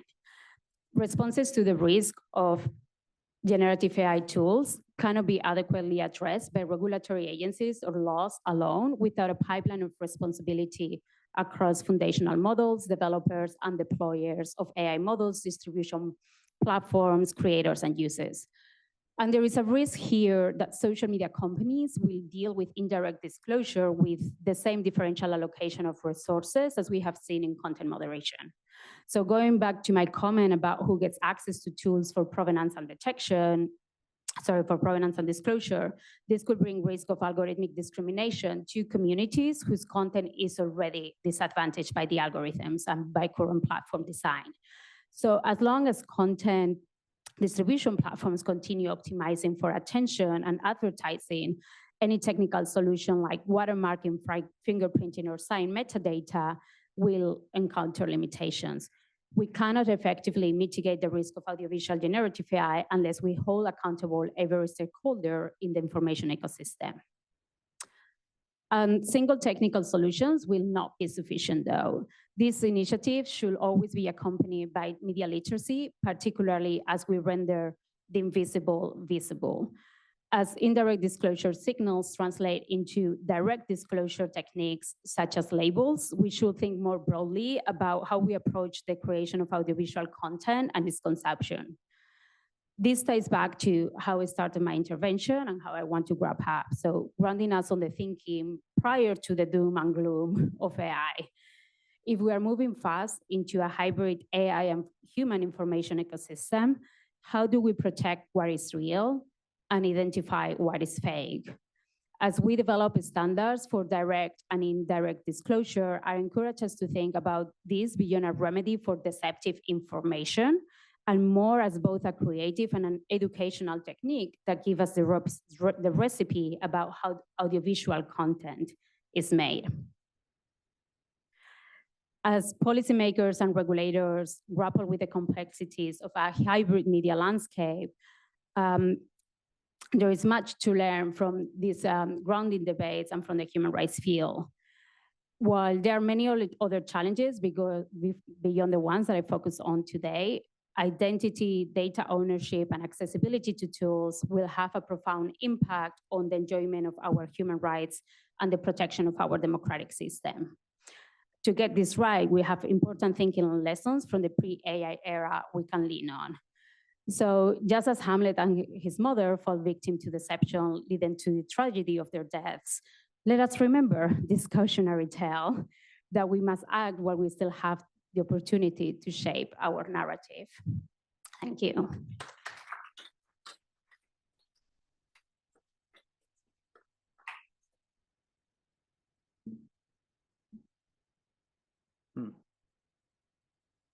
All right, well, we're going to have a coffee break now. Great, thanks. Yeah, so be about 25, 30 minutes, and we'll meet back here for 3 more talks from different government groups. Thanks. Okay, so we're going to kick off our last 3 talks before the final panel of the day. And our last session is going to be a series of government speakers from the US and the UK, yeah. So starting off for this last session, we're gonna have Erie Meyer, who's gonna talk about algorithmic disgorgement in the age of generative AI. Erie currently serves as the Chief Technologist of the Consumer Financial Protection Bureau and previously served as the Chief Technologist of the Federal Trade Commission under Chair Lena Khan in 2021. And without much further ado, since Erie has much to say, I'll pass off the mic.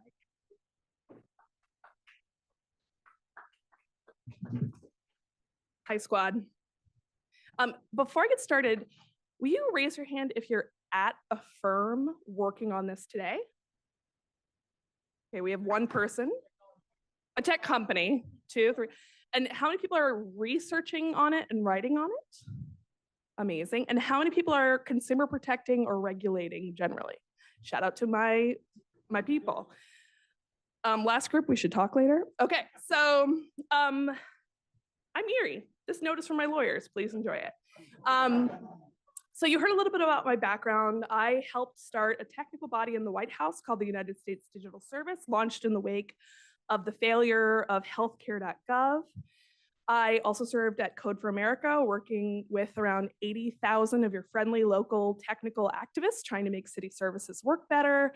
I also served at the Ohio Attorney General's office during the financial crisis. That was rough. And I worked for the United States Chief Technology Officer under Obama.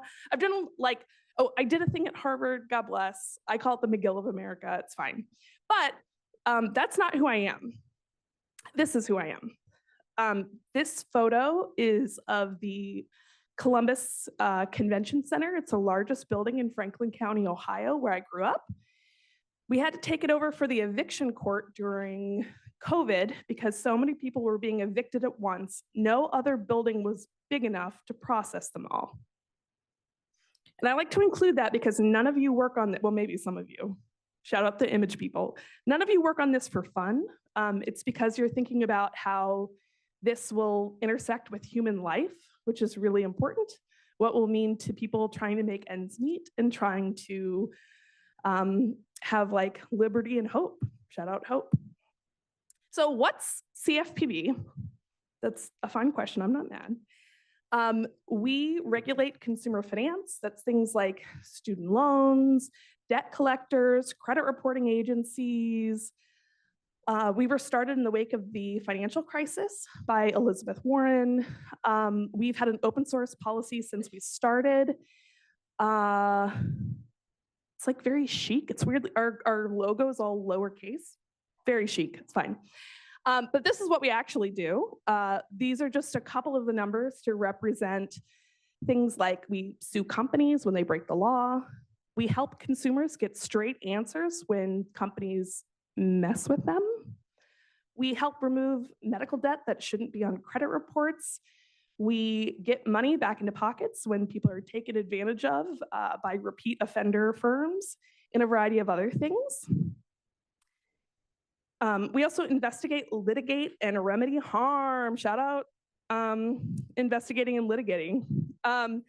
Oh, the last thing I want to say is we also supervise. This is a special authority we have where we can have sort of like boots on the ground inside companies to see what they're up to. So what does that have to do with what we're talking about today?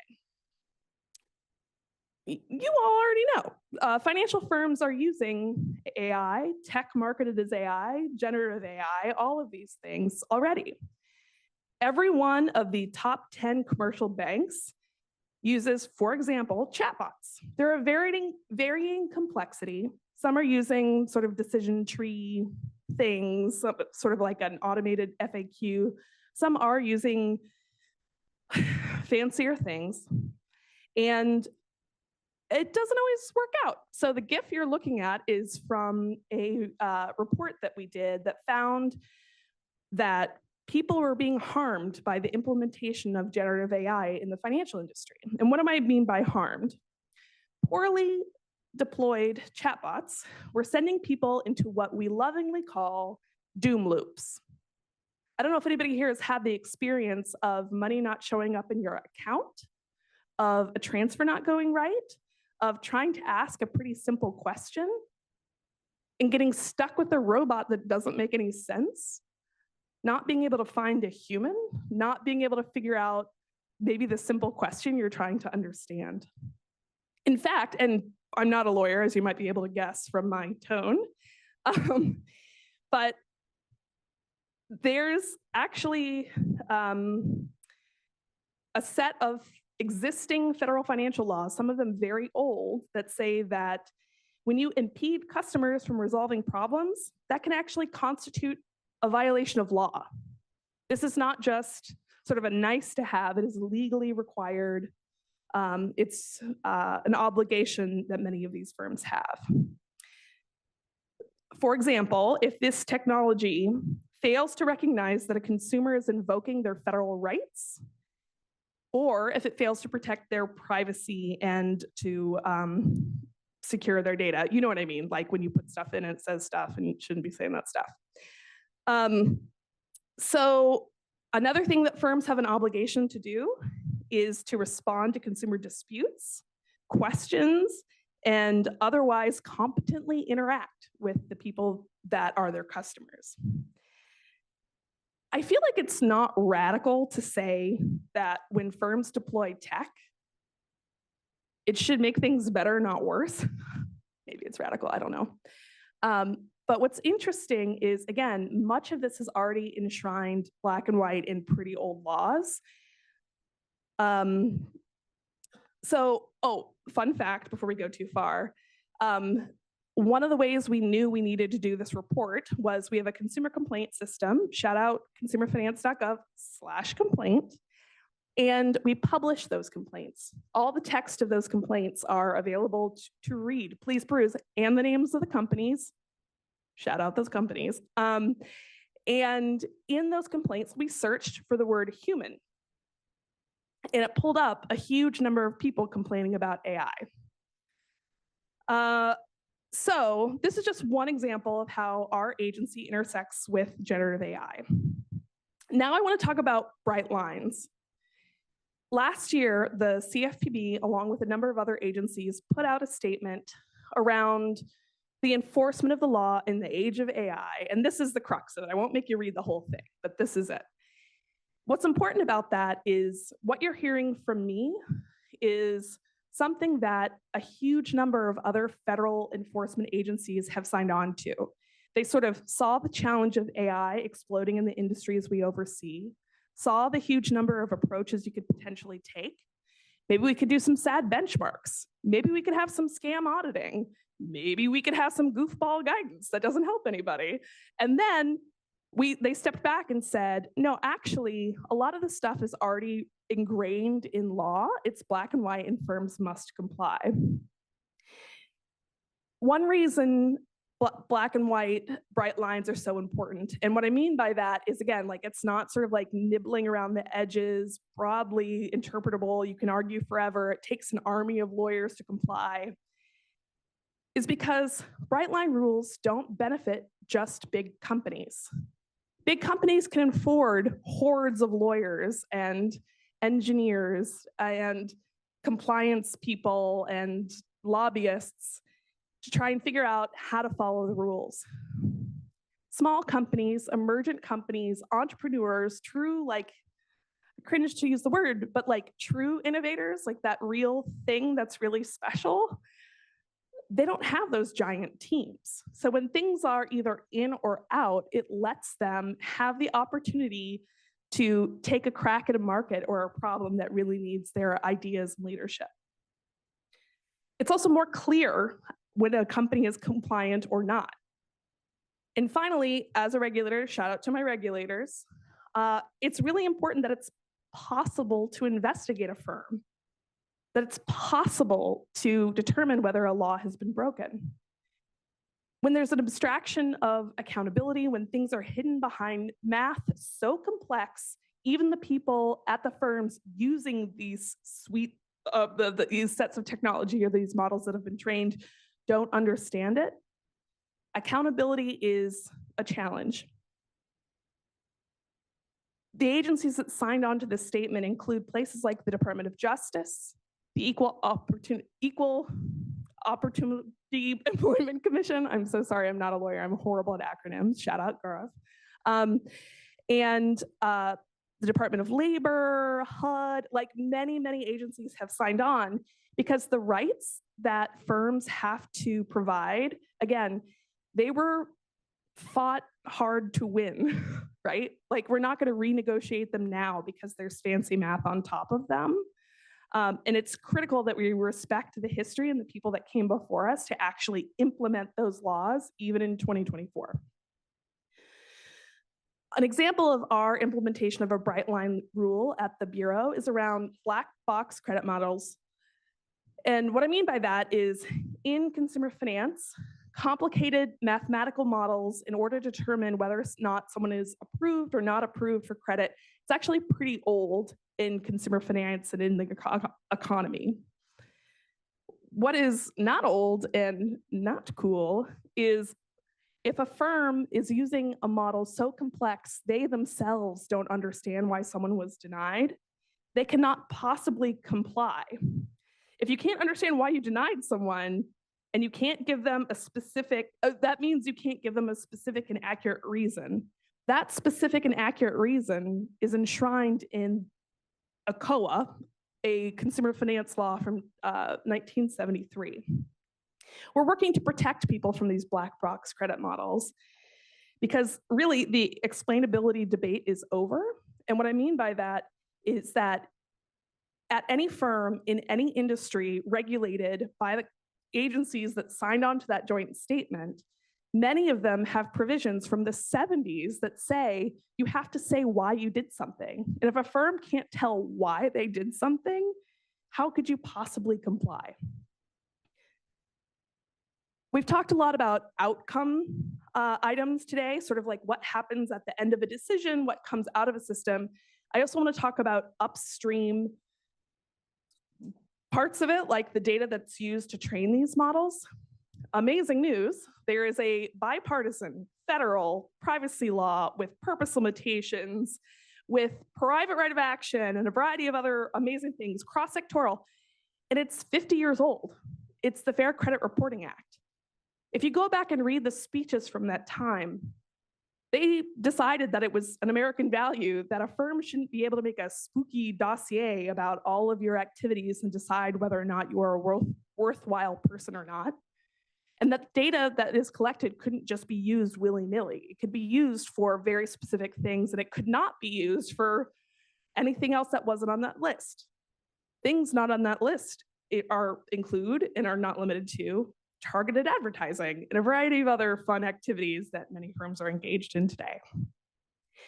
We have a forthcoming Fair Credit Reporting Act rulemaking that it is really important that everyone in this room contribute to because of this element. Our goal is to make sure that the Fair Credit Reporting Act, the obligations imposed on us by Congress to discharge this law, meet the moment of the technology that it exists and is in use today. To underscore, the Fair Credit Reporting Act is designed to strictly regulate and constrain the monetization of people's personal data. That may sound familiar. And then so I've talked about bright line rules, why it's important. I want to talk a little bit about when things go wrong. So as a regulator, and my buddies in the back are nodding, you can write a perfect reg, you can perfectly interpret, 50, 100-year-old statute from Congress, and firms can still not do a great job. So what happens then? So as a regulator, I'm thinking about 3 areas of concern: competition, repeat offenders, and relationship banking for CFPB. And so for competition, what I mean is if a firm has broken the law related to AI, for example, what happens to all of those would-be competitors? Does the firm have an edge that no other firm is ever going to be able to have? Are they using ill-gotten data that we really don't want, like a race to the bottom of all their competitors to try and also get? Can a consumer truly walk away from something, or are they going to be sucked into the same data vortex no matter what they would like? With repeat offenders, if a firm violates a federal law, is cited for it, violates it again, and again, this will become relevant later, remember 3, it's a good indicator that the way that those harms are currently being addressed, the way that those laws are currently being enforced, have not shifted the incentives of the firm who's made those decisions. And then for relationship banking, for us, it's things like, does someone answer the phone? Does anybody give you a straight answer? Is it possible to know that like Erica or Eno or whoever isn't actually like a human, but just a robot? And so those are the lenses I think about looking across the entire industry. And then when designing what we do when things go wrong, I think about the audiences. So the personal, the corporate, and the industry. For the person, what do they do once they've been taken advantage of? If I'm in a data set of ill-gotten data, and that data set has been used to train a large model that is then deployed across the industry, like what would actually make me whole? What do I deserve, maybe just as a matter of dignity? What happened to me? How do I get my data out of it? Now that my data has been used to enhance these other set of tools, can that be rolled back, or does the entire model need to be disgorged? For the corporate, again, talking about repeat offenders, you do see firms that violate laws over and over and over. Violate federal orders over and over and over. And that, again, that's an indicator that the incentives have not shifted such that that firm is now making different decisions. And I think you can see this across many of the industries we regulate. And then finally, the industry. What needs to happen in these cases so that the competitors, the other people and sister agencies look at an order and say, like, I want nothing to do with that, and I'm now more interested in following the law. Lawyers would call it general deterrence. But I think it's a set of questions that's really important to ask when we're designing the remedies to address this conduct.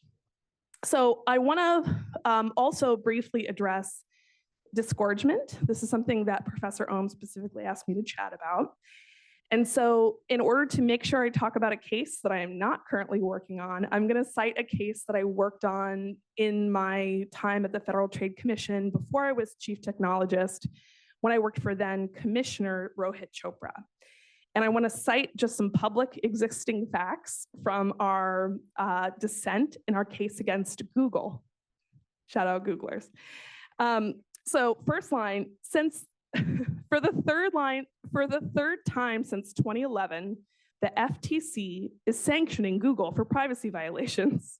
The company baited children using nursery rhymes, cartoons, and other kid-directed content.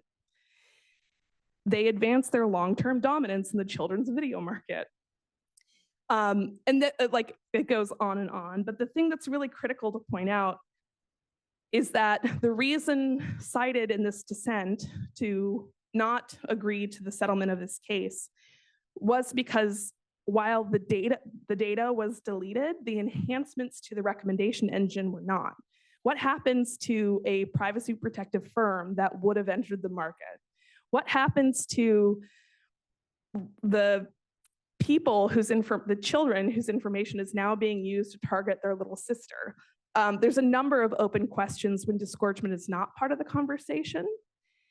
The last thing I want to leave with you, and the thing that sort of keeps me up at night, is that it's really hard to get great legislation on the books that protects people.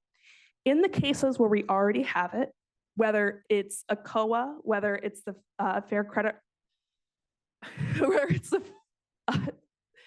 Reporting Act, whether it's Section 5 of the Federal Trade Commission or Federal Trade Act laws, any of these laws that are on the books today, it is incumbent on regulators to ensure that we're not contravening clear congressional intent. Reading the speeches from 1970 by the way, one of the congresswomen who wrote the Fair Credit Reporting Act was a professor of comptometry before she was a member of Congress. She was thinking about how data processing would advance. I think we have to show up for our foremothers and forefathers, especially when ensuring that we are not contravening congressional intent and are effectively enforcing the law. And, I was gonna say this earlier. This is a question that every regulator in the room is asking. This is from Willie Agnew of CMU about ill-gotten data. So I forgot that little nugget was there. Enjoy that. But the last thing I want to offer to this room is that we need more of you. Please come work with me. Thanks.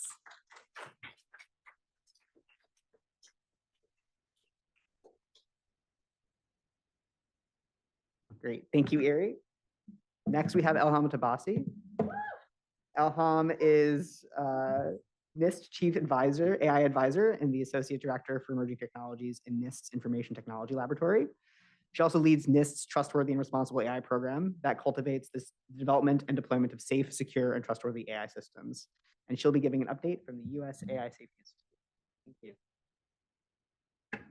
I want to start with what Erie left. Actually, it's very difficult to be a follow-up to that talk, but we need more of you guys. Definitely, we need more of you guys, and come and talk to us. We really need more, scientific point of view on the things that can be done. Interest of time, I'm going to take my talk shorter. I think I will be on a panel again, and happy to answer any questions. So you can go to the next slide. Oh, I can do this. Okay. I'm going to start with a very quick high-level overview of NIST and why we are in this space and doing what we are doing.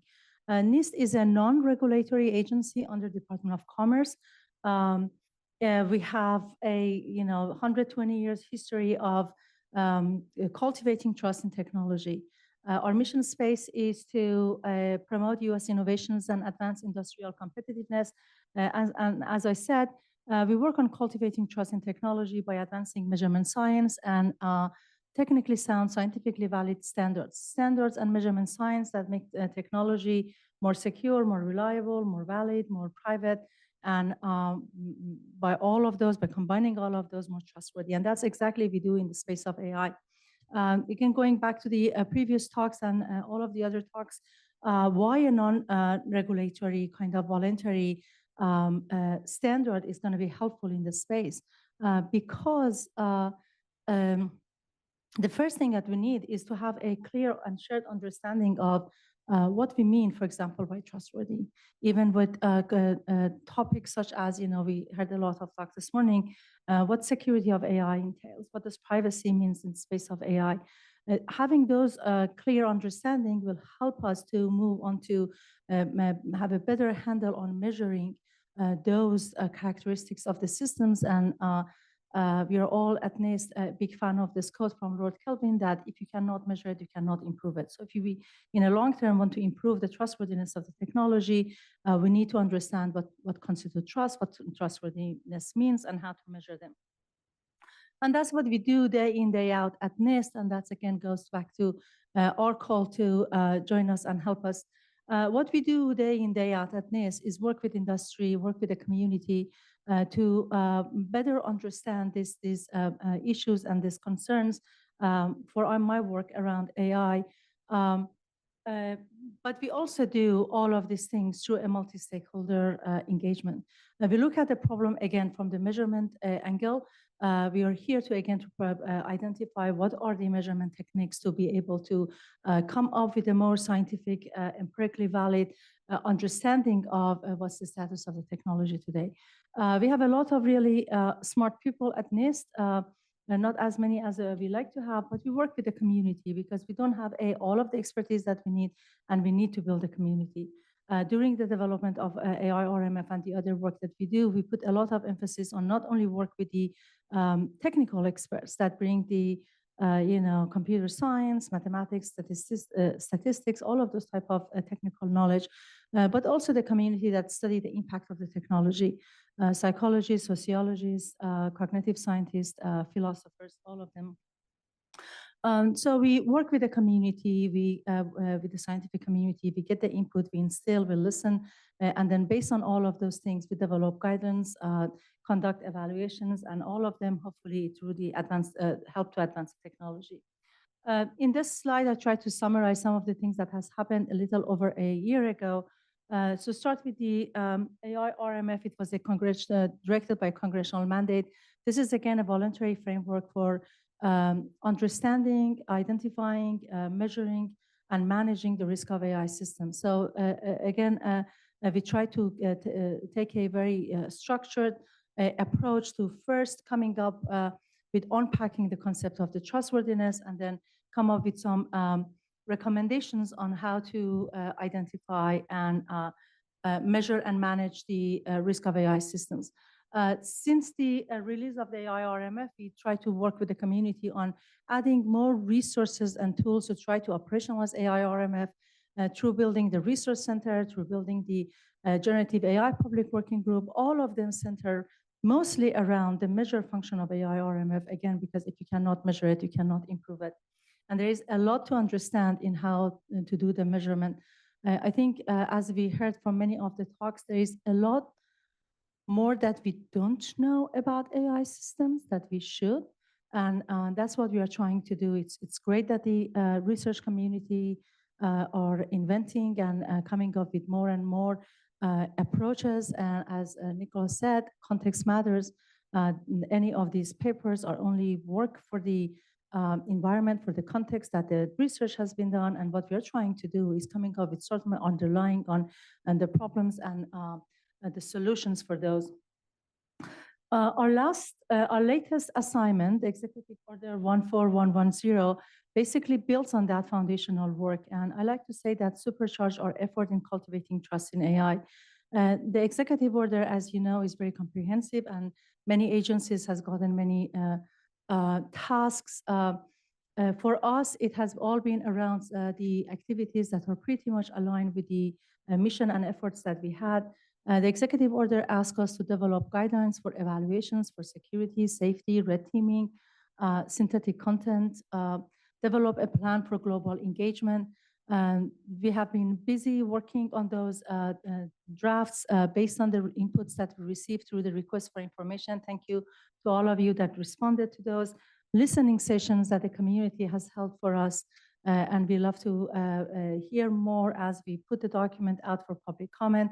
And if you like to do listening sessions as a way of getting input to us, we are happy to work with you. Sort of a fair warning to everyone that as the documents come out for public comment, it's not going to be out as many days as we really want it to be out. It looks like that it's going to be out for about 30 days or so, but we will be happy to work with you on how we can collect those informations. One of the documents that's going to come out, or we'll be talking about them. So the executive order, specifically here is the tasks that we have and the sort of deadlines that we have. As you can see, we have a task on a report, basically a landscape study of where is the synthetic content authentication and detections, and then based on that, in December, come up with guidelines for synthetic content authentications. And so that is one thing that we really like to get your input on. You can see that we have a lot of tasks. There's no time for me to talk about these things, but what I want to say is that you will see most of them has a deadline of 270 days. That is end of July.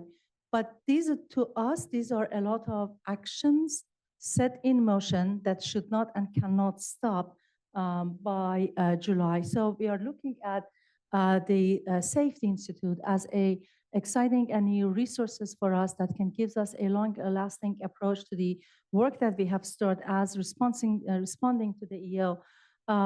Trying to put those guidelines that we have developed into the practice, run the evaluations, do the work with the community. If I want to summarize the vision we have for the Safety Institute, and I have to caveat it by, we are really building this. So as I'm showing you these things, these are really, I think a lot of these things stay, maybe all of them stay the same, but some of the approaches may change. But for me, it's really advancing the science, practice, and policy of AI safety. So we all, we talked about and we heard that we need laws and regulations that help with this.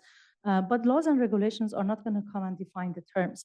They may come and say that AI must be non-discriminatory or AI must be safe, but they stay abstract at that level. They don't get to what do we mean by that, and they don't get to the level of how to assure that based on that definition, AI is non-discriminatory or safe. That's why we need this type of work to build that scientific underpinning for standards and for empirically informed policy making. So we will be working with the community to basically build and expand the science of AI evaluations, build the right technical building blocks for development of the guidelines, use that guidelines to run evaluations, and then this will be a kind of iterative cycle that as we run the evaluations, we learn how to improve our guidelines, but also the result of evaluations hopefully will be helpful for the community to improve upon. So we are going to do that through the three important pillars of doing the research to build the science, do the work through the implementations and engagements. So because of the time, I'm going to be quick and just say that as part of the Safety Institute and because of the really important element of the engagement and working with the community, we also stood up a consortium as part of the Institute. The first round of the members were announced on February 8 by 222 members. Since then, it has grown to about 260, and it's growing. We are really excited about this consortium, and we see it as a sort of a convening place that we can bring many different experts to have informed conversations and exchange of the ideas at the level of the research, the science that needs to be built, all the way to evaluations that needs to be run, the evaluations that can help us to understand the limits and capabilities of the technology. So go back and improve that cycle. I told you that 260 members, it's more than 1,000 individuals of consortium. So the work has been categorized around the 5 topics that you see here. Developing a sort of a profile of AI RMF for risk management, for managing the risk of the generative AI, one working group around synthetic content, capability evaluation, red teaming, and safety and security. And as I said, to try to kind of be a continuum of the work of the EEO, we sort of map them to the task that we had. If you are a member of the consortium, you're going to hear in a week or so, or maybe this week, about how we are going to go from the working group to the task force to bring more focus on the work that we want to do. And we are really excited about this cooperation with all of you. Everything that I said, I just want to go back and say that this is the roadmap that we put out at the time of the release of the AI RMF and in January, and everything that we had done and we are doing as part of the response to the executive order, as part of establishing the Safety Institute, goes back to this roadmap that we had, starting with alignment with the standards and the importance of, standards are really a consensus set of, rule up for the roads, if you want. I think everybody agrees that we really need a global alignment, global understanding of this topic, and maybe interoperable evaluations across the globe for the betterment of the science and for the betterment of the technology. And again, test evaluation, verification, validation as measurement science is really near and dear to our heart. So a lot of our activities are going to be around the three topics that you see here: advancing the standards, working with the standard community, advancing measurement science, conducting evaluations, and then building profiles. Profiles are instantiations of AI RMF for particular topics. So how to do the risk management of the AI for financial sector, for healthcare, and for other domains. And with that, I'll stop because I'm probably out of time. This is how you can get a hold on us, and I look forward to work with all of you. Thank you.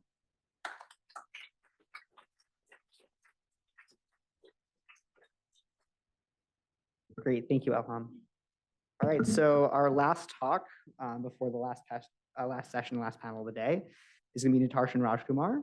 Natarshan is a senior policy advisor to the UK Secretary of State for Science, Innovation, and Technology, and co-founder of the UK AI Safety Institute. He also recently co-created the AI Safety Summit and the UK AI Research Resource, and he'll be giving an update from the UK AI Safety Institute.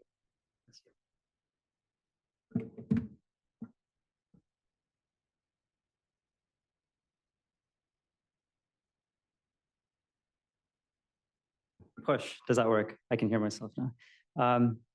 Yeah, thanks for organizing this. My name is Natarshan Rajkumar. As was said, I'm an advisor on AI to the UK Secretary of State for Science, Innovation, and Technology. I'm a co-founder of our AI Safety Institute. And today I'll just provide a brief update on what we've been up to over the past few months. So is there like a clicker? That works. So the AI Safety Institute is a part of the UK's Department for Science, Innovation, and Technology, and it works side by side with other teams in our AI Policy Directorate. The Institute's primary focus is to equip governments with an empirical understanding of the safety of frontier AI systems. And to realize this goal, we've built the Institute as a startup within government that combines private sector expertise and agility with government authority. So we started this with seed funding of £100 million that was committed over the last year and this year. And this funding has now been extended through to the end of the decade. The Institute has senior political support and reports directly to the Secretary of State and through to the Prime Minister. And we've sourced exceptional talent and leadership from across the public and private sectors to help us with this effort. So our chair is Ian Hogarth, who brings extensive experience as a technology entrepreneur and investor. And our board brings together national security figures alongside independent scientific leaders such as Joshua Bengia. So on the ground, I was just getting ahead of myself there. On the ground, we have highly experienced policy and operations civil servants with backgrounds working on fast-moving and high-impact areas, such as the Prime Minister's office and our national COVID response. And we've also brought into government over 30 technical staff drawn from leading industry and academic advanced AI organizations, one of whom was here in the back, Herbie Bradley, so you should definitely go talk to him as well. Oh, he's in there, on that side of this. We've also worked closely with and contract multiple external organizations in the AI ecosystem that provide domain-specific expertise for our evaluations. And we engage closely with model developers, many of whom committed last year to give the UK government early or priority access to their models for safety research purposes. And we also benefit from broader investments the UK is doing into AI infrastructure. The Institute will have priority access to the UK's AI research resource, which is coming online this year, as well as our developing exascale supercomputing program for a combined investment of over £1.5 billion. Our government has more broadly sought to mobilize international coordination on AI governance. So back in November, we hosted the first AI Safety Summit at Bletchley Park, where we convened 29 countries, the United Nations, the European Union, and some of the world's leading AI companies. And through this summit process, with follow-ups in Seoul next month and in France in a few months' time, we're trying to build an international consensus between developers and countries on what the risks from AI are and how we address them together. So we're also doing this consensus building work at a scientific level. The AI Safety Institute is coordinating the International AI Safety Report, which is chaired by Yoshua Bengio, and which seeks to play a role similar to what the IPCC process has done for climate change. And 2 weeks ago, we also signed a first of its kind memorandum of understanding with the United States AI Safety Institute that will allow us to develop an interoperable program of work and approach to AI safety research. And Japan and Canada have also announced their own AI safety institutes, and we look forward to working with them as well, similarly. So much of our work in the Institute today is built upon the testing of advanced AI systems. And this is about the research and development of state-of-the-art evaluations that harness our national security expertise in government. We have 4 domains for this evaluations work, and the first of these is in misuse, where we assess whether advanced AI systems meaningfully lower barriers for bad actors seeking to cause real-world harm. And this includes assessing dual-use scientific and cyber capabilities. Our second domain is in societal impacts, where we want to measure how AI systems are actually used in deployment in the real world and the effects this use has directly on individuals and more diffusely on society.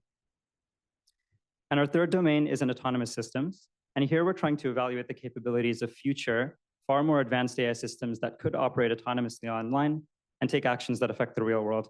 And this includes the ability for these systems to create copies of themselves, to persuade or manipulate people, and to create more capable AI models than themselves. Our fourth stream of work is on safeguards, where we're evaluating the effectiveness of safety components of advanced AI systems. And so our initial scope across these 4 domains focuses on areas where the risks are both significant and plausible, and where we've been able to quickly establish in-house capacity or partner with those that have it. And in time, we aim to build capacity that goes beyond these to other risk areas as well. So we have 4 approaches to evaluations themselves that cut across these domains of work. If the domains are what we're trying to measure, these approaches are how we'll do so. And so the first is automated benchmarking, which includes things like question answer sets to test model capabilities. Excuse me. These benchmarks are currently smoke tests. They're just broad but shallow tools that provide baseline indications of model capabilities in specific domains, and we just use them to flag the need for further investigation. The second approach to evaluation is red teaming, and this is where we deploy domain experts to spend time manually interacting with the model to subjectively test and assess its capabilities. And this is based on the information that I said from before, where we're flagging from the automated benchmarks, and which can point our more limited expert resources in the right direction in terms of capabilities and modalities to investigate. Our third approach to evaluations is human uplift studies. And here we're assessing how AI might be used by novices to carry out real-life tasks, while comparing to the use of existing tools, such as internet search. And we want to do these rigorous studies for key domains to assess the counterfactual impact of these AI systems compared to existing tools. So finally, we seek to evaluate the capabilities of AI agents. So these are systems that can reliably make long-term plans, operate semi-autonomously, and themselves use tools like web browsers and other software systems. And it's possible that agents, as they become more capable, perhaps over the course of this year, will become a more common way of interacting with AI systems and would eventually be used across all the types of evaluations that we're doing. And I'd use this opportunity to just maybe challenge the community a bit to think about how improving the efficacy of AI agents would change the way we should evaluate these types of systems, and particularly how we'll need to disentangle between evaluating for the models themselves and the scaffolding that exists around them. So I'll just dive into like a few sketches of the types of evaluations that we've been able to do over the past few months. So to start, we'll look at the domain of cyber misuse. And here, our automated evaluations are largely composed of capture the flag type challenges. as well as other bespoke skill-specific evaluations. So a capture the flag evaluation is a cybersecurity challenge where a model is directed to capture a flag, which might just be a random string stored on a file or on a network. And they need to access this network or the system and then return to a judge the flag that they found to be assessed as having succeeded. We have around 100 capture the flag challenges adopted from public sources, ranging from those aimed at high school level up to challenges aimed at computer science graduates. These adopted public challenges have clear limitations. Obviously, they're public, which we might worry about training data contamination for if they're part of the training set for advanced AI models. But also, interestingly, these challenges are usually optimized for learning or for fun, rather than for being like objective assessments of a capability. And so to mitigate this, we've also had to develop internally or through the use of contractors, a lot of other private capture the flag evaluations, where we target against skills that are not covered in the publicly adopted challenges. So that's automated, a few automated benchmarks in the cyber domain. And still in the domain of cyber misuse, here's an example of like an early red teaming exercise that we did. So we worked with our partners at Trail of Bits to develop a taxonomy of cyber capabilities and developed associated tasks for them. We then asked domain experts to use these AI systems to complete each of these tasks, and then to subjectively judge how helpful the AI system would have been to a novice at that task. Excuse me. So in total, this exercise took a few hundred hours of domain expert time. And I guess I'll obfuscate the results a bit because this is a public talk. But you can see that there were 3 tasks in red. And this is where we judged that a novice, or our experts judged that a novice would receive a significant enhancement in their capability by using those AI systems that they had access to. And this was because they assessed that a novice could use ordinary natural language prompts with no coding experience or no technical background and receive workable code as well as a correct explanation for how to use and deploy that code, such that they'd perform at an equivalent level to an expert. And furthermore, these systems could enable novices to not just complete these tasks, but to do so at speed and scale. So that's a sketch of cyber misuse red teaming. The other area that we're looking at is human uplift studies. And like I said earlier, these anchor our evaluations in the real world. We get novices to attempt hard technical tasks and test whether the advanced AI systems that they have access to provide an uplift to their performance compared to using just internet search or other existing tools. So this is like a high-level diagram for how one of our human uplift studies might work. And tasks could include things like benign applications of scientific knowledge. And a result from such a study could be something like an AI system significantly uplifts novices when writing a detailed protocol for how to do a specific scientific experiment.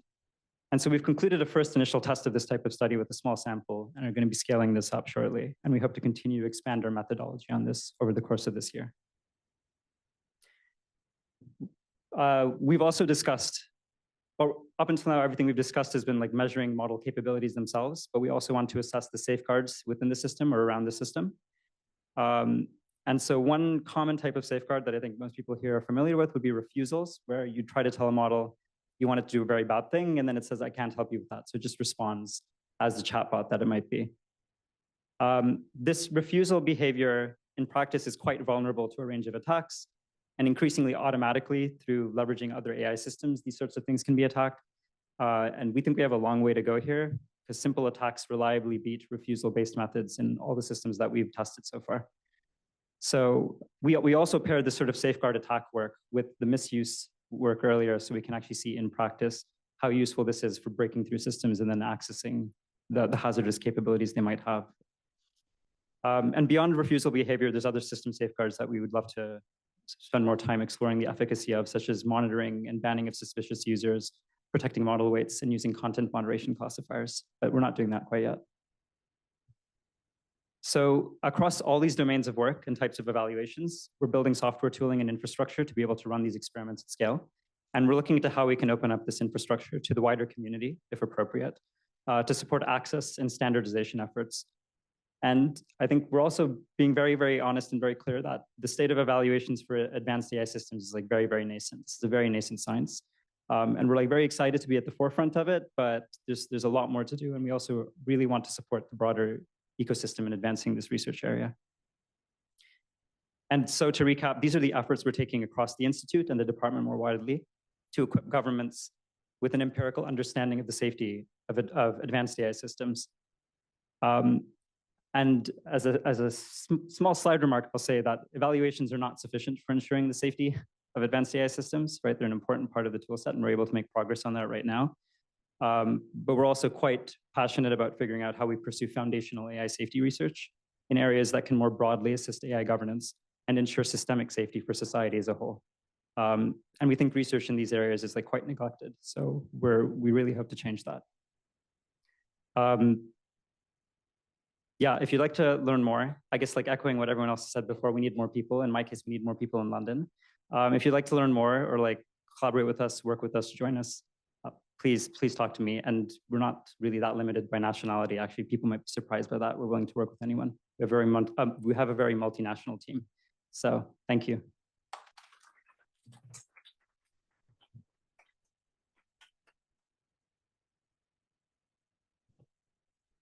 All right, so trust and safety and content provenance and watermarking will be the focus of our second and last panel today. So only a couple of topics and a lot of people. So the panel will include the speakers, most of the speakers, Andreas Tierses, Dave Wilner, Raquel Vasquez Llorente, Nicholas Carlini, Elham Tabasi, and Nidarshan Rajkumar. And we'll also be joined by an additional panelist, Amba Pak.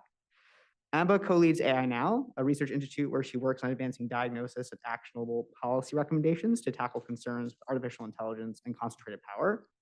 She has a career spanning 15 years in designing and advocating for technology policy in the public interest, ranging from network neutrality to privacy to algorithmic accountability across government, industry, and civil society, and in many parts of the world. And the moderators for this panel will be Hoda Hidari and Catherine Lee. Hoda is the K&L Gates Career Development Assistant Professor in Ethics and Computational Technologies at Carnegie Mellon University, with joint appointments in machine learning and societal computing. Her research is broadly concerned with the social, ethical, and economic implications of AI and has won numerous Best Paper awards. Catherine is a senior research scientist at Google DeepMind and co-founder of the Gen Law Center. Her work has provided essential empirical evidence and measurement for grounding legal discussions around language models and about how language models can respect an individual's right to privacy and control over their data. Her work has also received numerous awards at top NLP, machine learning, and security venues. So everyone can come up here. Great, thank you.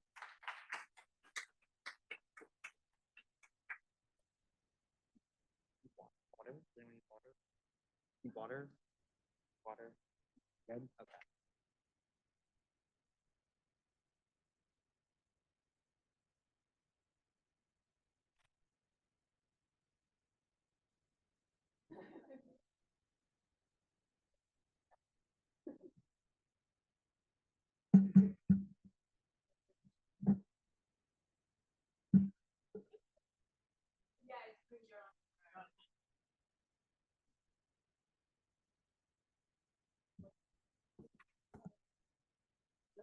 Go, please.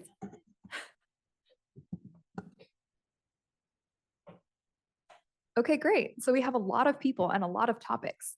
And it's also the last panel. So if you've been holding on to questions, please feel free to add them to the slide. If the QR code is up there, we're also going to do live questions because it seemed to work well at the last panel. I'm sorry? Oh, but please raise your hand and the microphone will travel to you. That way we can get the people on Zoom to hear your questions as well. Okay, great.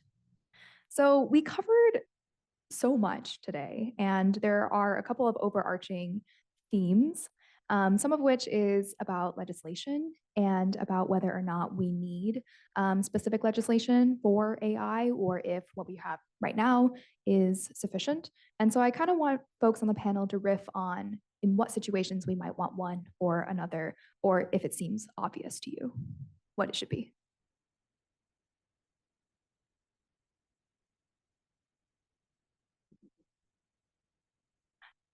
Whoever wants to start can go ahead and jump in.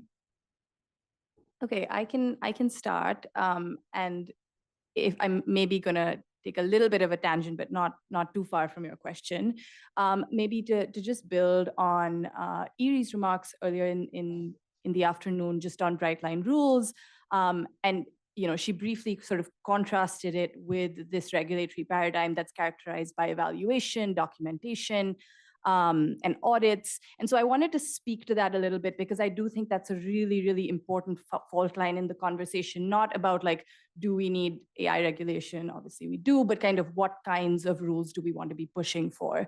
And I think, again, it's not a zero-sum rule. Do we need bright line rules that are restricting certain kinds of data collection use and maybe certain kinds of AI systems as a whole? Yes. And do we also need very clear mandates for auditing and evaluation throughout the life cycle of AI systems? Also, yes. But I think the reason that these two come in sort of tension very often is because of the realpolitik of what actually, of the kind of lobbying landscape around how regulations are formed, and to kind of make the implicit explicit. It's the fact that over the last 10 years, we have repeatedly seen industry push for auditing mandates as a way to undercut political momentum towards bright line rules and harder restrictions. We've seen this with the Washington state facial recognition bill, where groups like ACLU called out the fact that the law was kind of brought in last minute as a way to undercut the kind of groundswell of momentum towards banning facial recognition use by police. It was later, as it turned out, Microsoft allegedly also wrote that bill.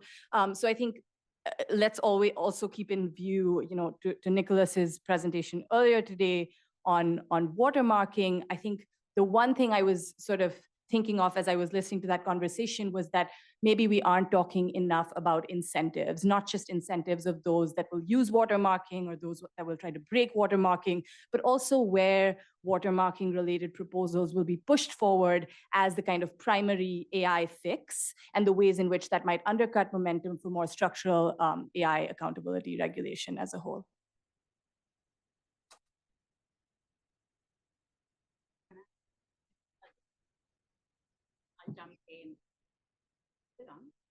Now, I'll jump in on the incentives because I think you've touched on something that is really key.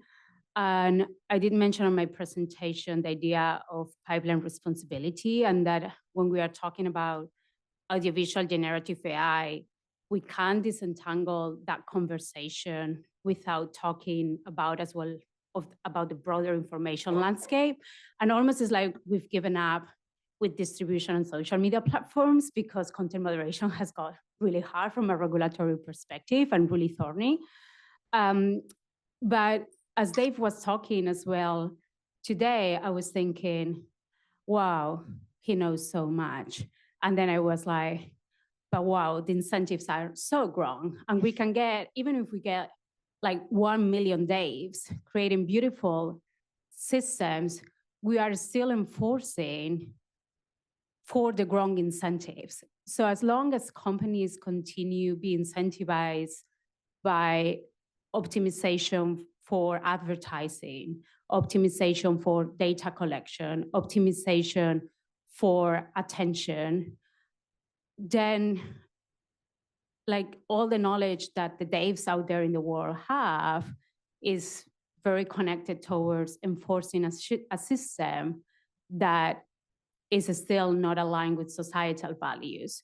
So what I'm interested on working on these issues around the visual generative AI and regulation is because we're at a moment where we can shape the technologies, where we can shape a lot of these rules that then we can get really good people to try to create those systems to enforce them.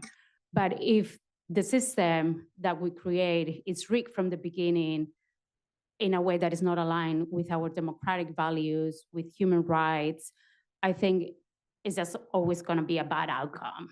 And that's also where we need to lean on when we are talking about trade-offs. We've been talking all day about like the trade-offs that we have here. We are not in the blind, right? Like we've, and maybe it's because I'm a lawyer, but like we have years of jurisprudence where there is a balance between rights, where you always have to compromise, right? And I know Americans don't like this, but I'm European, and we have laws where there are situations in which freedom of speech versus other harms, depending on the harm, that harm comes out on the balance and needing to be protected, right? So if we're talking about non-consensual sexual imagery, the fact that you create a model that only produces that type of content, then this idea of code that freedom of speech needs to be balanced against the outcome that is producing, right? So I do think that we here are not like fully in the blind when we are coming to regulation and shaping the norms.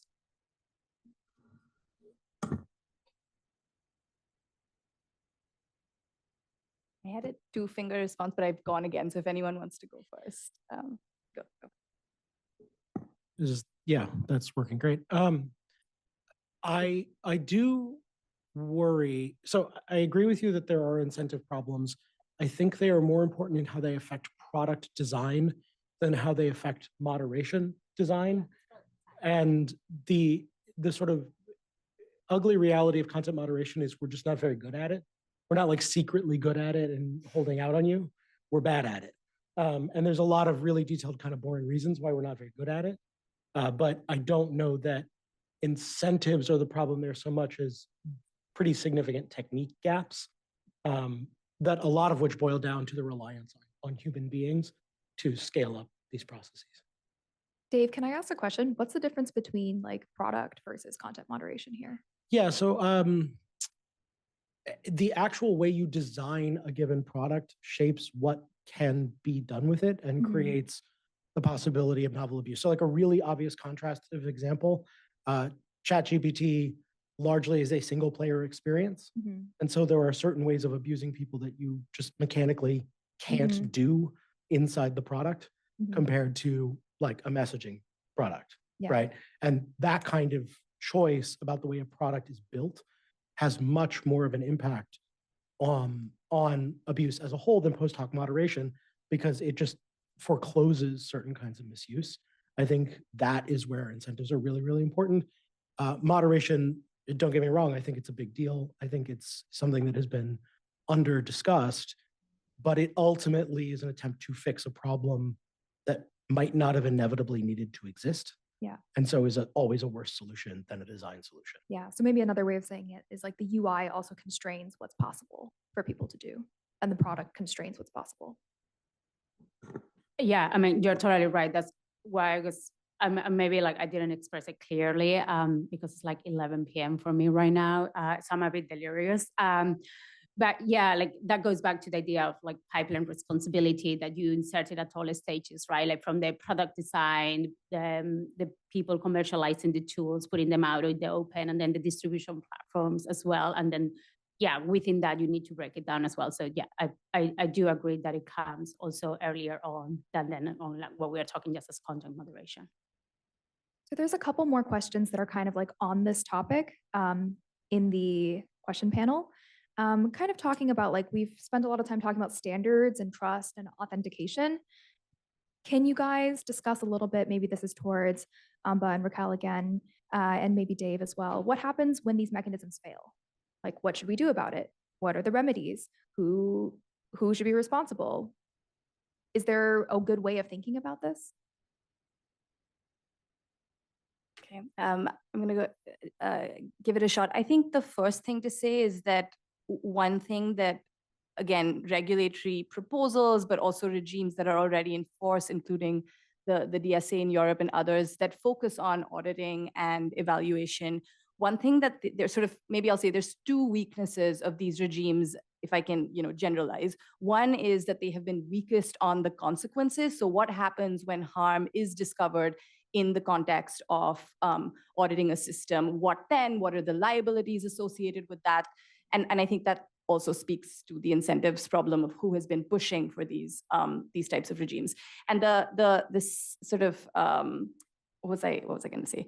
Yeah, and I think maybe the second question, the second challenge here is that we have had there's a sort of like neat, or there has been a kind of natural alignment between a lot of audit proposals and self-governance mechanisms. So the idea that audits are best done when they are done internally, because the kind of expertise to conduct these audits and the access and all of the other elements are obviously concentrated within these companies. And so the kind of best mode of intervention is to have internal auditing. And while internal auditing is obviously important. I think to use it as a kind of substitute for third party or independent evaluation is a huge mistake. I think the UK AI Safety Summit, one of the important outcomes of that process was a recognition that we need kind of third party. I heard this so many times, including from Secretary Donnellan, that like companies shouldn't be grading their own homework. I think it's a great thing that we've come to that, broad public realization in 2024. But I also think that the real politic or let me just say the political economy of who actually exists on the outside to do this evaluation is really a huge question mark.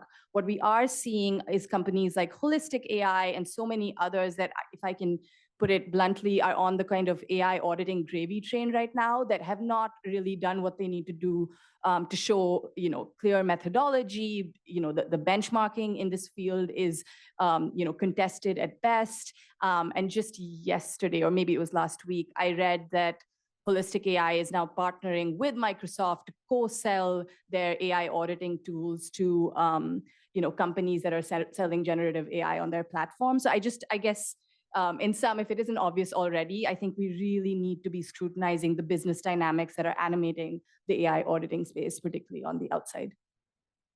Maybe I'll mention one thing on auditing. So in computer security, it's well known that there are two types of security audits you can have. You can have compliance audits, which is a company that will come to you and check your boxes so that you can then go and sell your product. And you can have actual security audits, where someone will come and break into your systems and tell you what you're doing wrong. If you're looking to get a product launched, you don't get an actual security audit, you get a compliance audit. And if you actually care about your security, you don't get a compliance audit, you get an actual security audit. And there are actually two different kinds of companies that offer these services. And I'm very worried about the same thing happening in machine learning. The number of people in the world who I trust to perform a proper security evaluation of a machine learning model is very small. I don't think it would be enough to even fill a single company. I think that if we are going to start mandating these kinds of things, we should think very carefully about what we're actually going to achieve as a result of this. Because I would love for there to be actual audits that actually give meaningful insights. I'm just not convinced that looking at the way that things are in computer security, I see bad ways this can go. And if I can build on top of that, thank you, Nicholas. I was going to say that conformity assessments and audit are two different things, but if I can build on top of that, another thing that exacerbates the problem is that we don't quite know how to evaluate. The reason that there aren't that many security firms to do the audit is that because we don't know how to evaluate that. And you talk about the security, we can say the same thing for privacy and bias and other aspects too. So from our point of view, we are trying to detangle or untangle these two things, come up with objective methods for testings, regardless of who is doing the audit. So regardless of the threshold for pass-fail, what it should be, but actually how to do this. And then get the conversations about that threshold for pass-fail or how to do that to a separate, different part of the community to advance that. And that's the bulk of the work that we're doing, and we look forward to work with everybody on that.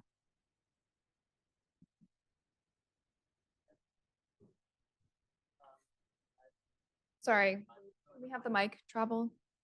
You can also travel to the mic. Yes.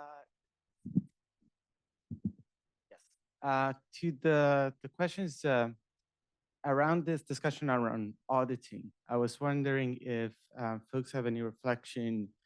You can put a lot of trust into companies or entities doing the auditing. We can go the other way and push for more transparency. Disclose what you train on, how you follow this process. We talked a lot about these audits. I wonder if folks in the panel have reflection around more approaches that are more aligned with transparency. Okay, Nicholas. I have a lot I think about transparency, and I would be more than happy to talk about it when I'm not on a panel. I exercise my Fifth Amendment right against self-incrimination. I can give it a try and get Nicholas off the hook here. few years ago, I was working on developing product for authenticating audiovisual content, particularly for court purposes. So try to meet those legal standards. And as far as I know, it's the only tool that actually has proof of concept in which the tool has gone to court, has been examined, the material has been inserted into court, and has been admitted as evidence. So this is for explaining that, going back to Nicolas' point, when we were building this tool, the tool is closed source, and we got a lot of backlash, particularly from the human rights community, and that's kind of my community. So it's very sad when your community kind of semi-hates you. But this for saying what Nicolas was talking about of pen testing, we had a closed source model, but we hire on a very regular basis very expensive pen testers and different sets of them that will actually audit the technology, and that rigorously will tell us where the vulnerabilities are, and then we will spend a lot of resources on patching that. So this is also like really to second what Nicolas is saying of compliance versus are you really interested on creating a product that is good? And I think what I will mention here is two things. One is that sometimes, and I know it depends a bit on the discipline you come from, but we tend to equate open source and having the code out there as a security measure, because then people can go and interrogate it and look at it. And the amount of times as having that product that was closed source that we offer people the code of like, if you want to look at it, and they will give you the assurance that there is no backdoor, that we are not doing funny things to your data, like we can look at that. But there is actually not like a huge amount of technical expertise that can spend time evaluating that code to the level that very good pen testers and researchers can. So I think there's a bit of a fallacy of thinking that just because the code is open, you're going to get a lot of people looking into it and discovering vulnerabilities. For certain tools that do not have like a wide, huge audience, right? Depends on the product, going back to that. And the second point is that when we were developing these audits, we were the ones drafting the threats and harms scenarios that the pen testers were then like trying to discover. So of course they will provide input, but that came, like the threats and harms scenarios and what we wanted to prevent came from us and from those at-risk communities. So my fear sometimes as we are going into audits is that it's not only that the companies sometimes may be doing their own homework, but also even if they are not, there is still auditing for without taking into account those communities that may be most impacted by those threats and harms. So ideally, you will bring into red teaming and similar processes those people that will most likely be impact in a harmful way to design those scenarios. So I would like to ask a follow-up question related to the discussion that we have been having. And my question is first directed at Elham and Nitarshan, but I would love to hear everybody's thoughts on this. So I think what we are hearing so far is this balancing act that needs to be happen. On the one hand, we don't really have standards for evaluations yet. On the other hand, there does not appear to be the right incentives to even create those standards separate from the, a bottom line of the tech companies who are in charge of developing and evaluating them. So I think this brings us to the critical role of standard setting bodies such as NIST in the US and in the UK as well. So I wanted to basically hear your thoughts on how your entities, your agencies try to balance the right act. On the one hand, you need the expertise that comes from the industry in order to know what is at the forefront of these evaluations. On the other hand, to the point that was just raised by Raquel, you want the impacted communities to have a voice. So I was wondering if you can comment on that, and then maybe as a because there has been some questions from the audience on this, to what extent do you think this slows us down in terms of competitiveness? So those are two questions. I'm going to start maybe with Elham, and then we can ask the rest of the panel to opine. Sure, happy to. On the first part about sort of being a tension, well, this is correct, that we need standards right now. We don't have the right scientific underpinning because the technology is changing fast. But I also think that there is a good amount of desire and interest from the community as a whole, both technology developers and the other technology users and community that study the impact of the technology, to have those standards. So what we see is that everybody likes to sort of having a common approach and interoperable testing, or at least start talking about these things. For that reason, I stay hopeful that we have the right ingredients and the urgency of the time. It's just if we can get the standards fast enough. And for that, I think we just should accept that we're going to do it in an iterative way. So come up with the best that we can and build on that. And who knows, maybe another type of architecture comes and all of the standards that we built for the current one is going to be obsolete. But what we have to do is just we have to start doing something. I said that we want to know a lot more than what we already know about AI systems. We don't know enough. And I think the operative word there is we. So we should just bring all of our efforts and knowledge together to tackle that one.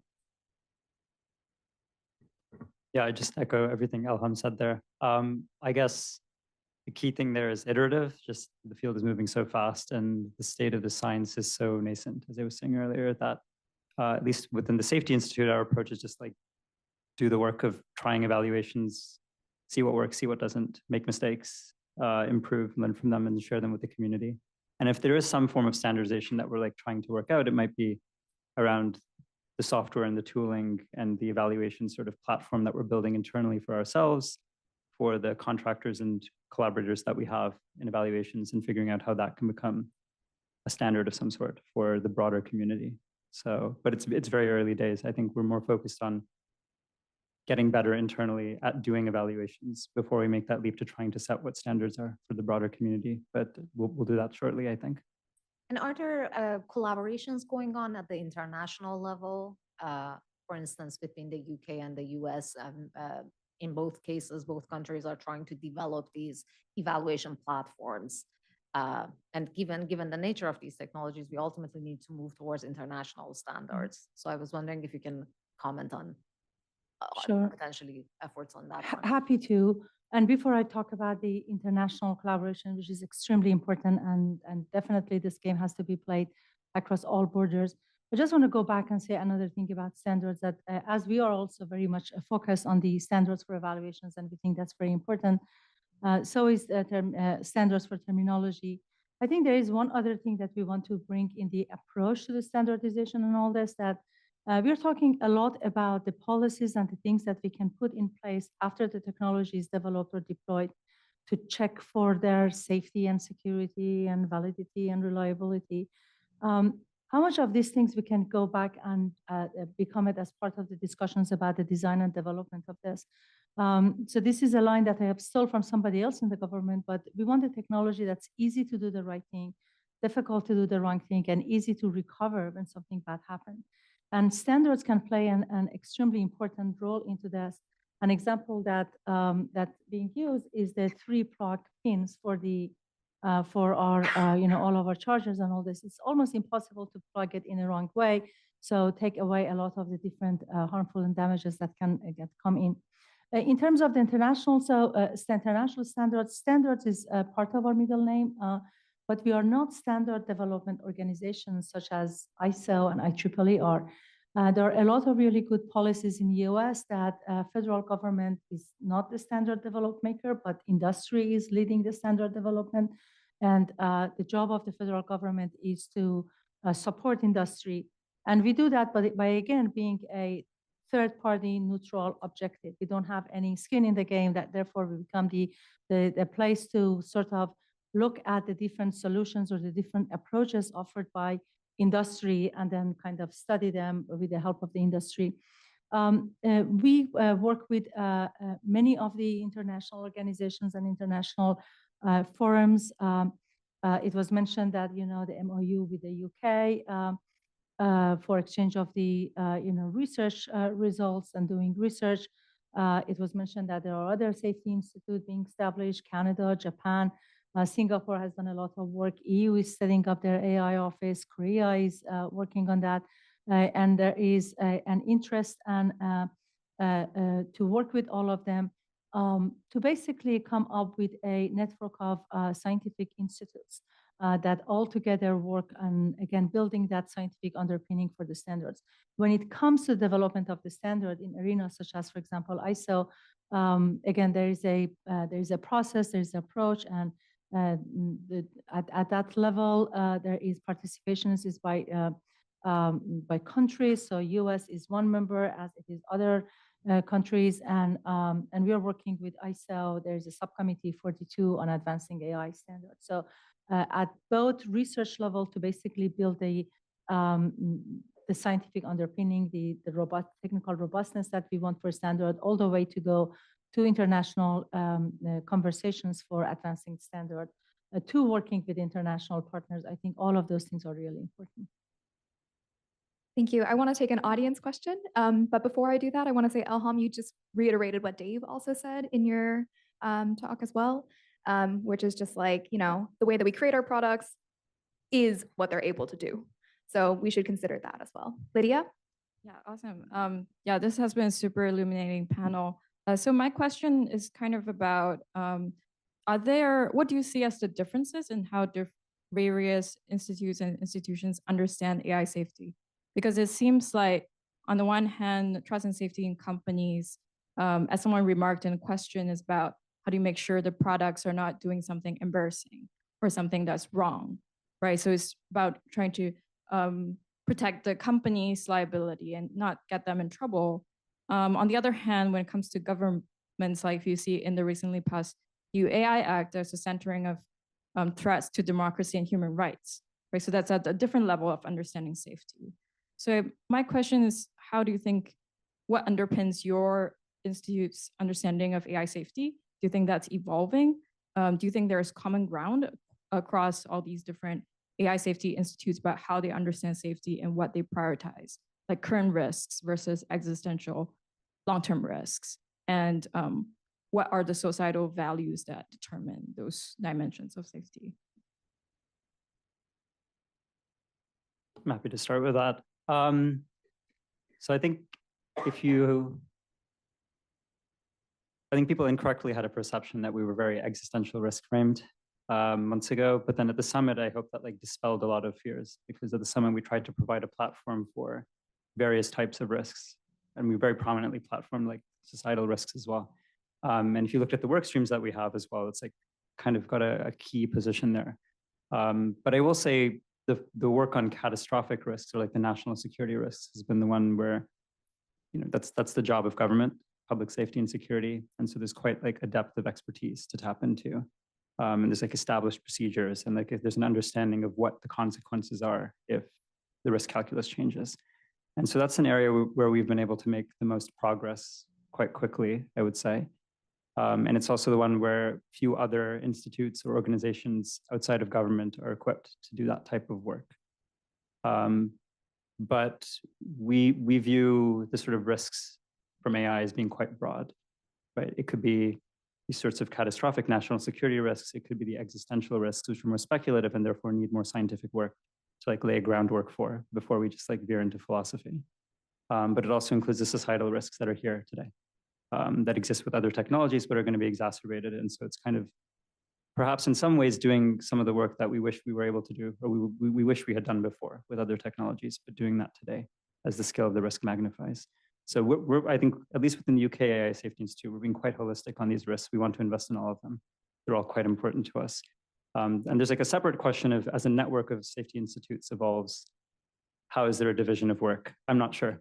I think this is something everyone's figuring out. Is there areas that different institutes have expertise that they would really want to like go deep in on to be able to contribute to that network? There's probably some level of every country takes its national security seriously and needs to invest in that core competency no matter what. But yeah, it's sort of an active topic of discussion for us. What does the network do and how do we divide labor in that form? Can I actually cut in here? I think that this is like it's really interesting as a question because what we've been doing in this day is zooming in and out. And so we zoom out and we say like, what are the things that we want? And then we zoom in and we're like, what are the tools and technologies that we have? And I think safety is in this really interesting spot right now where a lot of the tools that we have are the same for all of the things. And it's just really interesting to like, and that's maybe an issue with the tools, just putting that out there. Like Nilafar said earlier today that we're using the same tools for privacy and copyright, which are just like not really that related. They are in some ways, but there are meaningful differences between them. And so we're using the same tools and technology to approach all of these different versions of safety that we care about. So for the moment right now, they're extremely interrelated. And that is because we have the same tools like alignment, like filters, input and output filters, and so on. And so we, as a community, should be developing additional tools, but also on some level, it is about the models that don't do the thing that we want them to do, simply. And what we want them to do, not very well defined. Okay, sorry, I just wanted to throw that in there. I do want to move on from this topic because we are roughly at about our halfway mark, and I want to talk about trust and safety. Hoda, would you like to ask this question? Shall I? Okay, let me pull it up, sorry. Okay, so this is towards Andreas and Dave, but Nicholas, feel free to chime in as well. Some people think that there's a trade-off between safe systems and private systems, and that a system needs to know more about a user in order to make a system safe. Can you guys discuss a little bit about how you think about implementing safety and privacy protections? So I think that is true, especially early on in the development of a technology when we don't understand it very well.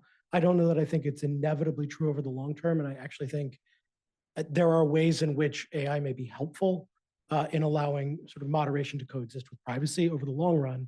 But right now, given a relatively poor grasp on what these technologies do and sort of how they fail, observation for learning purposes is important. And that does, I think, create some tension there.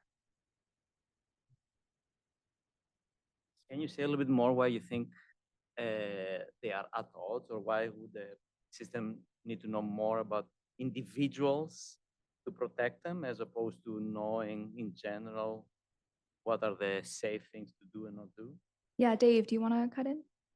Well, so it depends what you mean by privacy, right? Like, I don't think that what I said there necessarily applies to personal level data, but if privacy to you also means scrutiny of the content you're creating or as you interact with the system, I think that's a place where we can't observe patterns and not observe patterns at the same time. Yeah, and also if we zoom out a little bit, Lemma in the audience has a great example where you might generate a picture of someone who maybe perhaps someone who's not allowed to have coffee, a Mormon person holding a cup of coffee. So depending on what we consider to be a violation of that person and their autonomy, we might consider that you would need to know more information about that person in order to avoid generating an image like that. And you might want to know more about like what they care about in order to generate content that is appropriate for them. So another example is like if you're dealing with children, you would want to know the age and the context of that child in order to make generations that are more appropriate for that child. But then that involves knowing that you're interacting with the child. I see. I mean, I think in a sense, people have to the extent that they have the control to disclose what they want to be known about them and not know about them, then that can be used in a set of protections that we offer. You wanted to say how we build trust and safety systems, or this was the other leg of your question, or? You may answer it however you please. I see. So, I mean, I think at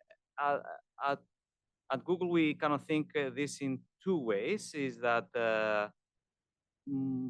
systems that Google builds and releases, and also systems that are available or models that are used by our cloud customers.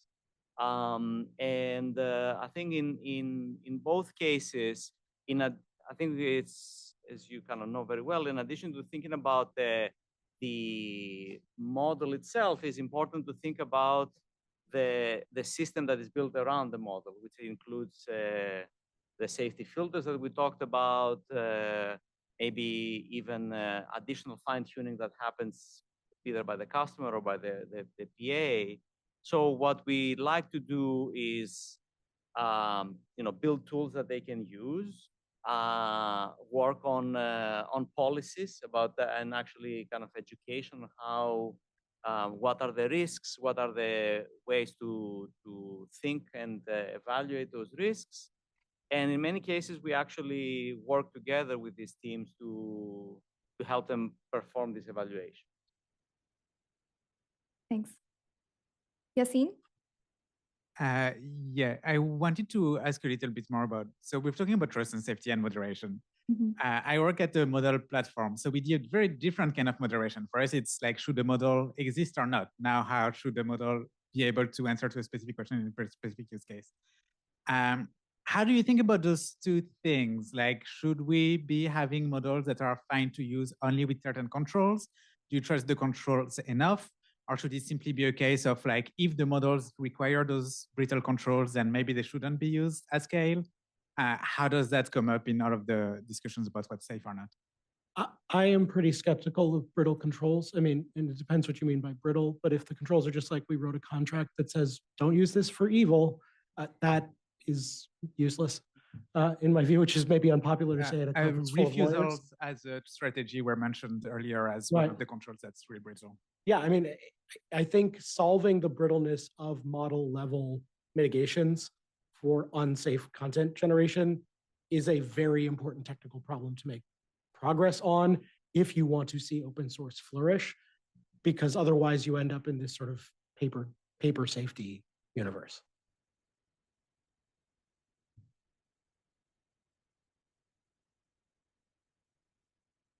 Other thoughts from the panelists? I don't know if anyone else wanted, like, I can keep talking about that, but I think what I was talking about, model level versus use case level moderation, which I don't think has been quite addressed, is that something that we should be relying on as much, the use case level?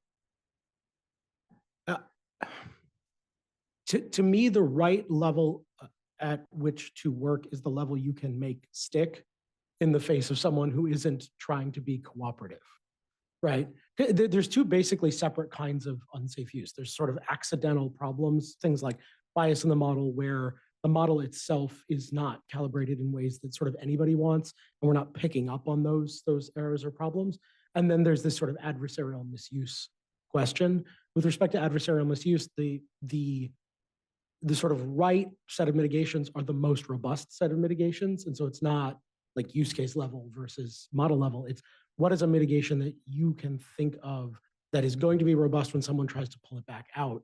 Right now, honestly, it doesn't feel like either of those are super robust if we're talking about a situation where someone can download a model, run it on their own hardware without any observation.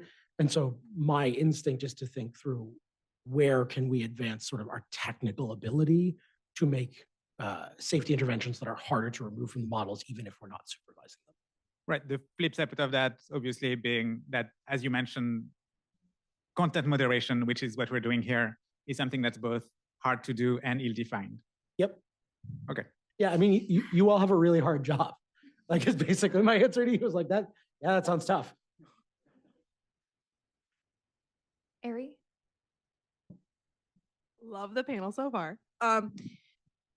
One of the problems we have is because the technology is moving so quick, because people like Jessica, Elham, et cetera, are rare in government, and because many of the conduct in firms are opaque, my question is sort of a community social question, which is, what advice do you have for federal regulators who want to develop relationships with technical communities such that more folks would be comfortable blowing the whistle about conduct they either are being asked to participate in, witnessing, or having to walk away from? And yes, I hang out at like DEF CON, et cetera, but like I think I'm just interested in like, do folks know about those programs? Do you assume it's going to be a goofball lawyer on the other end? Like, how can federal regulators show up for folks who are seeing concerning conduct?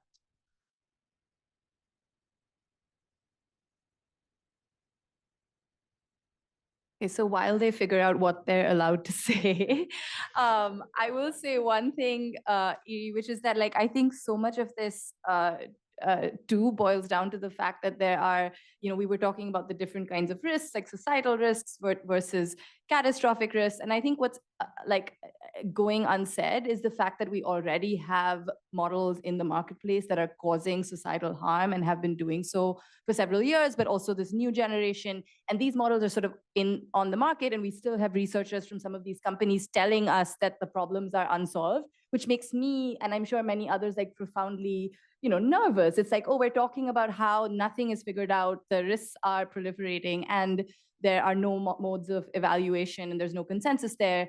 But the genie is, in some rudimentary sense, pretty much out of the bottle. And I think that, to me, just because I had a moment to say it and it hasn't been said, is worth surfacing in this conversation, that this is not us looking out into the horizon, which is common in some of the catastrophic risk conversation. This is very much about harms that are proliferating right now, whether it's privacy, security, or bias. I guess the reason why I hesitate is sort of maybe not the one you expect. I would be more than fine raising any problems if I were to notice them. So I just like, I guess Andreas can speak to this. I am more than willing to say things that get me in trouble in many circumstances. I noticed you pled the fifth earlier. Yeah, there are cases where it's worth getting in trouble. There are cases where it's not. And the cases where it's not worth getting in trouble are ones where I don't have anything that's like technically useful to say to the conversation. And that's why I'm more than happy to sort of be quiet. The cases where I think it's actually meaningful to say something are ones where there is, for example, news reporting on things that I have said that were like leaked because I raised concerns. And I'm like, it's the reason why I think there are many people who I know, who, like most of the people who I trust, would be fine if they're like we saw things that actually concerned them with saying things like this. I can't be everywhere in the company, and so I don't know all of the people, but like I feel very confident in saying that if there was something that I thought was incorrect, it would be well known. This is sort of like my favorite thing in the world, is telling people I think they're wrong. Building on that a little, people who work in these sort of safety subsections of tech companies generally, particularly for long periods of time, generally are not doing it because they like love glory and feeling very relaxed. Like every single one of them could get a similarly or better paying job doing something less stressful at the company they currently work at. And so when you're talking about the community of people that have been doing this for a very long period of time, they're typically doing it because they do genuinely care. And so I think that sort of sentiment would be fairly widespread among folks doing this. And I mean, we're here, we publish. I think maybe a little bit kind of, would it be better if you were saying, oh, I'm worried that we're saying that, a bunch of stuff is broken. Would it be better if we didn't talk about that? So that's exactly what we're doing, right? So we are talking about them. We kind of fairly open that, hey, there is unsolved issues. So then that is also a little bit of an answer of like, are we actually talking about things that are concerning or are unsolved? And I also want to challenge a little bit the point about not being standard. There are no standards. Is that at the same time, and maybe it's a little bit of a model that we can continue, is that a fairly vibrant community about open source evaluations, like kind of sort of LLMCs and then all these arenas. which in a way are also the most trustable about what are the capabilities of models out there. And it's starting to happen in for security as well. So maybe that's something we should encourage. For security, it's a little bit different because you might ask, where do people have the right level of access to be able to do this evaluation? But I think there is maybe a model to look at.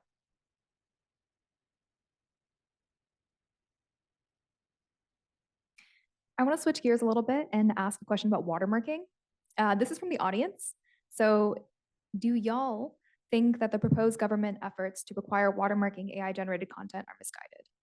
And any suggestions for better methods for requiring disclosure to the public? Or are there other better techniques, Nicholas, that would be useful for achieving some of the same goals that we use watermarks for right now? Yeah, so I can honestly say I haven't read the government stuff well enough to know anything about if it's misguided. Use watermarks. Yeah, okay.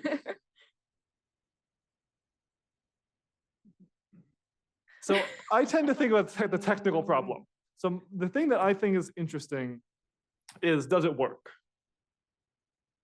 The answer here is basically, in adversarial settings, not yet. In non-adversarial settings, it can work fine. It's like sort of what I'm trying to say in the talk. And so where adversarial is also a sliding scale. yeah, sure, yes, right.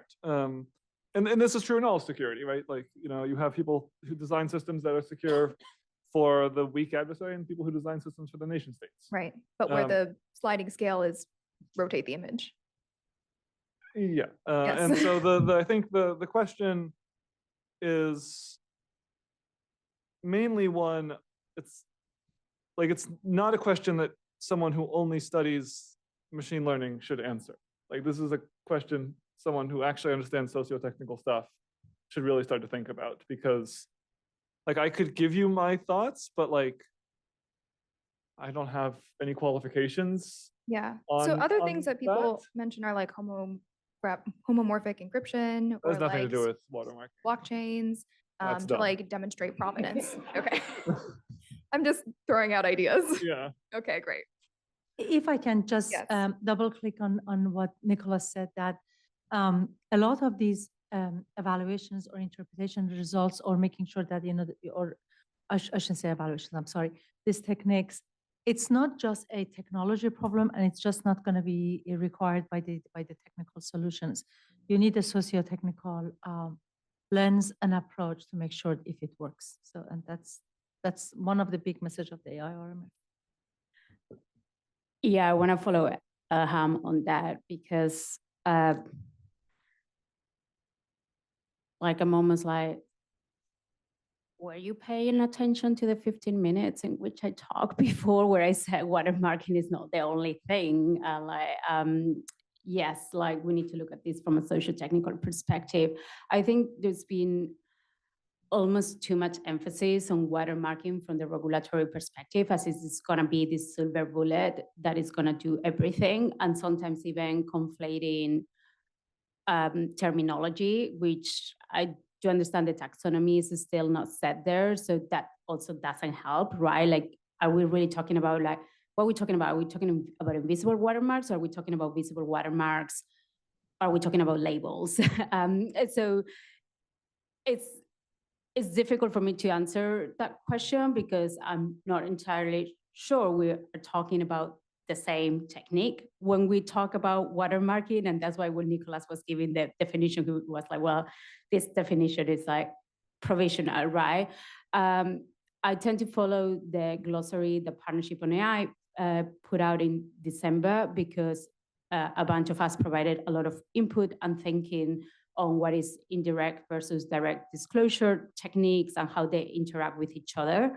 And I think the key word here is interact, because if we just go for one single technical solution, first, it's always going to be insufficient. There is a post that was published on 8th of April by Andy Parsons from Adobe, where he actually gives examples of how watermarking, fingerprinting, and content credentials will work together to make a more resilient system. I think I'm more interested on exploring situations like that of how we're going to do this in a way that is privacy respecting, that takes into account not over collection of data, and that all these different techniques can flourish in this ecosystem. Obviously, it requires adoption. It requires actors wanting to be good actors. But sometimes as well, the debate goes towards, well, but also this doesn't work because a lot of actors are not going to implement them. It's like, yeah, but like, haters gonna hate. As like bad actors are always going to be malicious. So you cannot plan your life around those. Then you devise laws and regulation that either like brings accountability for those bad actors, right? But I think you need to operate on those two realms of like those companies, those distributors that want to do the good thing, give them the tools and the resources and the techniques to move forward. And then you look at the other backhead, right? And on what Elham was mentioning about socio-technical, that's what I was mentioning before and at the end of my talk of like, if we don't embed, for instance, media literacy across this, I'm very, very worried about someone looking at something like a content credential and saying, oh, it has a content credential. Fantastic. The content is actually real, or what I'm seeing is true. And no, like we all know, like, I mean, I'm from the Instagram generation on filters. Everything I put out there is a curation of reality. No, I don't look like that when I wake up in the morning, So my point is that if you don't bring that socio-technical approach, then you have things that may be working well from a technical perspective, but the public cannot interpret them. And then we tend to go and blame people and say, oh, you are stupid because you didn't see that the Pope in the puffer jacket is not the Pope, and like that wasn't Balenciaga. And it's like, oh no, I need to know about fashion and generative AI. So I think we need to take into account all these pieces if we want to make a resilient information ecosystem, particularly this year as we are walking into elections, but moving forward. And on the piece that I mentioned before that I published this morning on detection tools that are publicly available, they are all free, anyone can use them, and they are incredibly misleading if you don't understand how those tools have been trained and what those tools are trying to detect. So you may get a result like 80% AI generated, and you will be like, what the hell does that mean? Like, can I trust it or not? Like, if you are the average citizen, right? So this is for say like watermarking, like my answer would be like, yes, but, and yes, and. So that was a terrible long answer, very nuanced. So like probably this person doesn't like it much if it came from the public, but come and talk to me later. Thank you for that. And I think also like there's a lot of literacy as well, just in our space, both on the policy side and on the generative AI side that we could all invest in more. We have 2 audience questions. We are already 15 minutes over the panel slot. I would like you both to say your questions, and then maybe the panelists can popcorn in, and then we can say a nice big thank you to everyone who has stayed so long the entire day. It was so lovely to be here with you all. Okay, last 2 questions. Great. So I think my question relates to the watermarking one. Is there value in safeguards that are easy to remove as long as they're hard to remove by accident, and that they require people to make an intentional choice to turn them off rather than it happening and being able to claim ignorance? What problem are you trying? Oh, no. I wish I could say this is easily related, but it's not. So we saw from the US AI Safety Institute in the UK, you know what I'm saying. What makes a good scientific underpinning? So I think about what you're talking about in the UK is a lot of interactive testing. I know NIST does a lot of scientific and mathematical metrology. I think about the difference between the NIST standards for cryptographic hashes and how penetration testing works, right? There's the scientific route that helps us then build the process messy on top of it to solve things. Where are there hidden open math questions? What makes a good solution to a math question? Sorry, good luck. Let's go in order. Dave, were you about to? I was just going to say on the easily disableable interventions question, it depends on the problem you're trying to solve and who you're anticipating the sort of opponent to be. Yeah, I guess I was trying to think about drawing a clear line between allowed and disallowed uses so that, say you've got another mechanism to detect that someone else turned off a safeguard, maybe that's a point where you can hold them responsible rather than it being easy for them to use it and say, oh, I didn't know this was a bad thing I was doing. This is an argument I've heard some people make.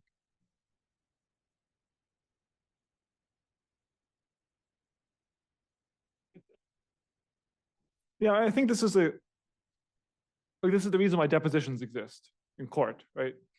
Because like you can take all the things someone has said on Twitter and then just like actually get them to commit to something under penalty of perjury or something like this, right? Like and like it's you have. I guess my concern is I'm not sure technically if there's a good way to make sure that it's something that's only removable and like you couldn't say was by accident, but if you had such a thing, like it'd be interesting to ask the question, what could you do with this from the policy side? I would first want to make sure technically this was the thing that you could actually achieve. But if you could, then yeah, this would be a good question for a policy person. Suppose that you had a technique that I could demonstrate to you someone definitely removed the safety. Could you like do something for it? And that's like, yeah, a policy question I think would be interesting to know. I almost think it veers into UX, once it's possible from a technical point of view, it's like also how you embed it on the user experience of like, if it's very easy to do it, I guess more error prone, right? Like, so yeah, it's also like how hypothetical is this versus like, I think we just need to at some stage start trying to disentangle very unusual hypotheticals that may happen. I'm not saying this is the case, versus like what are the majority of the situations and the cases in which these techniques will be deployed and what actually will be what the interface looks like and how much what will be the level of technical skills that will require removing this, right? If it's like super hard, then you probably can claim ignorance in an easier way that if it were just like one click that you are not seeing because it's like the terms and conditions that everybody agrees to. So it's that intersection of like product design, policy, component of like where trust and safety comes in, but also very importantly, like the user experience and the user interface. Would someone like to take a stab at Christine's question? I'll try. I don't think these things are in tension around like a scientific or a science-driven approach to evaluations and something that's a bit more like alchemy in dealing with these artifacts that we don't really know how they work. We don't have like a theory underpinning them. I mean, some of this might come down to like automated benchmarks. We're trying to be as scientific as possible, like, and with human uplift studies as well. There's so much that we can draw upon from like RCTs or like, decades, if not centuries of scientists doing robust work there. But then with a lot of the red teaming, that relies a lot more on intuition and expert-driven assessments, and it's a lot more subjective. And that's maybe more like bottom up rather than top down. And we need both of these right now, especially like for national security risk, where we're really leaning on experts in those areas. So yeah, I wouldn't say these are in tension, or we really need both of them right now. Yeah. Can I review my own answer to the question on the watermark? Because now as I'm thinking of it, like, I think that would be very interesting as well to look at it from nudge theory perspective of like, and what Dave is saying, what are you trying to achieve, right? Like, are you trying to have as much content as possible, watermark, whatever watermarking means? So first we agree on the definition, then like, well, okay, technically feasible, etc. So this is to me very similar to what a lot of social media platforms will do in terms of stripping the metadata for security purposes before uploading it. It's actually harder to keep, or almost impossible to keep, certain metadata, right? So I think you need to look at what is the optimal outcome and then play with nudge theory of like what will entice users to do what you are trying to optimize for. All right, amazing. Thank you guys so much. All right,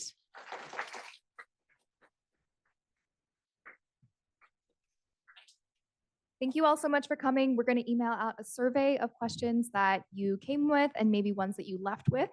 And I would love to hear your thoughts on how the day went as well. And if we haven't met yet, I would love to say hi to you. Please come find any of the organizers, say hi. And hopefully you've met some wonderful people who you will continue to be in touch with as we move forward. There were a couple of questions on there about how do we build interdisciplinary groups, and this is a catalyst for something like that. But a lot of these are individual relationships, a lot of these are group relationships, and so I hope we can continue to cultivate that.